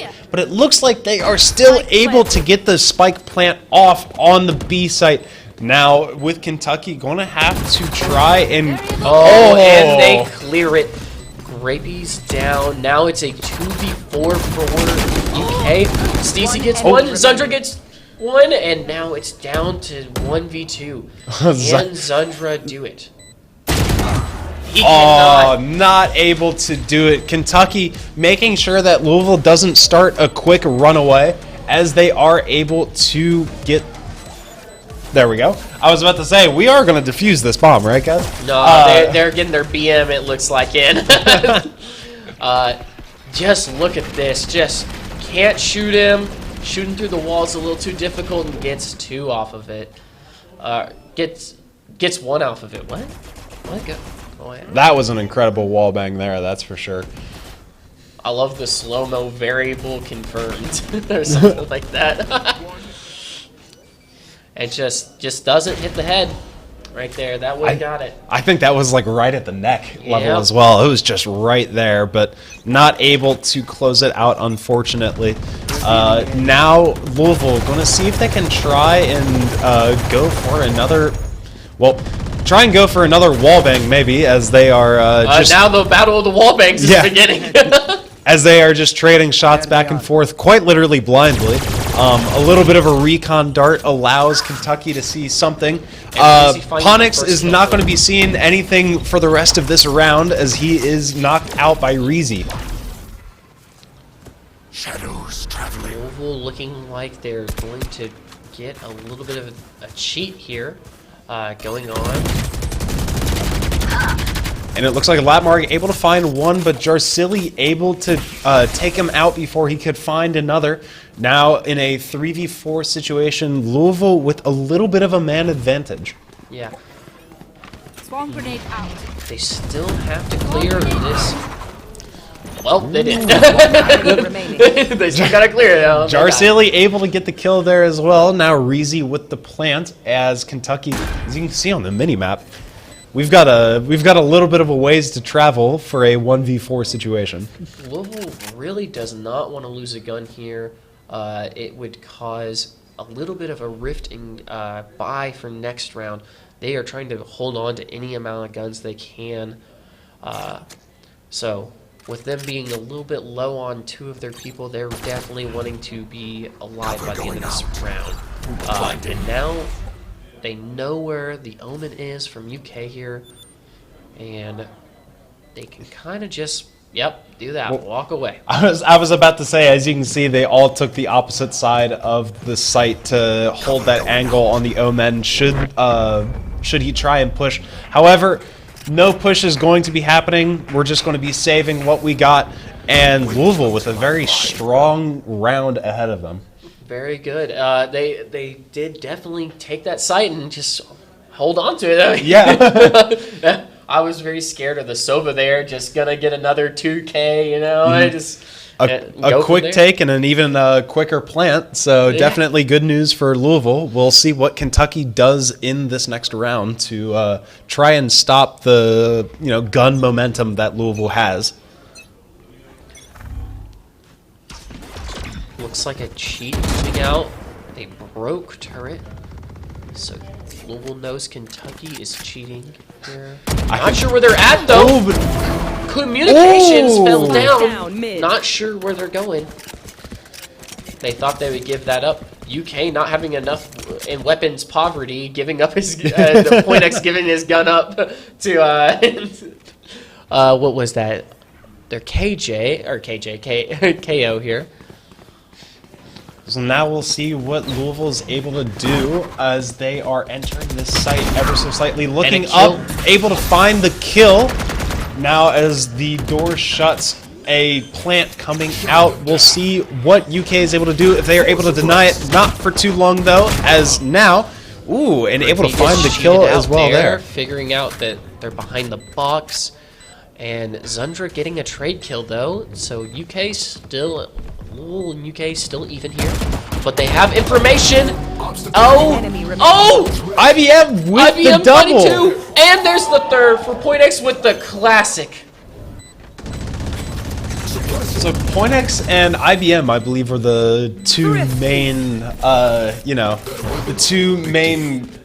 Dynamic duo. I was about to say, the two that got the most kills there. Well, quite the distance kill as well there from Point X. Communication there was, I guess, I was being a little critical, but I think, and then, the kill right there from Ponix, and that'll be the round for Kentucky. So now it really looks like Well, I was about to say Louisville is about to have a bye. fairly strong bye round, but unless they're just I think they're seeking for next round here because but IBM finding an insta kill, PointX finding another kill, just really certifying that they can get some able to get out of there Steezy in finding time. a kill, trading Ste- out. PointX blind. Yeah. And now it is just Now it's the game of angles. Is who is going to take this first? It looks like Breezy is going to try. He saw He's the able to. I was wondering if anyone was going to be able to see it just in that smallest corner possible. Now a 3v3 situation. Yeah, 3v3 situation coming out here. Wow, Louisville does not have the buy though, but Zundra finding a pick there behind them. Revealing area. Making UK wonder what is going on. Yeah, now Kentucky in a man-down situation. However, Twisted obviously with a very strong weapon, I guess you could say, at his disposal. It all depends on if he's able to find the shots, though, as Louisville 30 is seconds left. starting to bring out a rotation here. We'll see if they are able to take this site. You should run. And now they're going to wait till 6 and probably push in here. Try to get an advantage on this omen on site. Oh, but Ooh, but the Wyu kill. finds one. Can he be traded out? 10 seconds left. Found them. All right, so one player detained on the side of Kentucky. Spike planted. It looks like they're not able to get Twisted, not able to get the wall bang there quite. However, a flash ooh, from his own teammate on him. Now he has no idea where they're at. He's just shooting to shoot. Now the information is engine. It is ready. ooh, And he's trying to go for With the the- classic kill and gets it. Twisted able to get the kill to finish out the round there, and with the defuse, now 3-3 this game so far. Yeah, a very interesting retake there from Kentucky. Definitely had gun advantage, but as we saw, our UK Sova flashed him. Yeah, gun advantage and took the flash advantage just a little bit too aggressively as well, as they ended up flashing their own players there at the end. However, only good news for Kentucky as, well, they traded flashes. I mean, they flashed each other, however, they didn't shoot each other. So Yeah, at least you that's the know. good news, I guess you could say. Oh, Ooh. Sova v Sova, and the Odin coming out. Oh, now Sova, now UK Sova trying to Zundra trying to find something with Dryalt here. They know they're in here. What? Ooh. It doesn't matter. Round B. So many trades out, I can't even trades really are going commentate what's crazy happening with each at other. this point. Where is everyone? Is what everyone's saying. An excellent question, as only one remains on the side of Louisville, and with the spike down, we'll see what Steezy is able to do here in with just under 60 seconds to go.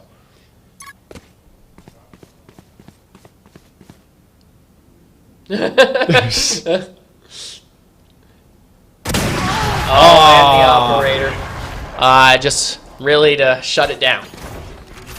He had a feeling it was there. Yeah.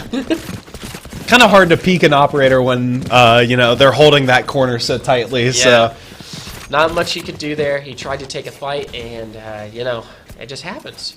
Just watch this again. Oh my goodness. this is There's just where there's all the just- mayhem starts. There's just a lot going on there.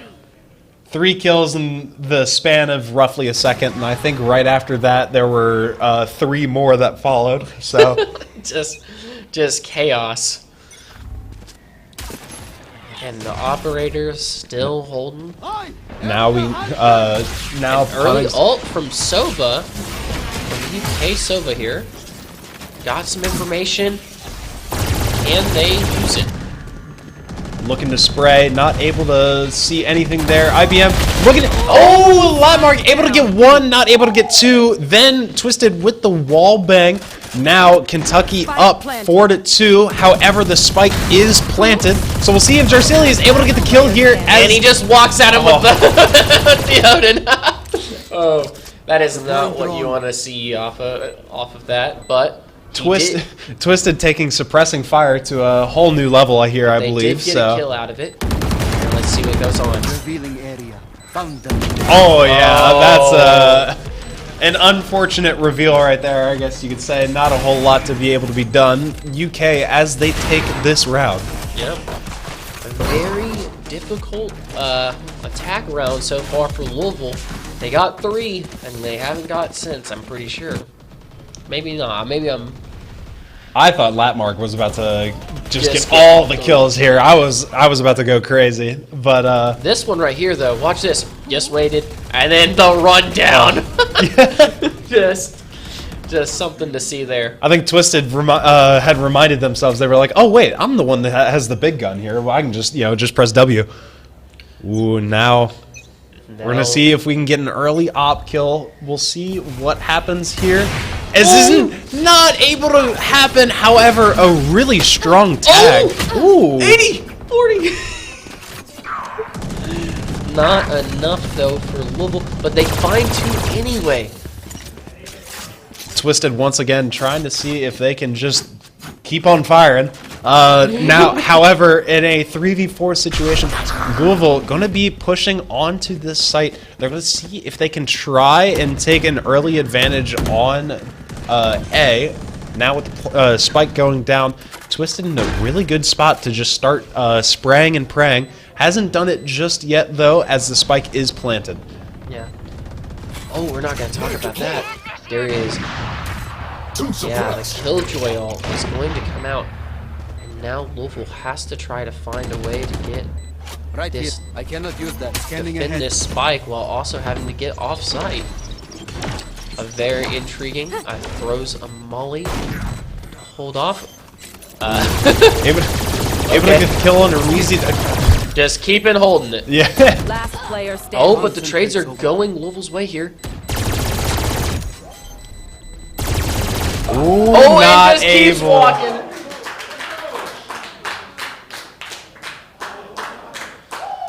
And as Louisville takes away that round as well, I would like to remind everyone that is watching at home or listening to us somehow else that there is less than an hour to donate for the Extra Life. charities. Yeah, for Extra Life here. If you don't know or you're just joining in for some reason, Louisville's money will go towards Norton Children's Hospital in Louisville, and UK's will be going towards Scanning ahead. Children's Hospital here in Lexington. So, very, very nice cause. While we get back into this, only an hour left, I'll say that. Yeah, just under an hour. So make sure that you guys are donating, especially because the school that donates the most should the percentages work out, points can be earned. So as you can see, Louisville does have a little bit. I believe it's a 55 to 45% roughly is what the graph indicates. Should Louisville get to that 60 mark, they get an extra point. But if UK decides it's time to donate, then we can either push it back, keep it in the neutral, or even get a point ourselves. Correct. And it's oh well. There's just a lot. That's just a lot. Not a situation you want to peek, but yeah, we'll see what Kentucky's able to do here, as it is a 2v4 situation. Spike planted, so now the pressure rests on UK. And as you can see, UK finds something with that infamous Odin, just shooting everywhere, trying to break anything.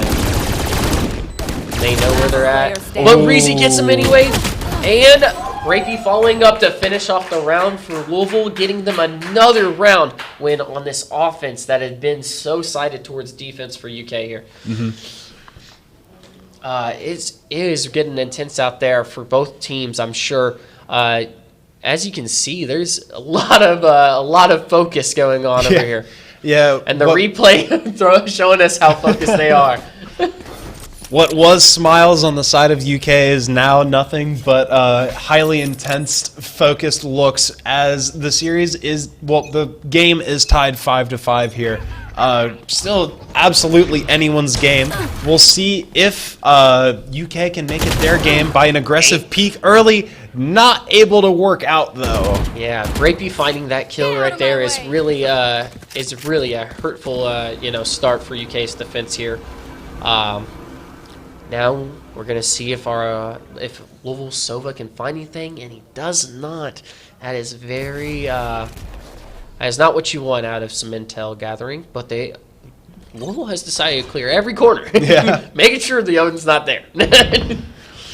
I mean, definitely after some of the angles that Kentucky were, getting away with on the defensive B site last game, I definitely don't blame Louisville for checking quite literally everything they can. Now, 45 seconds remaining. Louisville with the man advantage and still holding on to the spike. It's definitely still a winnable situation for Kentucky. However, they're going to have a really strong defense to hold this one out. 30 seconds left. Oh my goodness, missing every shot! Oh, do hate to see that. Not what you want to see coming out if you are a Kentucky enemy fan. remaining. However, the Sova ult to make sure that things Spike go planted. smoothly for Louisville. Now with the spike planted and just a 1v4. Wuyan is going to have to really, really turn it up here if they want to win this situation. I love that sheriff. That is Aw. Rapey finding the last kill. That arcane sheriff, not enough. A very interesting sheriff for the arcane show. Oh, and still the intensity down there. You can almost cut it with a knife. Palpable, I guess. Yeah. And so we see Louisville here seeing a lot of. We're actually seeing an econ that's pretty similar going into the final round. Both teams will have guns. Charlie Mike, And let's move. Probably full util if I had to guess. So, this will be interesting. This will probably decide how the defensive rounds actually can start.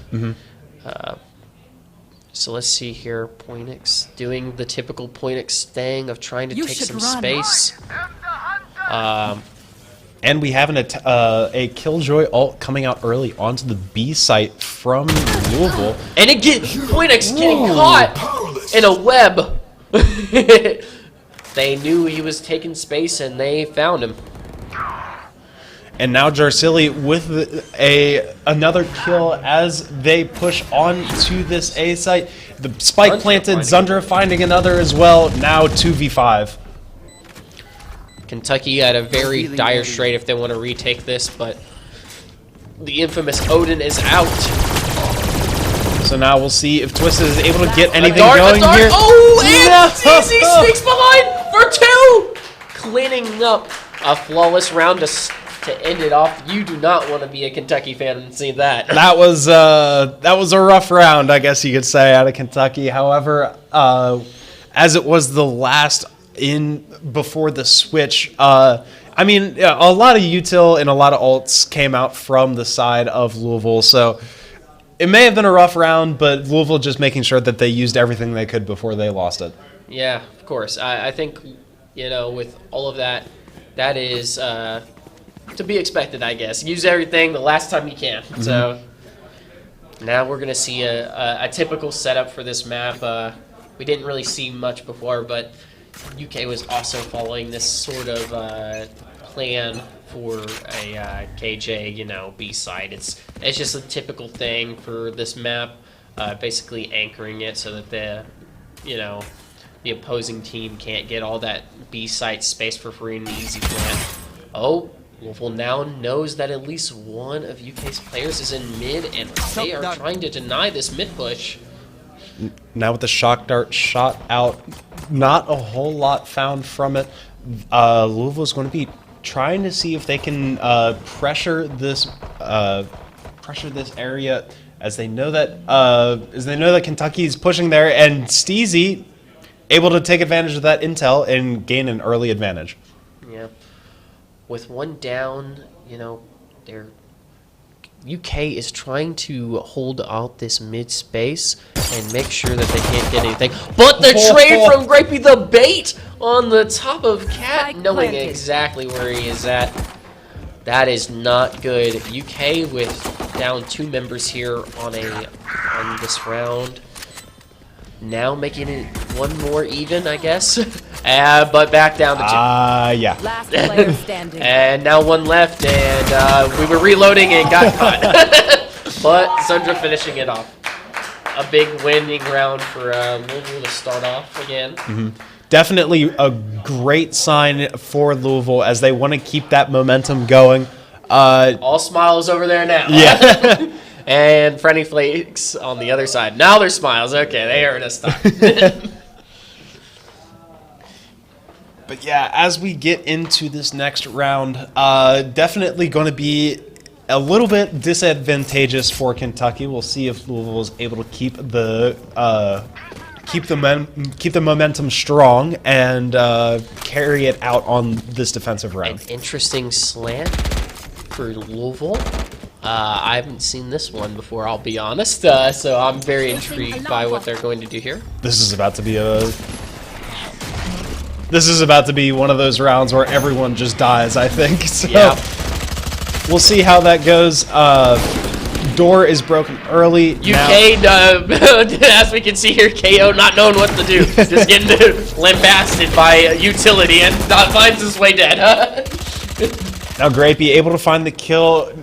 Kentucky backing off from the strong push onto site. Now as it looks like they're going to try and maybe regroup here. Retake some space towards mid here, trying to not let Louisville take it for free, and just hold it down so they can't do anything. Now Kentucky has found themselves in a situation where they have to win this mid fight, and they do not know where Louisville's people are. They are very. Well, that gives away a little bit, but the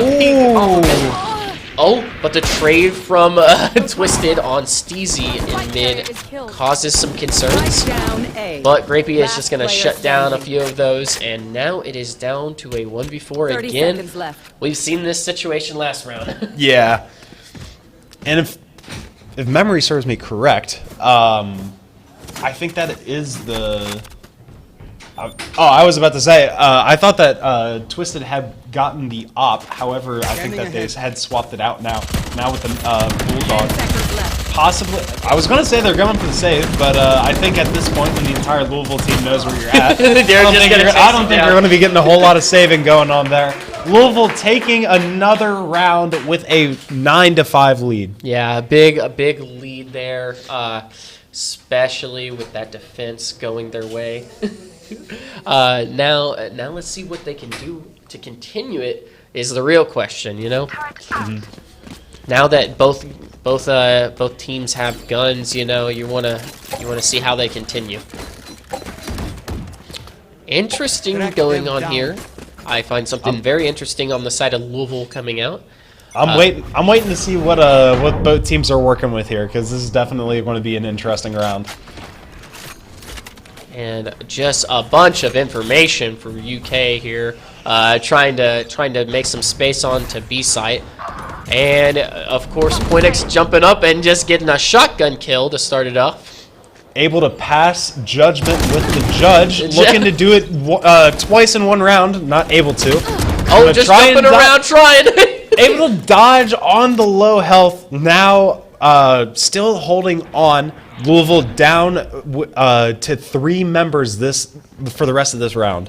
Yeah, it's going to make this troubling to defend any site. I think Rapey is hearing a rotation going on, trying to uncover the secrets of that. Dracili is getting intel'd out. It looks as though he is in a very precarious situation, and we won't talk about it. We will talk about it later. Yeah, we'll talk about that one as Twisted is able to get the kill. Now Louisville 2 members. However, Grapey, not all is lost. Able to find the double kill and the spike drop. Twisted, however, able to force Louisville down to their last man. Grapey finding another 3! And now it's down to a 1v1 with Grapey and Latmarg here. A very intriguing battle. Grapey's hot on shooting now, so let's see what we can get out here. Now A flash coming out.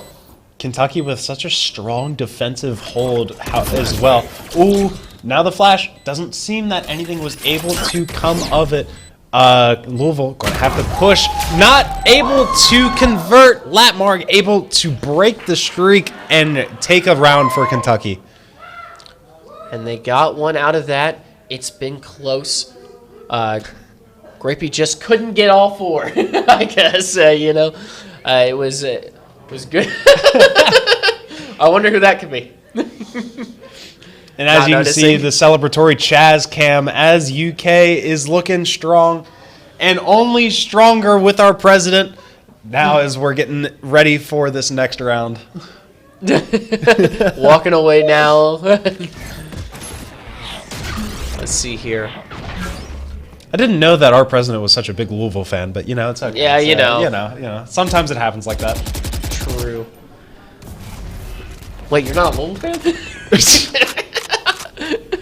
I don't even think you can see it on the camera, but I'm wearing an esports just like a little t-shirt right now as well. But so Grapey here just trying to delay an offense, but I think Sight's just gonna have to give up here.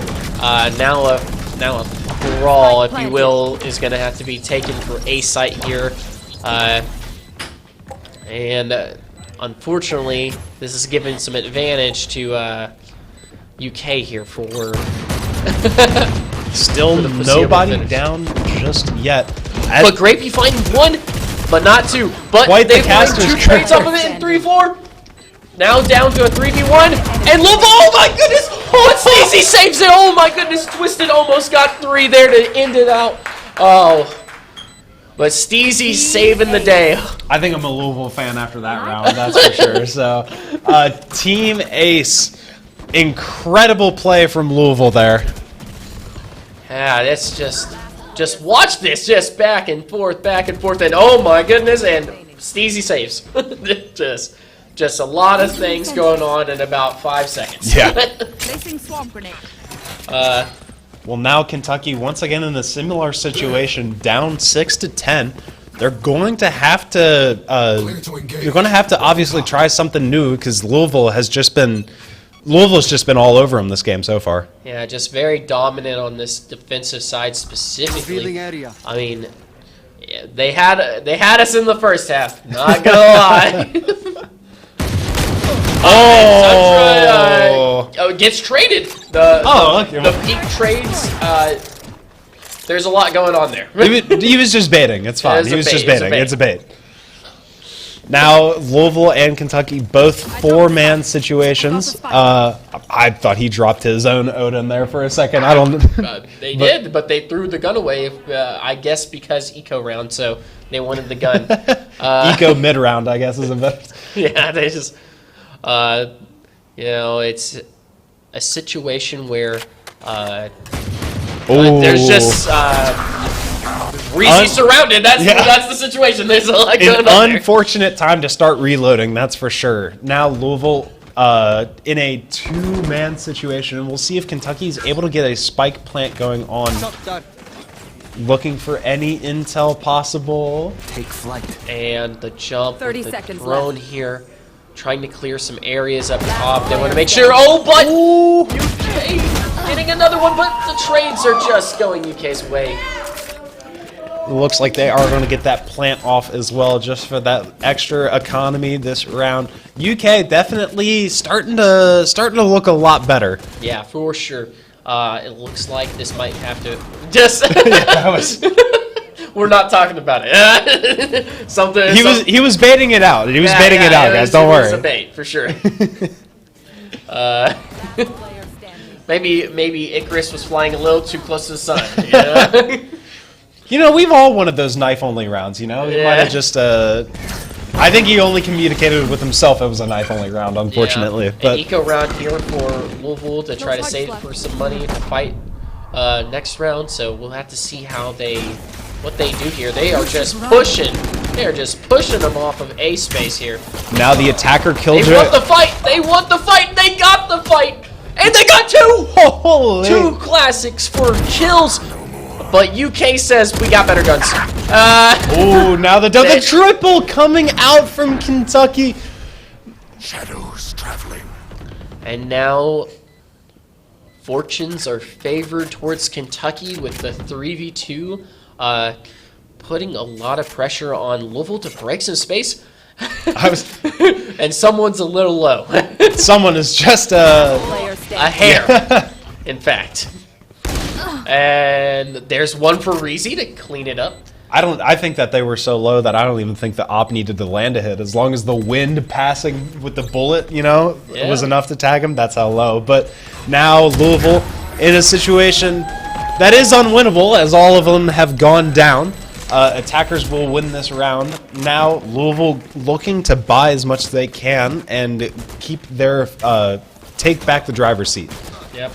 But just look at that, like they ran him down. They got him, and just the better gun. Just take your shots one at a time, and just unfortunate going for Louisville there. If you are a Louisville fan, of course. UK just sitting them down, having a nice little chat, But the good news is, if you are a Louisville fan, it looks like the quick little preview that we got, it is a full buy round for them. So now, as they are making an aggressive push towards this A site, we'll see what they are able to do with everything that they have brought. A flash coming out here from UK. Zundra finding one through the mess. That is a main. Now Now it looks like Kentucky wanting to regroup and start a push elsewhere, as it is becoming very apparent that A site is locked down. Now the mid fight is about to begin, it looks like. There. Ooh, now with the Sova ult, we'll see. He cancels, but he gets damage on the jet. Not what UK wants. And one, and two for Sundra, three for Sundra, four for Sundra with the Sundra, 4! five for Sundra! Sundra with the ace! And a big round for Zundra there in mid. That was incredible. That is a good my. turnaround for Louisville there. They needed something like that to get the momentum going. Now with Louisville on match point. Nope, correct me if I'm... yeah. Oh, good. With Louisville with an advantage of 3 here. I think with this settled, I think UK will have to go for, well, they'll go for a buy round here. Very intriguing. We'll see. They're going for broke here. Jarsili getting an early And kill UK, for Louisville. Not for too IBM fighting long. one, but Reese trading it out. And a bunch of util just being used. And a flash, but it goes the opposite way. No, it's 2. Now in a 2v3 situation, we'll see what Louisville's able to do as they still have control of the B site. Zundra going to see if he can try and get something working here. No, and he's able to get the kill! But the trade out. Now one member for Kentucky remaining. Louisville going to see if they can try and find the location. The last member. Killjoy going to definitely be making sure to, check every angle possible. And Reese holding it down, getting the last one. Now it's match point. Now it is match point, folks. Match point. We can end it And now. Louisville has a Once full more. buy here. I am not so certain about UK. They went for broke there, and that might bite them, as now they will have to buy lower economy guns here. Yeah, And definitely not a great situation, as that was such a crazy shot there. I understand as to just back and forth, just whew. I understand why you would want to go all out there, because I mean, if you are Louisville, you're going to want to be definitely going almost all out yourself, as now you're on match point. However, University of Kentucky, they're going to have to, just do the best that they can with what they are able to afford. Sundra having to walk away a little bit here, but just holds and waits for him in shotgun time. And now a drone coming through, but he didn't see him. But the trade coming through, it's just carnage out here on this push. And if you are Kentucky, you're in a position where you can't afford to trade because you are still down 1. Yeah. So now with a minute remaining, Kentucky, without the spike as well, they're going to have to see what they can do, not only to reclaim spike, but also to take control of either site. Cover going And out. now the smoke coming out to hold off A main. This is going to be a tough challenge for Kentucky here. Now IBM going to see if he can try and get something. Oh, cooking here. wait, Able to get the wall bangs. Oh, but the trade for Breezy. Once again, Kentucky, you can't be going for trades. You got to be going for more. And by going for more, Kentucky gets the plant down. Now 2v3, Louisville going to start pushing the site. Jarsidley with the kill. Kentucky, only 1 member left. We'll see what Wu Yun is able to do. And all the... we won't talk about the knives. Yeah, we'll... Oh, this is not And looking Easy good. with the random spray getting the kill. Finishing it up, and the hopes are alive for Louisville going into a map 3. Map 3 situation. You couldn't ask for a better outcome for either team. Now, as it all comes down to this. Yeah. Really, that was a that was a game. That was a good game. Yeah, So- that was there was a lot going on there. I'd say that we I wasn't able to commentate on, but as I said, a lot of the flashes, as we saw Grapey throw a flash and then just the smoke come down and just instantly getting fired on, but the flashes were really, I think, what was deciding it. I think Louisville was just getting more for the per flash when they got them, and then just the utility, the delay utility. For some reason was just going in Louisville's favor, especially on that defensive round. And just some we could talk about crazy flicks, but that was on both sides. Yeah, that was, yeah. But, you bring up an excellent point. Louisville was just getting more utility out of their utility, whether it be just a factor of luck, sometimes that's how it happens, or Louisville just being able to, get more, I guess you could say. Yeah. So, and especially with the smokes, the KO smokes, Louisville was doing really well with those as well. Yeah, Omen was really. Both Omens actually did a great Omen, job smoking off things. It really showed, especially when I remember vividly when a certain Sova dart went in a smoke and caught an Omen trying to get a kill. But so. Yeah, the smokes were definitely making a difference there. Every bit of utility, actually. We covered flash smokes. We might as well just talk about everything. Just mollies were going according to plan, delaying sight, and also just keeping people off of bombs sometimes. So the trades also, I would say, honestly, Louisville was getting more for their trades, a lot more, especially on defense, than UK was on their defensive rounds. There was a lot going Louisville's way there. I think, UK just didn't have it going their way. It's as simple as that. And I mean, definitely with how back and forth it was for the UK offense. No, correct. It was UK to start out the offense, right? No, Louisville. Louisville had the offense first. It was defense. Louisville. You are right. My apologies. I was about to say it was definitely back and forth up until that switch, and I think that Louisville has just downloaded the UK defense because right after the round swap, right after the switch sides, it really just seemed that Louisville was able to come alive. Yeah, they did not like the Sova. I think the Sova awoken something in them with the Odin. Yeah. They were not happy with that, so they were like, okay, we're going to make defense awful for you too. I think we've all seen enough, Odin wall bangs for one lifetime. So Oh, man.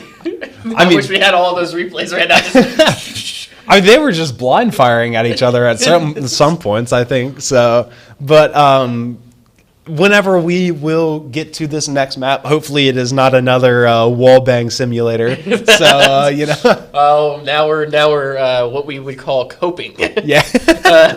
But What do you think? What do you think you would like to see here? What kind of like what kind of game would you like to see this last map? Close? Would you like I mean, be fair to yourself. I know you're a UK fan, but do you like know, to see a close yeah. match?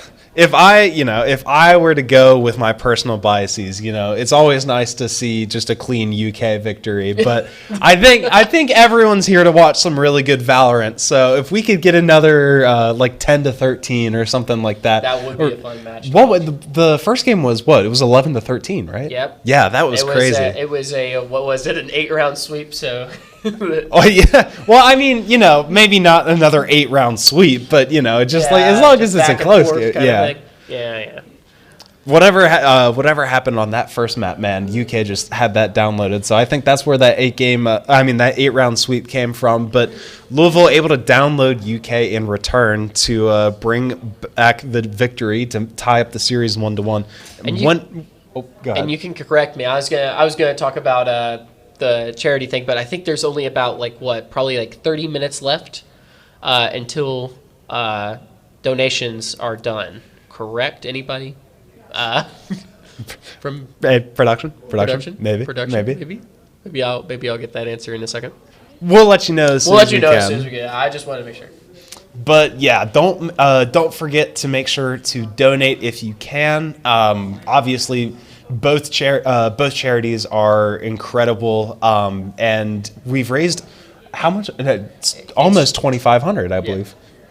Over $2,500. We're getting corrected. Mm-hmm. I mean, and it's incredible to think that a bunch of college kids, just able to bond over being able to play video games and raise over $2,500 for charity. So yeah, for specifically children's hospitals. I think that's even, that's greater in my opinion. But a lot of those funds, at least I can speak on Norton's, go towards kids with terminal care, things of that nature. So it does go towards a good cause. So every dollar you spend is actually towards a good cause. The all rivalry aside, all rivalry aside, that is, Yeah. So I bet you UK's is the same way. I don't know. Yeah. I speak for my own. I wish I could have the sheet in front of me of the things that it'll go to. Yeah, that's right. But the list that I do have in front of me is the list of Valorant games that we have left, and we only have one, in fact. So it all comes down to this game number 3. What map would you hope to see? If they're allowing bind, I would love to see a bind match. But if they're not allowing bind, a Haven match. Yeah, I love Haven. So I'll just speak to Haven. Haven is a great match for deciders because it has a lot of room for fights. It's a very I think there's technically 6 lanes on it of offensive presence, and the defense also has a pretty good hold of those lanes. So it will be very chaotic. Yeah, to put it lightly, yeah, I guess you could say. It will be very fun to watch on Haven for sure. Especially since I think both teams will probably, maybe I'm capping, but I bet you both teams bring out a raise for sure. I could almost guarantee a raise probably comes out, at least for one side. A bold prediction. We'll see if both teams are starting to run with it. What do you think, if you were to build your ideal Louisville comp, what would you want to see your guys run? Probably for Haven, I would love to see a raise, maybe Sky, Sova, Killjoy, and Omen comp. I think that with that you'll get plenty of intel flash, all around a pretty solid comp on that map. You can use all of the util there to basically take all of the space A, B, C. Yeah. So it's a fun comp to watch. To be honest, it's not boring. You'll see Rays jumping in, just woo, I'm in. But I've also seen double duelist on that comp sometimes. I mean, But I doubt to see it here. But we could see a double duelist comp come out. You know, a jet raise comp, probably with a Sky, Omen, and maybe a Sage or a Killjoy. There's infinite possibilities, but you know my favorite. So before this round started, we should have just told both teams that they got to run like triple duelist or something crazy like that. 5 duelist time. 5 duelists Run it only. down. Yeah. Oh my goodness, it'd be kind of funny to see a Yoru come out for some reason. I know no one's gonna do that, but it would be quite funny. 5 duelists, you're only allowed to push mid every round. Yeah, just run it down. Oh. But we'll see what strategies both teams decide to go with as the lobby is getting ready and we are getting all our players set up. And it is I blanked on the map. Haven, correct? Haven, yeah, correct. I was about to say Heaven, and I was like, wait, I know that's. I mean, I was like, wait, wrong map. Hey, there is a Heaven on Haven, so you're good. That's a fair point. I was still stuck on Heaven for the last map, to be fair, but Haven will be our next map. We'll see what interesting team comps are put together once we get into the lobby. However, I mean, me personally, I'm ready for Kentucky to win, but The opposite could be true for me. So I agree with you though. I just really want to see a good game. I want to see a very close game, to be honest. But if it went my way, I wouldn't. I mean, if I personally said, I would prefer it to, go my way. But I get it. No, a close game would be definitely what everyone wants to see, and have a really fun Valorant experience here. So maybe we'll get into it. Maybe. We'll see. We'll see when we get into it, into the lobby. But as everyone is still getting set up and all of that fun stuff, if you are Louisville in a Game 3 situation, do you want to come out swinging early, or do you want to see what Kentucky does and then adapt from there? I saw our offense. I think I would want to start offense. I would want to take every round I possibly could on Haven before giving it up to a defensive, especially because Haven has a lot of offensive lanes, so you want to take the advantages you get early and then try to make up for them later in the defensive rounds if need be. I personally, I would love to see more offensive. So let's see what we got here. The shock's going to come. Well, we got the opportunity to see what offense both teams will go with, as we already get some insta locks, but still a little bit of a team comp crafting coming out. Yeah, so I'm starting to see the vision, if you will, from both sides. And as soon as we get one more or two more locks in, I'll maybe discuss what those really look like. So we're going to see a very different type of comp from both sides, where we have from Louisville here playing a Breach instead of a typical KO or Sky. That's a very interesting pick from Louisville, because this map, while it does have a lot of stun lanes, it might get you caught lacking, to be honest. So I'm really intrigued to see what Louisville is going to do here, especially on defense first. With that, Breach does have a very good retake ult, but it does put some question marks in my head right now for what their full game plan is. Well, you could also just be going for something like the surprise factor as well, as this is the first time that we've seen a Breach all day. So, I mean, perhaps a little bit of the element of surprise on coming out in favor of Louisville, as Kentucky. I mean, I have a strong feeling that they know how to play into it. However, you could still maybe get away with some sneaky stuff. Or at least stun out from Grapey here. Nothing caught, of course. But I think this is what, on a pistol round here, you're trying to just get an early kill like that. That stun probably would, if indeed someone was there, would have got something. Now, as we see two UK members starting to push up. Now, Reezy able to get the location of two of them with a smoke as well. So now UK backing off. Now slowly inching forward. Through garage. UK is trying to get some presence on B here. And a flash coming out, nothing found. And a plant is going to be confirmed by UK here right now. So now a retake on C will have to be had by UK. The trade for UK in garage, and a trade again in the garage. So 2 and 2. UK gets another member of Louisville here. Now Steezy, we're going to see if he can try and get something going. I'm going to have to dash out now on low. Oh, and He the headshot! able to get the headshot. Now Kentucky, only one member left to try and clutch this round out. Oh, Not but the able flick to. head on for Reezy. And there's the first round win of the match for Louisville. An incredible performance from Louisville there as Yeah, well. just the trade and the flick on here in 5. This was. Bing. Jeez, that was crazy. I think I saw a little tracker there. You might want to We check might that one. we might need to we might need to be checking some scripts after this round, Yeah.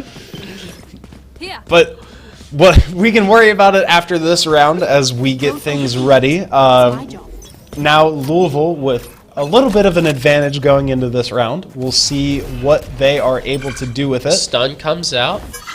Nothing harmed, nothing gained. UK will just continue their push here. Still no information for Louisville. They are not finding out where they're at. And so they will give up sight. So here it is. And And it maybe looks the plant will come through here. And the plant does for... Spike Okay. planted. an incredibly But aggressive. Sandra gets the Oh. kill on one...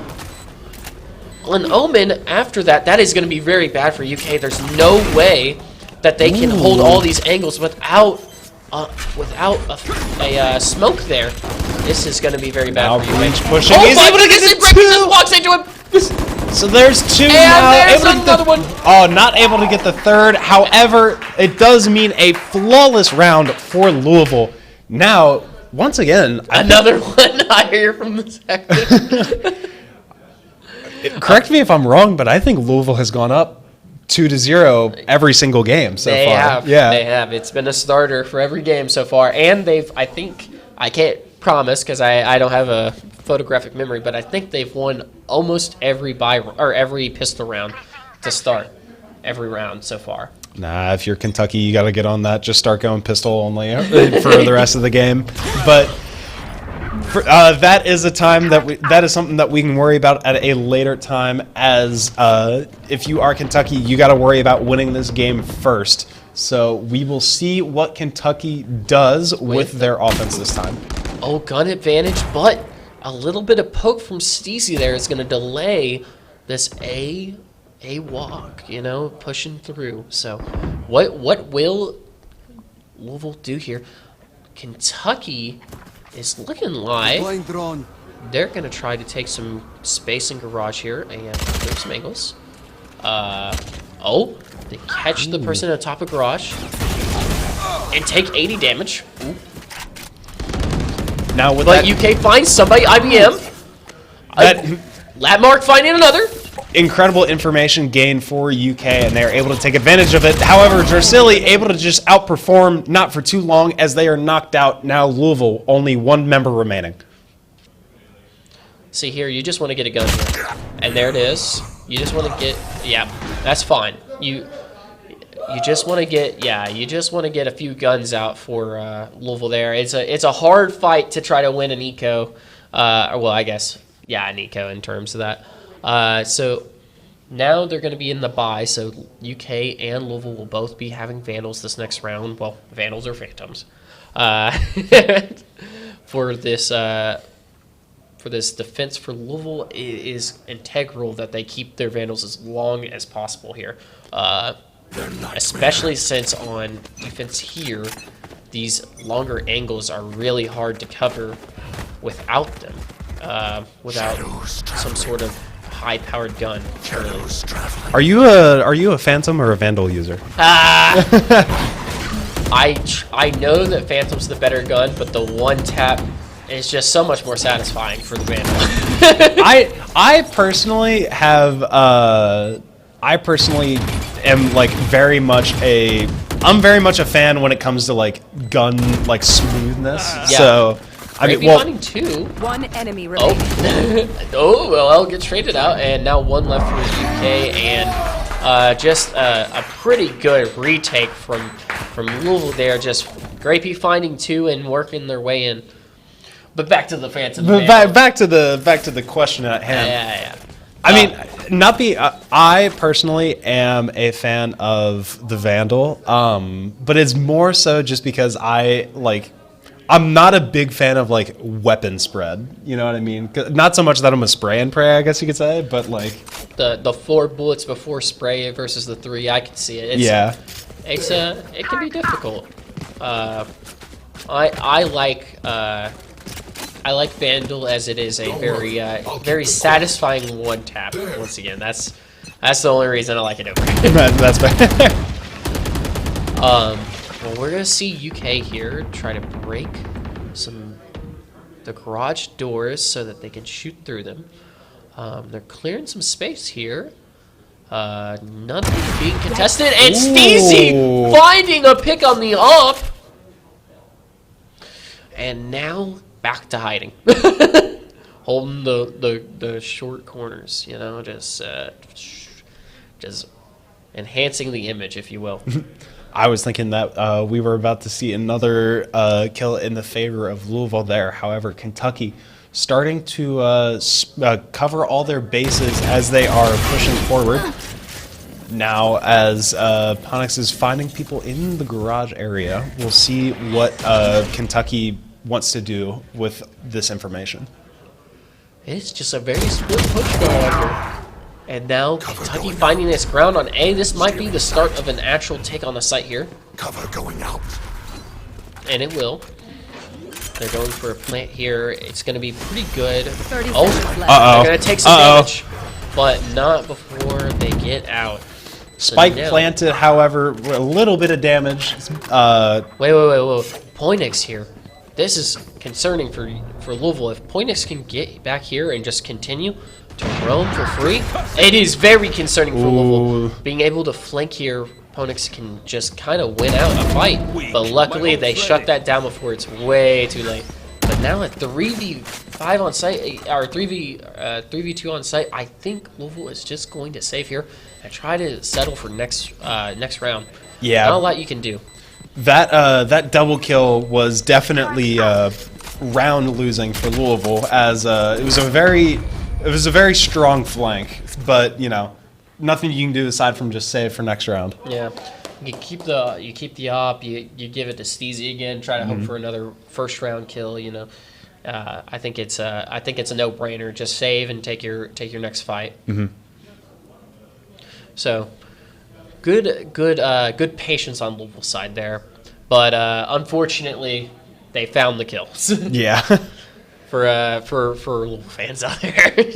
Ponix was definitely, at least the player of that round, able to secure the double kill there at the end. However, now with the new round, we'll see if Steezy, looking to see if they can get any utility out with this ult of theirs. However, not a whole lot of members around just yet. And a smoke coming out on garage to try to just delay any kind of garage movement. Now UK is starting to look like they're going to rotate away from the Louisville area. Jarsili trying to see if they can get something going with the op kill. Definitely a very strong angle to hold. Now Grapey not able to... Grapey being sniffed out there on that corner piece. So now UK... Oh! But the trade coming back from Zundra and damaging the bomb. There's just a lot going on. There's a lot happening in a very short amount of time. So now UK securing the spike is going to make things very difficult. But getting a kill there. Oh, the fall damage plus the Sova ult is something else. And now the bunker. Last player standing. Now Louisville in a 1v2 situation. Trying to see if they can bait out the defuse. Razy able to get one secured. Put it down to 2. Can he get the bomb defuse? It is going to be close. I don't think so. Maybe? No, 5.6. A close bomb defuse. And Go Cats is in the stadium. Cats being able to take away that round. That was a close defuse. Oh, that's unfortunate. Yeah. But an incredible double kill at the end there. Definitely not something you should be too ashamed of. However, losing all your guns is quite an unfortunate one that you have to deal with from, well, both teams, as everyone died there. Yeah. And now we're going to see an aggressive C-site push, it looks like. And Louisville just being aggressive on this push out to defend a site here, but it doesn't catch anything. So now C is what we call surrounded. And Louisville is looking for one pick, and Reezy finds it. UK not able to trade immediately. Able to get the kill eventually. And then there's 2. It's a 3v3 occurrence, and headshot there. One enemy remaining. And just the kills are going UK's way here. 1v3 situation for Steezy. Steezy finds one. Steezy looking for another. Not able to get it. He's not gonna get it. The crouch tech from William is too good. Found a way to avoid the head hitbox there, and Steezy could not hit him there. Now Louisville being down relatively early into the series, however, only down by 1, so not too much of an issue, as there's definitely plenty of rounds to come back.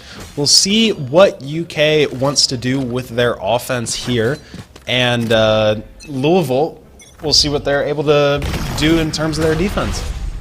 And then a teleport through. Early run away from Steezy, has to waste the dash out to try to escape. Garage push. They're just not giving any. UK is holding the space accountable on the side of U of L here. So now what I'm going to see from U of L is probably some kind of transition towards this B. Oh! Sundra finding one here is a big start. Especially on Eponyx, who's been doing so well this game for this map so far. Yeah. So, Kentucky down a man early. We'll see what they are able to do, as they do have this spike and are heading towards Great being ready for that teleport up top. Oh, and the ult coming out from Breach. And a flash just to secure things. Oh, dropping able to out, get another. and gets 2. Able to get 3. Now looking for one more on the side of UK. Zundra going for the defuse. We'll see what Kentucky is able to do. Everywhere. Yeah. And they get the defuse. And Latmer getting a few kills afterwards, but eventually getting stopped. But a good round win there for U of L, actually, to get them back into what we would call fiscal shape. Now that they've secured that win, it might actually put them up in econ advantage. Yeah, especially as UK is definitely going to have to be smart with how they're spending this round, as all of them are going to have to start from scratch. Louisville able to, hold on to a couple guns from last round, so definitely going to be doing a lot better fiscally, as you had put it earlier. So we'll see what Louisville is able to do with this advantage. And the burning on Point X, ooh, getting out to 82 health is not what you want to see. I mean, it's better than dying, but it ain't a good living. So many smokes that even were getting smoked. We'll see what both teams are able to do finding with another, it. the flash going through, and now where does UK go? They are just caught! The answer is you don't go anywhere as Zundra is able to get 2 and Reezy gets the last one to clean up the round. Defenders up 5-4. And the trapment was there. It was a complete collapse onto the UK offense. Not a whole lot that could have been done with just the level of coordination and how lightning fast the offensive defense, I guess you could say, was. Of U of L there, yeah. It was just lightning quick, and that definitely solidifies the gun advantage for U of L for at least another round. That is not what you want to see as a UK fan. Especially if, with the ult. Oh, and that's... But, it was a breach ult, but especially if Louisville is able to win this round as well, definitely going to, just further solidify. Saw his hand. Oh, he almost gets it, and now he has to back away. Now he's going to go for another one here. He's going to go get the high here. Try to cover the range of A. Non-knowers. Oh, but he gets find out Pointix, and the guns are going. Ponix with the jet kill. We're The gonna see defenders defender commit killjoy. the killjoy ult, and now Pointix is going in, trying to take the fight, but he gets stopped. Player standing. And what is left? Now 1 player remaining for the University of Kentucky. Steezy with the defuse. We're going to see if UK is able to do anything here. And Ow. it looks like But half was taken. That is not what you want. And he shuts him down with the operator. Bang. a clean shot from the operator closes out the round in favor of Louisville. So now a 6-4 lead as we are starting to approach the end of the first half. Yeah. This has definitely been very interesting. As we can see here, Louisville, while UK has guns and it matters, but I don't know if everybody on UK could get their util. Very interesting thing to see. Yeah. And he finds with Stacy finding the early pick on Ponix is going to be devastating. It's very hard something to come else. back. No. Is he hacking? Someone check this man's mouse. He is on fire. And he finds it! He finds another. Steezy now with the double kill to really give Louisville an incredible lead in this round. Kentucky really going to have to, change up their strategy. Latmarg able to find a kill to make it a 3v4, but man, Steezy's just on fire. Yeah, there's that operator really getting those op kills early is a big deal. And now UK has to settle and try to find a way in and try to probably take an aggressive fight here soon. 40 seconds still remain, but you have to get that bomb and get it somewhere. You have to have it planted. Mm-hmm. This is not good for them. They need to find a spot and get on there. Yeah, I guess at this point, if you are UK, either 30 seconds and it left. looks like they are going to grab that bomb. I was about to say, you either have to grab that bomb or just start walking forward, because one of your two win conditions has to be met. And that is definitely not what you want to see. An attacker killjoy ult though is able to delay here. Now we'll see what Kentucky is able to do. 3v4 situation, attacker killjoy, locking out Louisville for just a little bit longer. No players are detained as the push from Louisville starts to come. One enemy remaining. There it is for Grapey finding one. Ooh, IBM finding two. IBM finding two. And the missed op shot. And Reezy finding the classic kill. Steezy with three that round. Reezy getting the bomb. Hey, I know. Is diffused.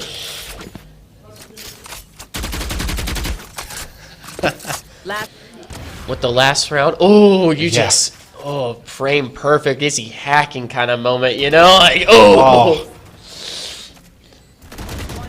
Cracker on.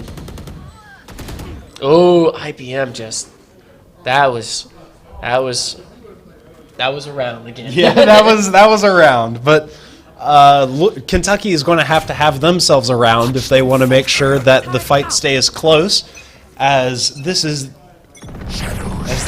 the last round before swap. Nowhere to run! Now with a Sova ult, it Brady appears dying Twisted early, though, able to is find not one. What Louisville wants to see there. It's is definitely not something you wanna have, especially for a stun and flash initiator to die early. Taking a site now would be very difficult, especially when you lose your Sova. Now there's no initiators for any kind of information gathering to retake here. This is going to be very difficult if bomb gets planted.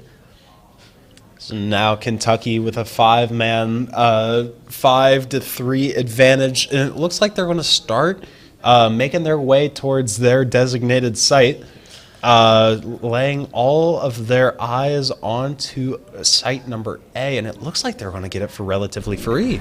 You are powerless. Checking every corner, everything's going quite right, but 30 seconds the left. plant is going to get down here. Spike planted. Now Louisville has to fight a fight with no initiator, really to, help them out with the retake here.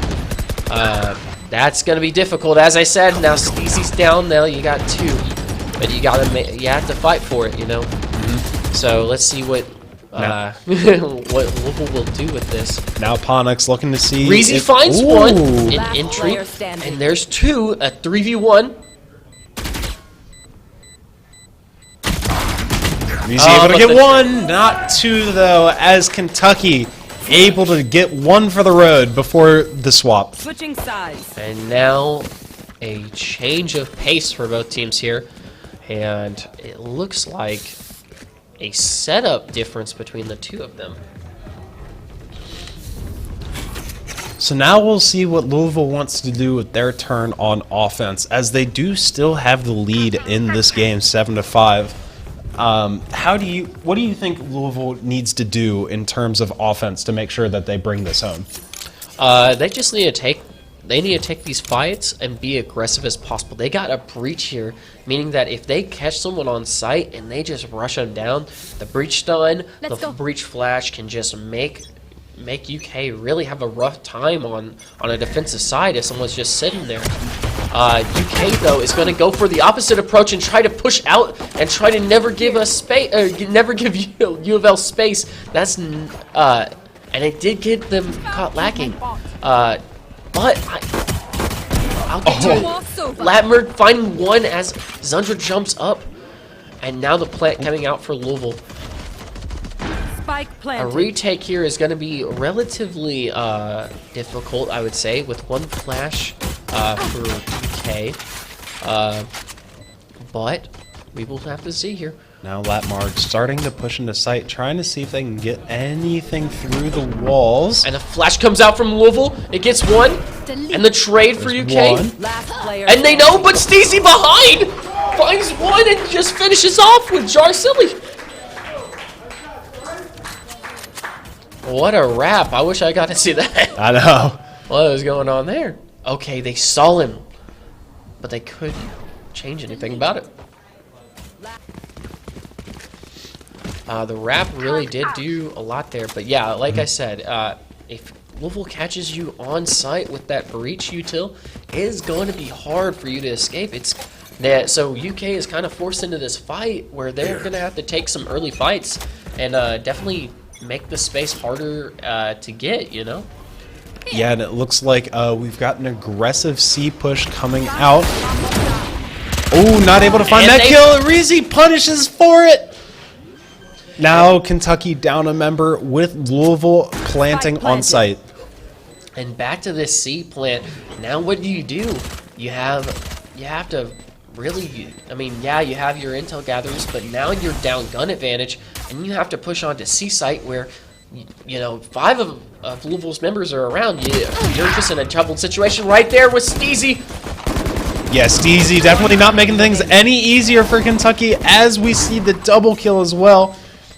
trying to quickly dash out of there. Now looking to see if they can find anything in garage. I thought that turret was about to get that cleanup kill, but not for loss as Reezy finds the last.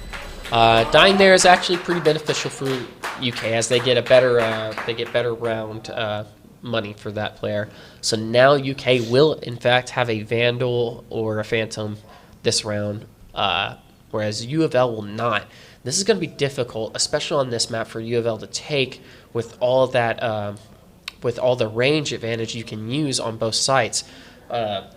I would try to look towards an A short push here or a garage push here for either one of the teams. Well, specifically for the defense here, that's probably going to be set up. Ahead. Yeah, I was about to say, as you can also see on the side of Kentucky, they were ready for another strong C push, but Louisville ready for that and adjusting their game plan accordingly. Onyx found one. We didn't see it, but that's not good. Oh, and IBM finds another. Mid. IBM finding another and finding the spike carrier specifically. Going to see if he But Steezy gets one, but this is traded, and now it's down to 2, and One Grapey enemy is remaining. down 2, and now it's 1v4 and cannot do anything. Oh, you hate to see that if you're a Louisville fan, but it is what it is. It wasn't a buy round. Now this is where it starts to matter. We saw before Louisville had a little bit of struggle offensively pushing on buy rounds. This is where we're going to need to see Louisville really, make or break, if you will, the game here. Great things to see if you are a Kentucky fan, though. However, not all is well, as Kentucky is still down overall.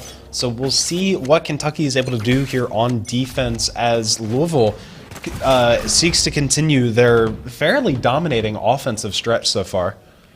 Yeah, it's been really good. It's been pressuring a lot of the weak points on Kentucky's side. It looks like, especially when they find this person in mid usually. But Kentucky is not given. They're not wanting to peek, and it looks like Louisville isn't either for fighting mid realistically. So now, what do you do if you're Louisville? You probably have to find. You're probably gonna have to aggress here somewhere. But you do have a minute, so it is. It's going to be a time bank for them to really get in there and go. IBM looking to see if you can maybe bait out a shot or something to see if you can get any amount of intel whatsoever. Able to find one, not for too long, as Reezy's able to get the trade. Stays 4-4 with 40 seconds. Yeah, now Louisville is looking for a peek, and they're doing the sneaky strat. Oh, unknown to Kentucky. 30 seconds left. Now has the advantage here on A. Yeah, with the double, kind of take A for free. Like, what are you gonna do? with the double smoke, trying to get that quick plant Spike off. planted. Spike planted. Now Kentucky 40 seconds on their clock. See what they can do. And a drone coming out for Kentucky. Can it find any information? I guess it knows somebody's down in A short. Oh, more information gathered. But damage let on. And the breach shot comes out! The rush is coming! Oh, but they the found kill! Reezy finding one. Reezy finding 3. Able to get the kill and complete the round out for Louisville. Yeah, that was hectic. Yeah. I was actually more impressed by the stun kill. When you're stunned, the bullet spread is even worse. So now, Oh, man. he's hitting that. He's hitting that while being like All over the place. Yeah, So, yeah. so I was really impressed by that. That was intense. Now Louisville with a fairly solid round lead as well, only needing 3 more wins on their offensive turn to be able to take home the victory and score a point for Louisville. Yeah, Sova has ult here for UK. Oh my goodness, and Steezy just jumps in and kills the operator that Bonix had. He's just stunting that one and picks it up himself. Oh no. Now Steezy has an operator. UK is going to have to peek into one of the worst things they've experienced in a while, I assume. Trying to go in with the Sova ult, see if they can get anything. Now Louisville down to 3 members. UK gonna see if they can try and get some information as to where all their players are. Now they got a lock on Steezy. One enemy remaining. Is it enough? Zundra Is it finding enough? one, but it is enough. It is enough. My ultimate Latberg finding a lot of kills there that we just didn't get to really see. He was just shooting them down the lane and finding them. I think it was everyone just started shooting at once, and it was ultimately UK that was able to come out on top there. Now 10-7, UK still down, but starting to make a case for themselves as to them being back on the rise. Yeah, I think that this what this next round is going to have to come down to is how many guns. Well, maybe No, that's not that. Not yet. Not yet. Nah, but- this is gonna be a decider round. If Louisville wins this is gonna be a big round for them because now they will have gun advantage going into the next round. But the same could be said for UK, and one is down. But the trade, Zundra getting found out. Now there's not an initiator on Louisville's side to push in here. That's gonna cause some issues. To find people. And now Steezy trying to use his smoke to his advantage, but it's not enough. Onyx just walking in with the classic and gets killed. And now Gravy fighting one, and now Zarsilly finding another, and a trade from Wild. And now a 1v1 essentially on the point. Louisville down to 1 member. Jarsilli going to have to try and clutch this out here, but no! Defenders winning and getting an incredible advantage going into this next round. Yeah, that's bad if you're a U of L fan, as now Louisville will have to be on a save essentially for next round. This will mean that Louisville will have to take an aggressive fight that is just not favored towards them, especially with that operator still in the mix. Well, UK didn't make it out without scratches. Louisville is definitely in worse financial shape for sure. Yeah, I mean, although there was a clear winner, there were definitely both sides being losers, as UK still struggling, but not struggling for too long, as Ponix is able to get the kill with the op. Now stunned. Easy and Grapey finding 2, and now the hunter is on the prowl, if you will. Reezy with the plant, able to get that down. Oh, now and they get a kill on the operator! Oh, Ponix giving up the operator there. Now it is a 4v2, and they have plant. And the flash! And the kill! Not only is this bad news for this Kentucky team in terms of losing members, but also Kentucky has lost an op, which really is going to hurt them next round. We'll see if Louisville is able to save as many players as they can. Now, Omen trying to see if they can do something here or just save, and I think we're just going to see a save. Yep. But getting that operator out is gonna put a better note for Louisville here, as now they don't have to worry about those long angles as much. Yeah, the Vandal's good, but the operator's better, you know? Yeah. Losing an operator, especially when this next round, you're going to want to be spending your economy as wisely as you can, because this fight could possibly go the distance if UK wants to be able to be the one victorious at the end. However, Louisville, you're definitely going to want to be buying as much as you can. As you can see in the loadouts, Louisville's looking pretty stacked. Yeah, they got a lot of money, and they're willing to spend it. Nowhere to run! Now an ult coming out from Sova, and a kill on him, but the trade from Zundra, saving maybe possibly the day. Take flight. So now Louisville looking for drone. any intel that they can with the drone. Not able to spot anyone quite there. Oh! Ponix able to get the kill. We'll see if The Ponix knives is able are to out. find another. And he gets another. Ponix now 2 down. We'll see if they are able to get another, maybe. No, Jarsilli not gets able, one. as Jarsilli's Get just down 2. But he can't get 3. UK with a good retake there. really just able to open up sight after killing Jarsili on the jump in there. What do you do? I don't know. That's a good question, I guess. Well, the good news is that Louisville isn't in a completely dead economy state. They are still going to be able to Buy some sheriffs and be able to save this round. I think this is actually not a horrible situation. It will require a little bit. Oh, we're not talking about Steezy. I see something for the future of Steezy coming out here, but what we should talk about is this Marshall that's about to come right here. Steezy maybe pulling out some shenanigans here. We'll see. Reezy Not for find too early. long, as Reezy is going to go down first. Phonics able to find 2, actually, and that's the op as well. So now Some funny. Now Latmarg able to find Zundra, who also had the op as well. We will see what Kentucky is able to do with this advantage. Yeah, One enemy remaining. they both had very good marshals, but realistically, what's going on here is that now what do you do here? Jarsili just needs to take two with him. Jarsili going down, but definitely not going out alone, as they are able to take down 2 UK members as well.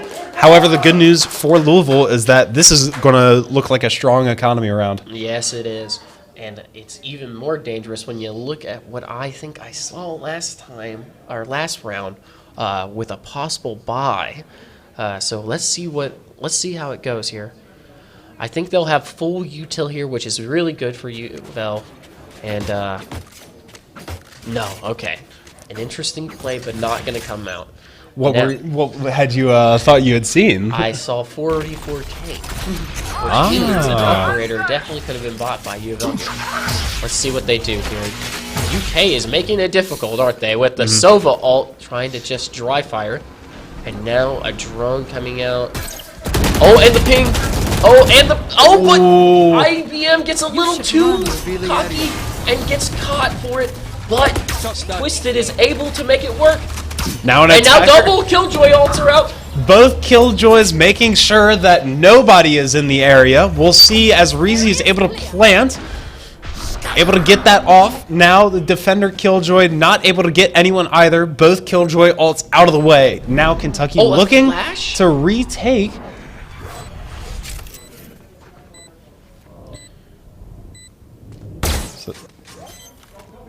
Tap. Off your feet! Oh, and a Oh, stun. the ult. But Ludwig gets one. Is that enough? Enemy remaining. Now it is down to one. Now one left. Oh, it's Phonics able to get 1v1. one. Blocking sight. Blocking sight. Looking to see if they can find this last Louisville player. And Not- Reezy gets it to stop it up.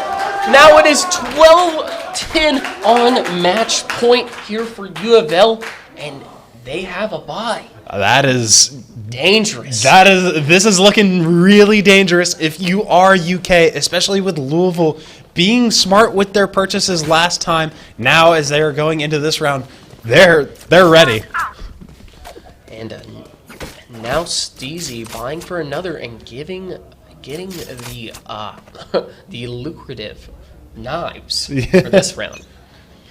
Now we're gonna see what he can do with them. A stun comes out Stun early. to try to force this Twisted out of Long, and a trade going on at C Long too. And now that might just open up C. This might be a plant coming through here for U of L soon. And Jarsili sniffs Lutmook out. Jarsili knew that something was up, able to check the corner and get the kill early. Now, Spike planted Kentucky. 3 members stand between Kentucky staying, well, 4 members stand between Kentucky surviving another round and Louisville winning. We'll see what Kentucky is able to do here as it all comes down to this. Now 2 members as Steezy make sure that not... And now 1 left. And the winner, U of L, Jarsili securing the kill, pulling it out. What And- an incredible match, and Louisville being the one that walks away. Yeah, the win was worked for. I Yeah. can say that on both sides. Both sides worked for that last game, and it came down to what we said, a 13-10 game. Man. It came down to the wire. What can you have better than that? A good game for a good tournament. You know. I know. I think correct me if I'm wrong, but I think every game came down to like within 3 or 4. Every game has come down to literally the last thing. I think That is incredible. it has been a crazy tournament thus far, and just this Valorant game cements it. It's just, I know. if not, I think this is probably, it has to be super entertaining for Mm-hmm. all the viewers out there for sure. There's not a single game has been, just a dominant front from either team. I think that's an excellent sign of an excellent tournament. I know. This has definitely been one of the better Valorant matches that I have watched recently. It was incredibly exciting from start to finish. And definitely, it was a blast to cast. So. Yeah. But, and that concludes it for our Valorant match, as now overall in the 3-day event, I believe U of L is up 5-4, or is it 5.5 to 4.5 as it comes through the headsets? And now, and with that being said as well, more information has been passed along. Donations are open until 6:30 p.m. Eastern, so make sure that you donate for a good cause. Whether it be U of L or UK, Yeah. but UK would definitely. We would appreciate some donations if you guys could send that our way. However, no matter what, it is ultimately for a good cause, so donate if you can. That being said, I believe that wraps up the Valorant portion of it. Yeah. And my most my hardest match ever will begin soon with Presidential 2K for sure. And Presidential 2K right around the corner. So before that we have Tetris, but Tetris first. yeah. Sorry, my bad. I was about to say I really thought there was an event before that, but I was like, yeah. But Tetris before that, and then afterwards, the showdown of Presidential 2K. That has been the Valorant portion of it. Don't go too far. We'll be right back after a quick break. Oh my goodness, that one went the mile. Jeez, man.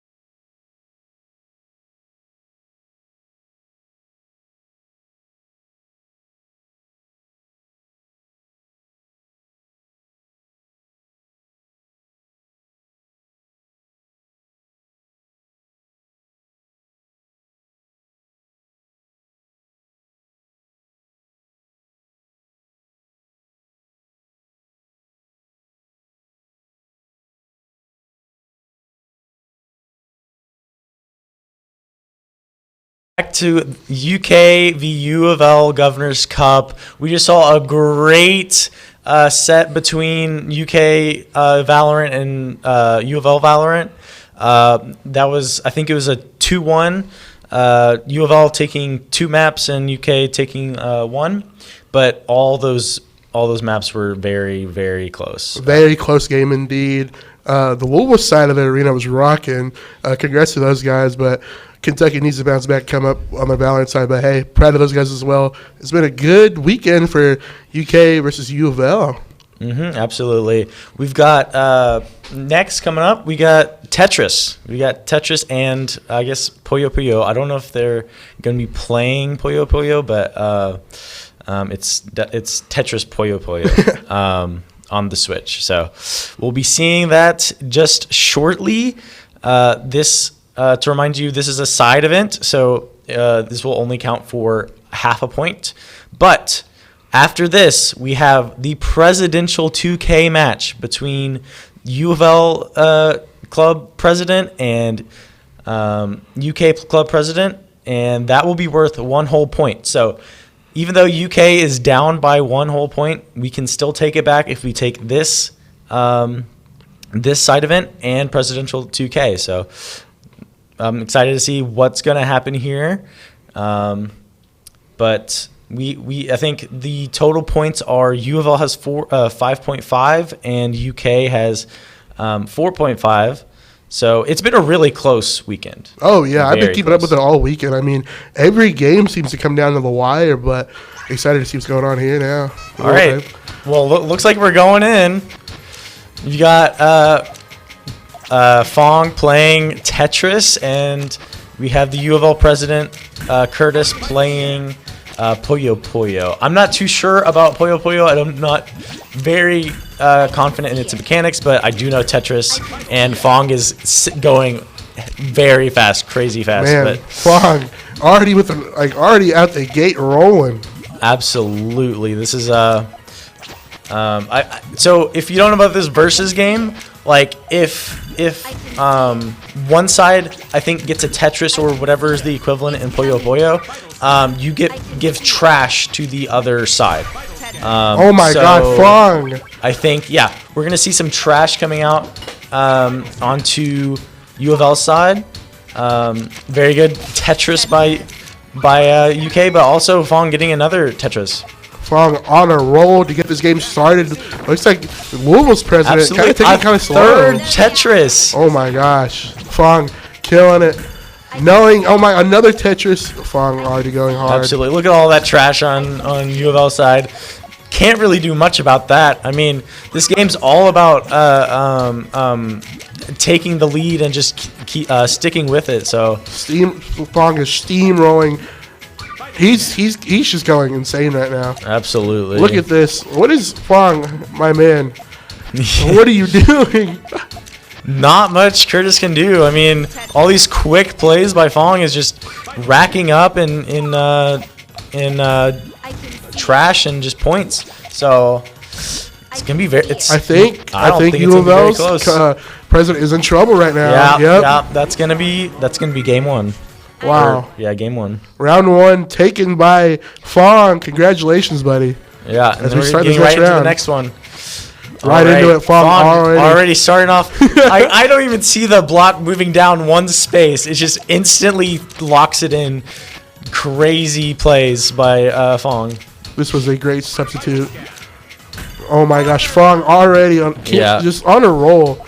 Already 1,400 points compared to UK Louisville's president with 193. Yeah, but Fong really stacking this up. I mean, can get a Tetris right now, but I think he's just trying to save up. See, the difference in this game is if you're able to save up these Tetrises, it really helps because the more Tetris back-to-back gives you more points, which increases the amount of trash to the other player. So saving up the opportunities to make a Tetris is very beneficial for you. And Fong He just keeps going. I cannot see these blocks go down on their own. He's just knowing his placement and getting him down. Louisville's president starting to fall way behind with only 100 points compared to Fong in a really good spot. I mean, really bad spot. This is like a lot of spaces that can't be taken, but he's doing really well, like making sure that he's bringing it back, taking as many like lines as he can. But that's really bad because like he can't be getting these Tetrises to put trash onto U of L's side. There you go. Fong slowly breaking his way out of it. He broke his way out of that little hole he was in. Not much to say for Louisville's president. He's starting to bring it back. Curtis not being able to get too many more trash onto Fong's side, so Fong, once he's able to bring it back, he might be able to that was amazing trash given to Fong. But I don't think he's gonna take it back. I should have predicted this. What a favorable outcome. Wow. Yeah, Curtis taking that one. Even though we saw a very strong start to Fong in the first set, but this time, unfortunately, Fong does not got very unlucky in all that trash. But we'll see what he's going to make up for this time. Maybe can bring it back what happened in the round one. Has the option for a Tetris, but doesn't go for it. Very interesting. He's getting it stacked up. Oh, there we go. Yeah, goes for the Tetris finally there. gets the Tetris. All right. Ooh, He does the spin. He does the spin. Laying some more Another trash on Tetris. Building up that trash already. Already a large amount of trash onto Curtis's side. Ooh, even more just came on in. Wow. Yeah. Even more just Fong racking egging on. Yep. Yeah. The most president slowly putting himself out of it though. Curtis doing really well about getting these taking away all these trash, but this still racking on. Yeah, Curtis is really like hanging on there, but unfortunately, Fong's playing way too fast to let him come back this really fast. It's coming. I mean, Fong, what are you doing, brother? You just keep going. We're just gonna let you cook at this point. Yeah, definitely. I mean, he's just setting up, and just I don't know. I don't even know what he's doing. I don't know the quote unquote meta for this game, but I do know that Fong is probably doing really well at it. So the trash is starting to build up on Louisville's president's side. Yeah, trash set up onto Fong's side. Oh, Fong just got hit with some trash as well. Ooh, this can probably seal the deal if Fong's fast enough about it. Slowly, I mean, there's too much trash to even get kind of areas in. Oh, that was a great turn right there. Adds just a little bit more trash going on in Fong's side. Yeah. But Fong building gets the Tetris. Yeah. I don't think Fong is really worried about trying to clear out all the trash. He's just trying to rack up points and put trash onto Curtis's side, which gains him the round one win. Wow. That was crazy. I think. Was that it? I think that was it. Okay, it was just Fong, you're a winner. Fong winning us Tetris for the side event right before our final event. So this was the perfect situation for UK, bringing it back, bringing it neck and neck. This is all up to Presidential 2K. Oh man, don't you just love to see it? Both presidents gonna come into action on 2K. Now, as a 2K player myself, I've given Chaz just a little bit of tips to kind of go in and cook, but I'm excited to see. I think both presidents have had just a little bit of playing time, so I'm very excited to see this. This can decide the fate for UK or Louisville. I mean, it will rack up to this, and I'm very excited to see this. Yeah, I will be on commentator for this next event, and I'm just so excited. I love 2K, and I'm ready to see Chaz just kind of cook. Yeah, just a little preface before we get, just to let you all know about how 2K is going to be run. So, neither one of the presidents, Curtis from U of L nor Chad or It's Your Boy from UK, have played 2K before this weekend.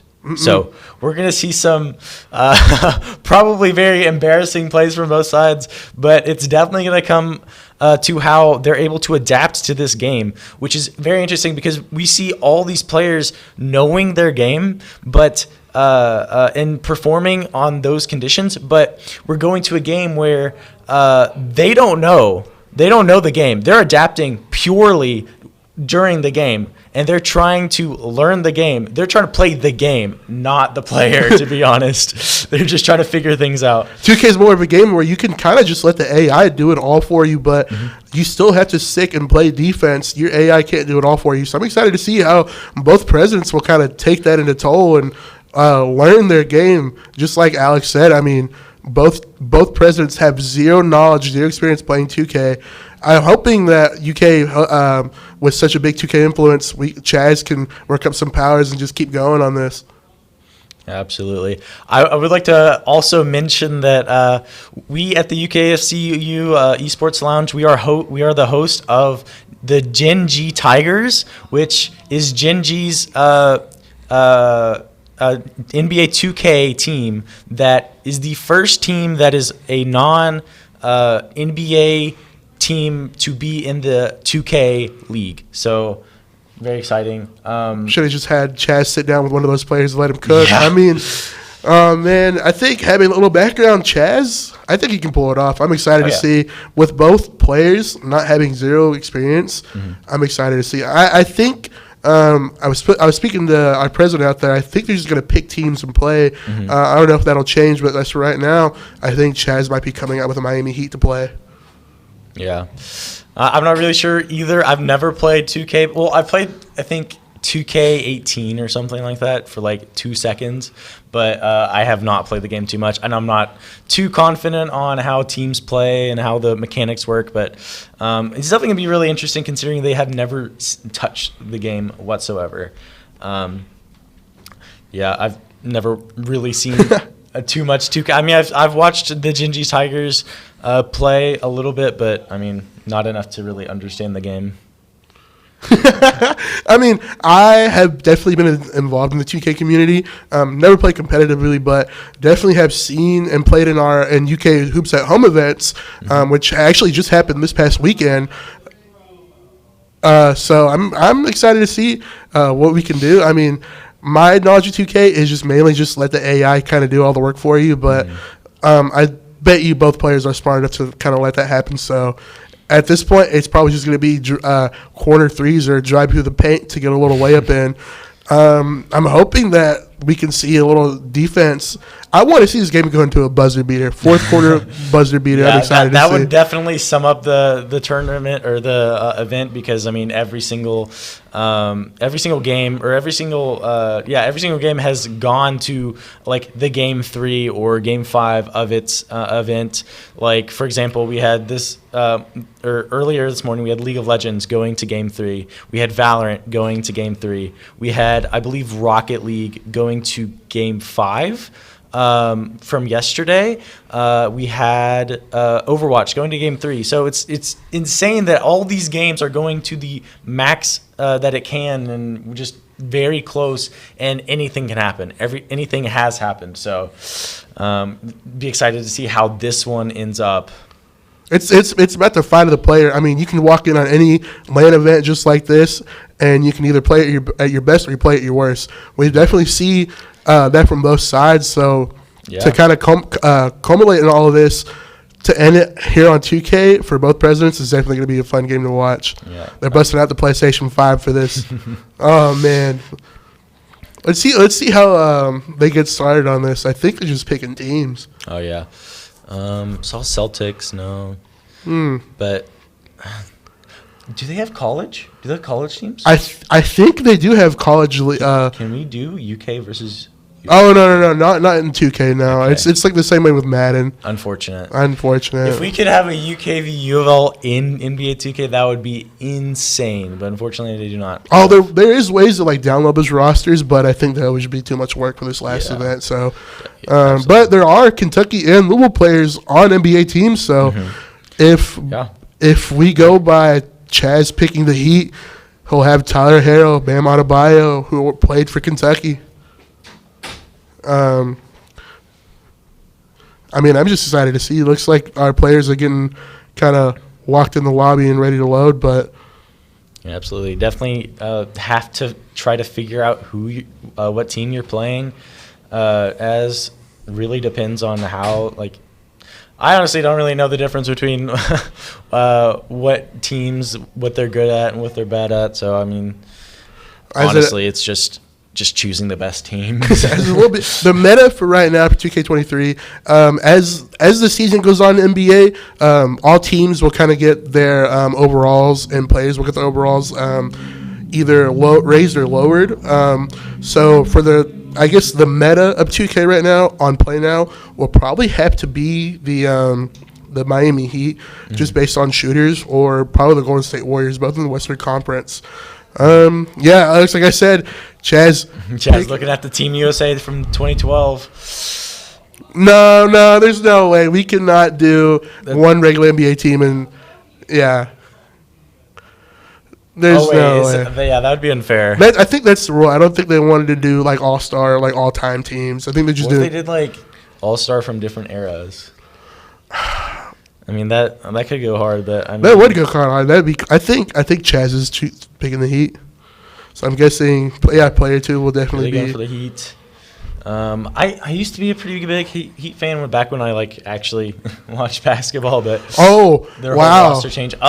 This is with the Lakers rivalry with LeBron James. I know that he used to play on the Heat.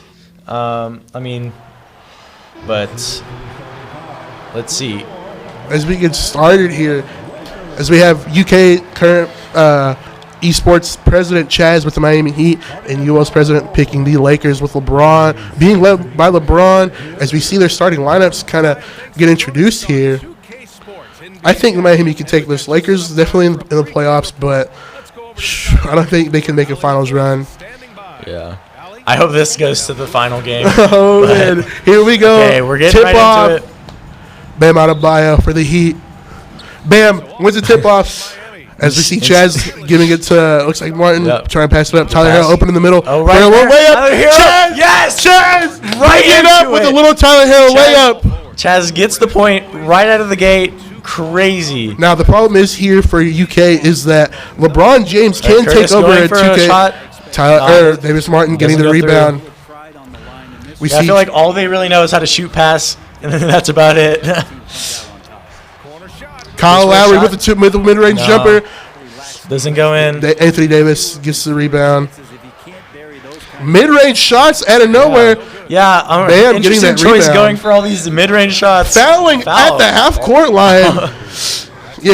Getting Anthony Davis already in trouble early on. It's a good idea, Chaz. Let's keep going. Yeah.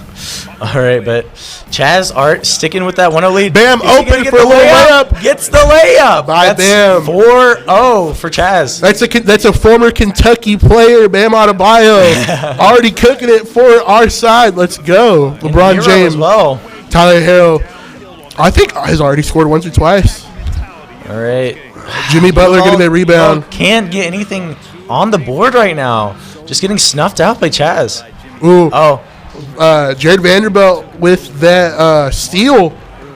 As we see U of L trying to bring it up the court with a random three. Doesn't get it in. Jimmy Butler with that rebound. Chaz doesn't know how to use a sprinting button. Chaz, buddy. Stolen again by LeBron James. No, neither player knows how to sprint on the court. They're just jockeying it up the court. Let's see. He's just trying to do they're just trying to do a LeBron move. Yeah. Easy layup. It's the layup. There you go. U of L finally on the board. Score 4-2. The Heat leading UK up.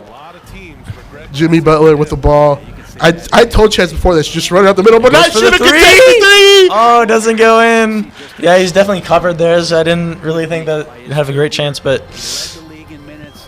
good to go for the opportunities when you have them. Kyle Lowry on LeBron James. Oh, James going to the paint. Stolen by Bam Adebayo. Tries to pass it.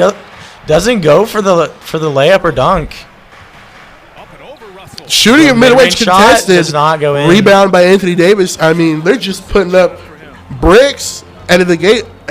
There's a stigmatism in 2K. Your player can't get cold and not make shots. Oh, Jimmy Butler. It's taken by Butler. This is supposed to be a fast break, but this is a walk break as we see Bam passing to Tyler Hill. That would have been insane. Tyler Hill barely missing that. A little bit contested in there by LeBron James, but still, James passes to Davis. as we can see, Anthony Davis kind of Mid-range shot. Gets the rebound. Gets the the layup. layup. Goes in. Now it's all tied up. Come on, Chaz. Jogging up the court. Hero on the wing. Tyler Hill in the corner. Mid-range For the paint, jumper. Or for the mid-range. LeBron, No, LeBron does not with the go in. rebound. They're really going for these mid-range shots. Very interesting decision. Pass to Vanderbilt.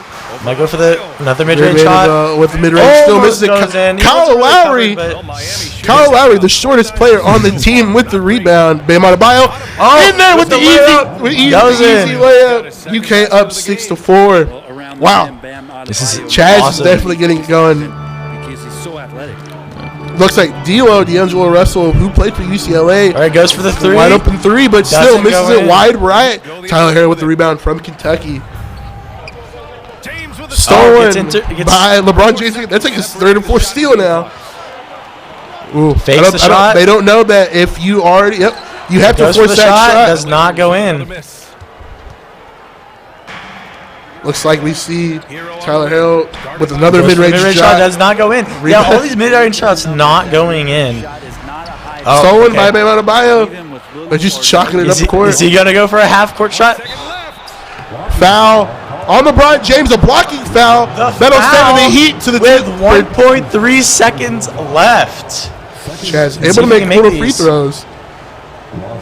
Should square, buddy. Misses the first Misses one. the first one. It's okay. You have one more shot. All right, let's see if Chaz can make this one. Daniel Martin. I thought it was Davies Martin. Man, that's on me. Oh, That one's no close. Little too All late on right. that release. Ends the first quarter. Yeah. The end of one quarter of play. That was an interesting quarter. We have Chaz up by 2, 6-4. And if you just It's only the first one to go, but right now it is a layup fest for both teams. I think we're trying to see a change from Chaz, but I think you just clicked that on accident. But as we see, D'Angelo Russell is cold. That cannot be good for U of L. Really nothing to work with, as D'Angelo Russell is already a mid player. But Goes getting straight it, into the getting paint. point. Does he get the Foul. layup? Oh, And the one. point with the foul. That's an and one. U of L has a chance to take a 1-point lead with this free throw. can he and the Lakers get back where they expect to be? We've got Anthony Was Davis, wide open for that layup, but still waited to drew the foul. Then it's D'Angelo You, Russell. U of L in the Misses the does not free throw, but gets the rebound by Anthony Davis. And Another another foul foul. by Bam Adebayo, sending Anthony Davis to the free throw line. But Anthony Davis' free throw percentage has not been well. Anthony Davis, also a former Kentucky Wildcat, All right, is he gonna make this one? No. misses. We have 3 missed free throws. Anthony Davis with another free throw. Doesn't go in. Right, hits the rim. 0 out of 4 free throws right now. Chaz definitely. Oh, gets the layup with a lot of coverage. That was a size advantage from Bam Adebayo to get the easy lay-in. What is he doing? Just dribbling around. Tries to go. But gets it in. Makes the layup. Gets it in. skills displayed right there. As you can see, both teams going Miami Heat going 4-10, Lakers 4-12 on shooting. Neither team. Oh, another gets steal by the picked Lakers. By U of L. James against Adebayo. LeBron James just taking it around. James inside. Oh, Well, does not get miss. the layup. Put him up. Wow, that was a wild miss from LeBron. Stolen by Russell. Stolen Another steal. by D'Angelo Russell. Vanderbilt with it. Picked up by Lowry. They're just. He can't move. If you already shoot, you can't Yeah. move unless you pass it. Basketball in the second quarter. He was Outside Vanderbilt. 9 seconds left on the shot clock. Why? Oh, Cover the three three. almost goes in. But Anthony Davis goes for another 3. Three-pointer. Doesn't go in Wow. either. Bam Adebayo getting that rebound, setting up the Lakers up the court. What, no Tyler Hill Oh, goes inside. But that's like No looks like layup. blocked by Anthony This is Davis. a layup. defense that knows your tendencies. All right, LeBron James has a lot of strength, I know. Doesn't get the layup, though. Jimmy Butler rebounded, getting covered by LeBron. And a Tries mid-range for a from shot in the there. paint, but does not get it. Misses in. again. 8-8 still. Both teams shooting like no one can. Trying to work the paint. D'Angelo Russell on Kyle Lowry, but gets the layup that in. puts Curtis and U of L in the lead. All right, let's see what Chaz can do here. Oh, that's a great shot. Kyle Lowry. The first mid-range shot of the day going in. Perfect release by Chaz. Somehow managed to do it. As we see D'Angelo Russell trying to get back in the paint. There's someone wide open, but chooses not to hit it. The three almost missed three. in. Rebound by Kyle Lowry. I mean, what is going on? Bam Adebayo with the ball, knowing behind him is an open three. Misses the layup. Doesn't get the layup. The Lakers have gotten 5 of 8 attempts All to right. drop since the second Anthony period. Davis really getting guarded by Adebayo. Can this be an easy layup for the Lakers? Nope. Tyler Herro there with the doesn't get the rebound. shot. Still 10-10. The Heat have gotten 2 Oh, yeah, trying to defend on their side. Stolen by the U of L. Anthony Davis there with a cherry-picking layup. Wow. U of L up by 2. Chaz needs something to work on. Stolen again by U of L. But there's 2 defenders there in front of Anthony Davis. Ooh. Oh, U of L extending their lead by 2. Up by 4. This is the biggest lead we have seen. Wasting extra chances that they're creating. Here's Martin. After the Lakers Kyle Lowry with the layup. And they lead down to 2. Shortens that gap. Kyle Lowry shooting 2 of 3 with 4 points, 2 rebounds, and 2 turnovers. Ooh. All right, just Russell. D'Angelo Russell kind of gives it to Reeves for the 3. a covered Doesn't 3, go but in, still gets the rebound by Russell rebound. to Davis. Going for it again. Goes into the paint. Goes for the does not get the layup. The Heat and UK with the rebound. A tip pass. Jimmy Butler recalls the ball. Bam Adebayo with a mid-range shot. Covered by LeBron and Anthony Davis. I don't know what Chaz is trying to do with that, but it's heavily guarded. 10 seconds left. Looks like he's just stalling. And Does not make the layup. Bam Adebayo with that 6 rebound. seconds left on the clock. Chaz, a random shot. Jimmy Butler mid-range miss. Does not go in. That is U of L up 2 at halftime. Wow. Well, a dance break The is needed. Jabberwockies. I mean, Chaz. This is a shoot 'em up. Just pull them wherever you can. Every point has been a layup. It's been a rebound. One mid-range shot by Chaz. Chaz making one mid-range shot. Kyle Lowry did make that green mid-range shot as we get back here from halftime. I mean, able to skip through. UK down just by 2 points. This will decide the winner of our inaugural Governor's Cup for the esports. Yeah. Going into the second half, we've got Russell just going in. Reeves trying to get in as well. Running around the court. Dribbling around.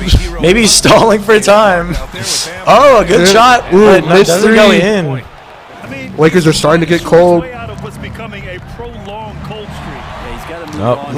with the steal. Anthony Davis. Try to find a way to get on the board. Goes in the paint, goes for a layup. Contested LeBron with the rebounded by James, and it goes in. Even at this age, still U of L up by 4.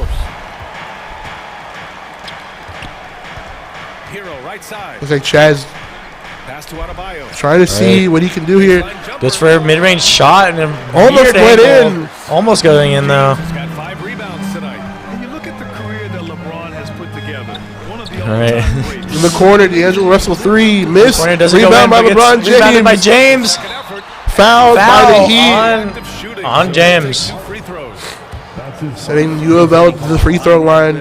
Honestly, almost getting to the bonus. I honestly think that the fouls in the paint are actually not that bad because they're not making these free throws. If he makes this, I'd be really surprised. Oh, that looks like a good one. Oh, yeah, good one. As I say that, free throw going in, giving a good Louisville lead. just extending that lead. Chaz kind of much less. Oh, ball sucked in doesn't go the in. rim, but falls down. Kentucky's still down.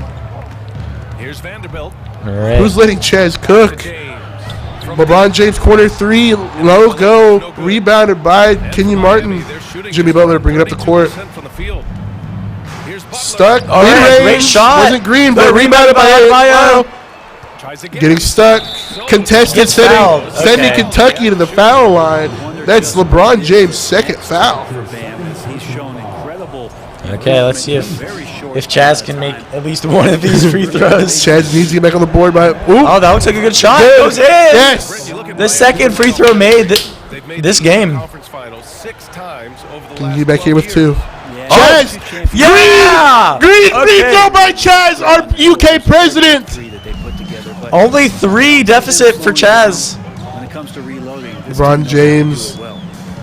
Oh, U of L has the ball. Kentucky Tries to can go through the steal. paint. D'Angelo Might go Russell, for the mid-range shot. Open That's mid-range. going in. Kind of taking back those free throw points that were scored already. U of L up a 5. That is not going in. Not a good three to be taking. Chaz needs to get better at those timed events. All right, goes for the layup, but does not get it in. Too much Rebounded coverage. by Bam Adebayo. I mean, Kenyon Martin just bringing it up the court. Oh, just Stolen sticks. again by U of L. James against Butler. Oh, Dunk by LeBron. LeBron sometimes Crazy dunk handles right there, pretty sick. from the U of L side. That time. Giving a good lead to U of L. Chaz just needs to go for these Hail Marys. He's behind by a lot. Air ball. Second shot opportunity. Out to Lowry. That is a mismatch. Chaz just putting up prayers at this point. Not really knowing how to play 2K, which is completely understandable, as it is his first time They playing. keep on going in when they're trying to make a shot at the three-point line. LeBron stepping out of bounds after shooting his shot and getting his own rebound. As we see Bam Adebayo about to inbound to Jimmy Butler. Second half of Chaz, play, and we're 3 about minutes with into a the minute third less than 2 minutes left in the third Offensively, quarter. it's been a struggle for him. Jimmy Butler fouled! Yeah, foul. Okay, let's see if Chaz can make both of these again. I think he can. He made both of them I before. think he learned how to use his free throws now. Jimmy Butler with good free throw percentage. And granted, last year's playoffs, Jimmy Butler became the first player Looks like that one's Green. going in. to author multiple 40-point, 4-steal games in a single Deficit series. deficit is only at 6 right now. 2020, the third player ever to record a Jimmy Butler with his second free throw attempt. in the finals. Chaz I mean, just making it a green free throw going Yeah. in. Now only a 5-point deficit. rock solid at the line. Yeah, Go against James. really looks like Curtis is figuring out just getting into the paint and going for those layups. Yep. Chaz doesn't seem to know that passing in between players is not a good And option. shooting in transition is also not a good way to work. No. With 40 seconds left remaining in third quarter, All right. you have so many players open for shooting, but he takes LeBron James. Three, almost missed, goes in. Rebounded by the Heat. Bad decision on a night full of those. His shot selection tonight. Foul Oh, foul. by the Lakers. LeBron James' third foul. If he gets 3 more, he will be taken out of the game. Yeah. There is a foul out rule in 2K. Maybe Chaz can use that to his advantage because LeBron James is kind of cooking right now. Chaz does missing not his go in. first out of 2 free throws by Jimmy Butler. So between what the staff demands of All him right. and what But he makes the Next second one, one this one no goes in. can problem. be a delicate balance. All right. Here's Russell. Only 4 between them. He has 6. 3-second difference between the shot clock and the game clock. All right. 20 seconds left in the You all just trying to get it in. Probably not going to go in. Yeah. Good made Rebounded shot. by 50 seconds Butler. work with your Chaz. No shot clock left. Here's Martin. And a great Oh, shot made by Chaz. Yeah. Just goes in after being blocked a little bit. That almost looked like a foul, but it wasn't. 10 seconds left. LeBron James in the Going corner. for the 3, Late- James. late No. release. Rebounded by Davis. with the And shot the layup doesn't missed. go and rebounded again, but that marks the end of the third quarter. This is it, folks. We're going to the This is fourth very, quarter. very close. This is close. close one here. I mean, both teams still not really. Only 2 between them. That's really not much. And now we have a moment to reveal our I can't believe it.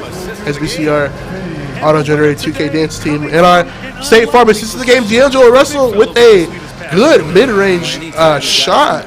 Right, starting off with Chaz in this fourth and final quarter. But gets picked by James. All right. Yeah, U of L's tactic is just trying to rush in because I know that LeBron James and Davis has that strength. Oh, gets rebounded by James. The rebound going to U of L. Jimmy Butler trying to bring it up the court, passing it to Bam Adebayo, who was right next to him. But Tyler Hero getting a little driving lane. Should have been for a mid-range shot. No foul. Foul called after Tyler Hero. Transition take foul.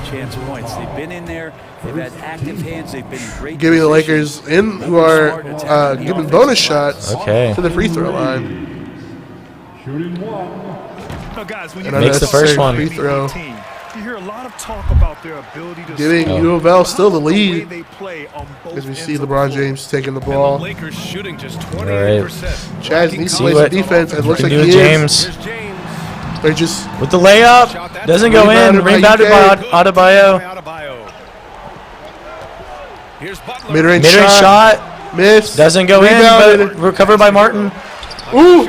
Made all three defenders jump, but Chaz didn't realize. And the foul. Ball by Anthony Davis, sending Chaz back to the free throw line. This Heat team was top 3 in points allowed per game. This is very close. If Chaz can make these two, he's still in it. Oh, but I don't think he's going to make that first one. Not the first one, not the first one. That player, Andy Martin's really not that good at free throws, so it kind of gives Chaz a little disadvantage. But he greens the second one, cutting down the lead. 4 between them. This is very doable by Chaz. As we see D'Angelo, I think he's just trying to waste time, but really good dribbling coming up of U of L, and a foul coming out. By Bam Adebayo, that should have not been a foul. If Chaz knew how to play this game, he should just press the middle touchpad to challenge that. Missed, it doesn't matter. This is the first one. Looks like he made the second one. Cuts, extends the lead to only 5. Chaz throwing up Hail Mary. Shoots it down. That should have been a foul. Gets blocked. Kyle Lowry cold. Not looking good for Chaz. You see LeBron James just running up the middle and scoring with ease. Layup by LeBron James puts 7 between UK and U of L. Looks like a lot of desperation coming out of Chaz, the UK team. Half of their attempts to fall in the fourth. 2 for 4 now. Here's Davis. And Davis with the easy layup. Yeah, the lead is just growing. Continuously growing. With a little less than. And goes for the mid-range shot, doesn't go in. Recovered by Adebayo. Blocked by Davis. Looks like Jared Vanderbilt bringing it up the court. The game is surely slipping away from Chaz's hands. Missed shot by D'Angelo Russell, rebounded by the Heat. Just trying to get Bam Adebayo to hit mid-ranges he can't hit. Rebounded by LeBron James. Chaz is just shooting up prayers at this point. Right. James going in the paint. Gets fouled. Reaching foul. Kyle Lowry's second. But that the block of the game was crazy. Anthony Davis extending his arm to get that block, giving him the block of the game. Yep. With a little under 2 minutes left to play, U of L with a 9-point lead. Covered by Adebayo. Fouling on Anthony Reeves. Tyler Hero. Both teams are getting into really decent foul trouble. If this keeps going, another mid-range shot. Really, Chaz trying to just go for these quick shots, but not really working. Rebound by Adebayo. I feel like something that neither one of them really know. Oh, that's for a layup. He has a lot of tools in the toolkit. Yeah. That right something that I think that neither one of these, neither one of the presidents know is that each player has different attributes. So yeah, each player has different shot meters and attributes. From LeBron James. LeBron James with 15 points, 13 points of the 13 of those points. Gets blocked by Davis. Reeves coming up into the paint, goes for a layup, makes it. Setting the lead to 10. Yeah, this with lead a minute left to play. Chaz definitely becoming way too big for Chaz. Rebound by the Lakers. U of L can't just hold the ball here, but they decide to shoot another mid-range. James rebounded by LeBron James with gets the point. The lead is almost out of reach for Chaz. He's just going for all these shots. Oh my! With 35 seconds left to play, and LeBron James putting up another shot. All needs to do is just hold the ball. Honestly, there's nothing really Chaz can do here.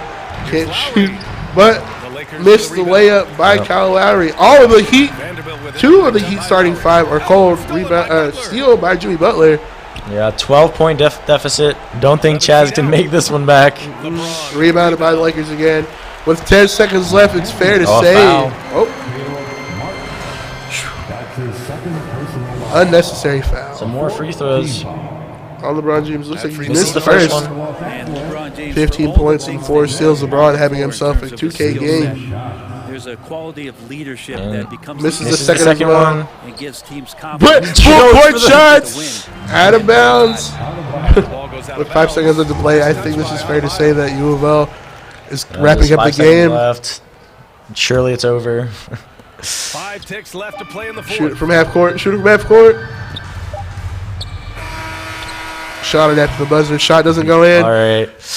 And that is the is it best of 3? I think it's just one round, right? But it's just one. Yeah, that's it. Yeah. They both agreed on just one game. All right. The game going to U of L, and that means the Governor's Cup goes to U of L. I'm transferring. No, I'm just joking here. With this 2K game that will wrap up, U of L taking the inaugural esports Governor's Cup. Mm-hmm. Congratulations to them. One Kentucky State, one Commonwealth. Absolutely. Amazing to have this event going on all weekend. Excited to be happy to be a part of this. Mm-hmm. Big shout out to our production team and everyone else behind the scenes getting this to happen. As well as a big shout out to our president Chaz, who will be stepping down as he's graduating. Congratulations to those in both esports clubs also graduating.